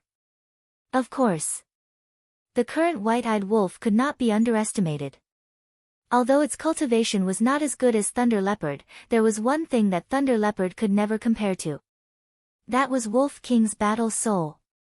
Its battle soul was the nemesis of all battle souls. Therefore, after breaking through to the War Emperor realm, Wolf King was undoubtedly even more terrifying. Because its innate ability could deprive all living beings of their battle soul below the false god realm. Everyone knew the importance of the battle soul. Once the battle soul was lost, one's strength would drop by half. Therefore, in terms of threat, the Wolf King posed a greater threat to everyone than anyone else. Besides, the current white-eyed wolf's cultivation was not too low, it was a 3-star War Emperor. It was even close to breaking through to the 4-star War Emperor realm and catching up to Qin Feiyang. Early in the morning. The sky had not yet brightened, but the sky and streets of the first district had already become a sea of people. The surroundings of the central square were even more crowded. The teleportation gate in the square had long been closed. More than 100 men in black stood neatly at the edge of the square. Their eyes were cold, and their bodies were exuding a terrifying aura. They were not the Invincible Black Army, nor were they the commanders of the Kirin army. They were the enforcers of the inner court. The leader was the hall master of the inner court, Zhuge Nanhua. Zhuge Nanhua, a super expert at the peak of the 9-star War Emperor realm. The 100 over black-clothed men were all 9-star combat emperors. They were naturally arranged by the state preceptor to maintain the order of the day. More than 100 9-star War Emperors were dispatched. It was enough to show how much importance the state preceptor placed on this ceremony. Other than Zhuge Nanhua and the 100 over men, there was also the chief eunuch, a few maids and eunuchs. They were setting up the scene and preparing the things for the ceremony. In the square, it was in full swing. In the pagoda, Elder Qin and the commander of the Kirin army were also waiting anxiously. However, in the ancient castle, it was dead silent. Qin Feiyang was still imitating the 4th stroke. Everyone was also cultivating, and there was not the slightest bit of tension in the atmosphere. Time passed just like that. The sky was bright. However, the sun did not rise. The sky was covered in haze. It was very hot and stuffy. It made one's mood somewhat irritable. In the square, under the lead of the chief eunuch, everything was basically set up properly. In the center, there was a statue of a god. The statue held a broken sword and looked up at the sky. It was like a god, exuding a monstrous aura. That's right. This was the statue of the deceased emperor. When every emperor ascended the throne, they had to pay respects to their ancestors first. Below the stone statue, there was a dragon throne. It was completely made of gold and dazzling. Other than the dragon throne, there were no other seats in the square. This was because only one person was qualified to sit in the ceremony, and that was the current emperor. Even the heir, the little prince, had to stand respectfully before the ceremony was over. On the ground in front of the dragon throne, there was a layer of golden fur mat. This was the place where the civil and military officials, as well as the marquises, stood. The chief eunuch glanced at the statue and the dragon throne. He walked to Zhuge Nanhua's side and said respectfully, "Lord Nangong, it's about time." Zhuge Nanhua nodded and looked up at the sky. He frowned and said, "The weather today is not very good." "Yes. It feels like it's going to rain." The chief eunuch frowned. The coronation ceremony was related to the fate of the great Qin dynasty. Therefore, there was a saying in the imperial palace, if it rains during the coronation ceremony, it is a bad omen. Thinking of this, the chief eunuch looked away and looked at Zhuge Nangong. He said in a low voice, "Should we change the date and hold the ceremony when the weather is better?" "Change the date?" Zhuge Nangong frowned and said, "The news has already been released. If we change the date now, I don't think it's appropriate." The chief eunuch said worriedly, "But the weather looks like it's going to rain." Zhuge Nanhua looked up at the sky again and saw dark clouds surging in the sky. The weather was fine yesterday. Why did it become like this today? Zhuge Nanhua was furious. He looked away and said to the chief eunuch, "You stay here and watch. I'll go ask the Grand Master." "Okay." The chief eunuch nodded. Zhuge Nanhua immediately opened a portal and landed in front of the Grand Master's courtyard. He said, "I have something to ask the Grand Master." "Come in." The Grand Master's voice came from the attic. Zhuge Nanhua entered the courtyard and walked to the front of the attic. He pushed open the door and saw the Grand Master sitting alone by the tea table, staring at the void in front of him. There was a hint of anticipation, joy, and nervousness on his face. Zhuge Nanhua entered the hall and closed the door. He cupped his hands and said, "Nanhua greets the Grand Master." The Grand Master was the son of the first Zhuge Wuhou. Therefore, in private, Zhuge Nanhua, Zhuge Wuhou, and the others all addressed him respectfully as the Grand Master or Grand Master Yun. However, the Grand Master did not seem to have heard it. He was still staring at the void in front of him. Zhuge Nanhua looked at the void in doubt. There was nothing there. Suddenly, he looked at the Grand Master and said with a smile, "The Grand Master must be very excited right now." The Grand Master finally looked away and said, "After waiting for so many years, this day has finally come. Of course, I'm excited, but at the same time, I'm a little hesitant." "Hesitant?" Zhuge Nanhua was stunned and asked in confusion, "What is the Grand Master worried about?" The Grand Master shook his head and said, "I don't know either. I can't explain the feeling. In short, I just can't calm down. This is because the Grand Master has waited for too long. When this moment really arrives, it feels too unreal." Zhuge Nanhua said with a smile. Yes, that's the feeling. It's very unreal, like a dream." The Grand Master nodded repeatedly. "Grand Master, you don't have to worry. With Emperor Hong around, the little prince inheriting the throne is a sure thing. There won't be any changes, and it won't change because of anyone." Zhuge Nanhua comforted. Hearing this, the Grand Master calmed down a lot and asked, "How's the arrangement?" "It's done, but there's a problem now." Zhuge Nanhua frowned. "What's the problem?" the Grand Master asked. Zhuge Nanhua said, "Grand Master, you should go out and take a look yourself." The Grand Master looked at him suspiciously, got up and opened the door. He stood in front of a flower bed and scanned the surroundings. But soon, he noticed the situation in the sky. Wasn't the weather pretty good yesterday? The Grand Master immediately frowned and looked at Zhuge Nanhua, who followed him out, and said. Zhuge Nanhua said with a bitter smile, I can only say that the weather is unpredictable. Just now, the head eunuch suggested changing the date. Grand Master, what do you think? Things will change if we delay. We can't change it. The Grand Master didn't even think and directly shook his head. But, Zhuge Nanhua said. I know what you're going to say. But I really don't believe that it's an ominous sign. Chapter 1378. Old Ancestor, sometimes you can't just ignore luck. Zhuge Nanhua frowned. The Grand Tutor nodded. You're right. But tell me, who will inherit the throne this time? The little prince. Do you even need to ask? Zhuge Nanhua was stunned and looked at the Grand Tutor in confusion. That's right. It's the little prince who will inherit the throne. Even if it's an ominous sign, it's the little prince's business. What does it have to do with us? Besides, this ominous sign is only spread within the imperial palace. Outsiders don't know about it. Even if it really rains, it won't cause too much of a commotion.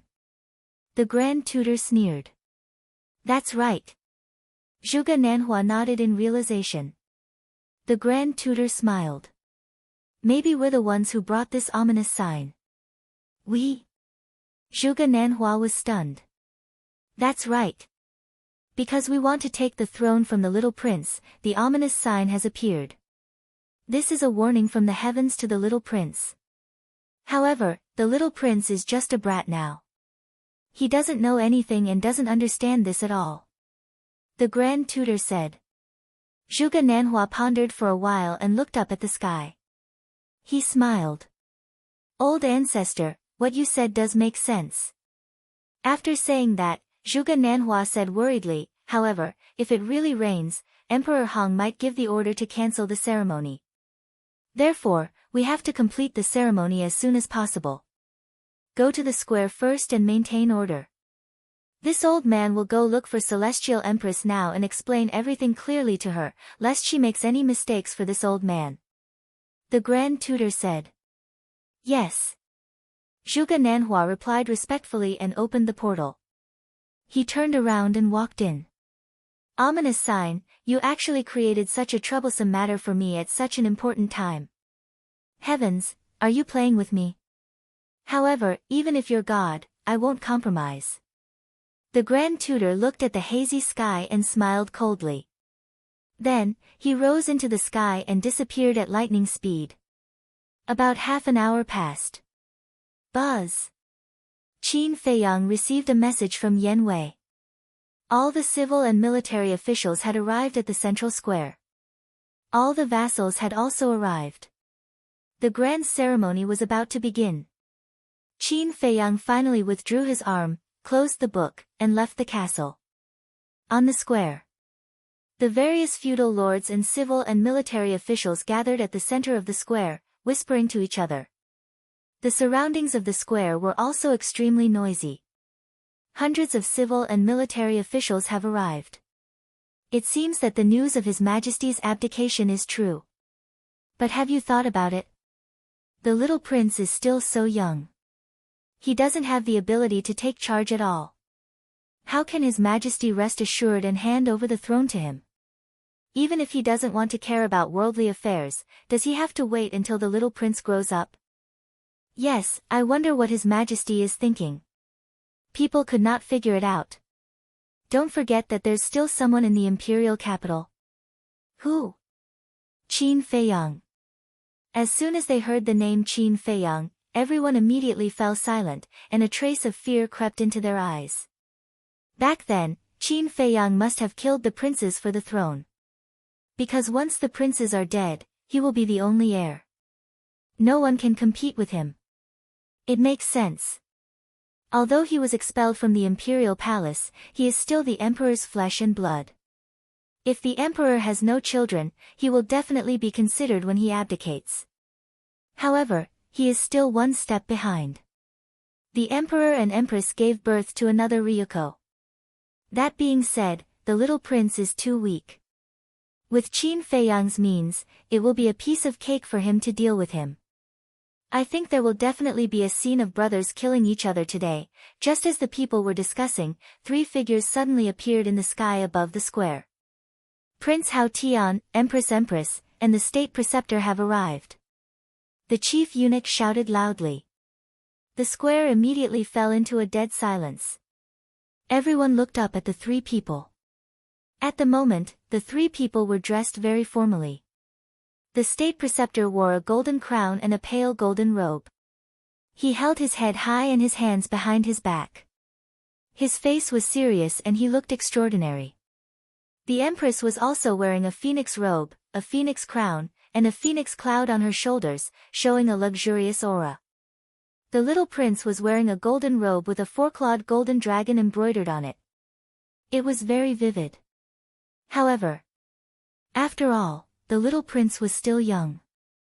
Looking at the civil and military officials, the various vassals, and the people gathered around, there was a touch of panic on his little face that could not be concealed.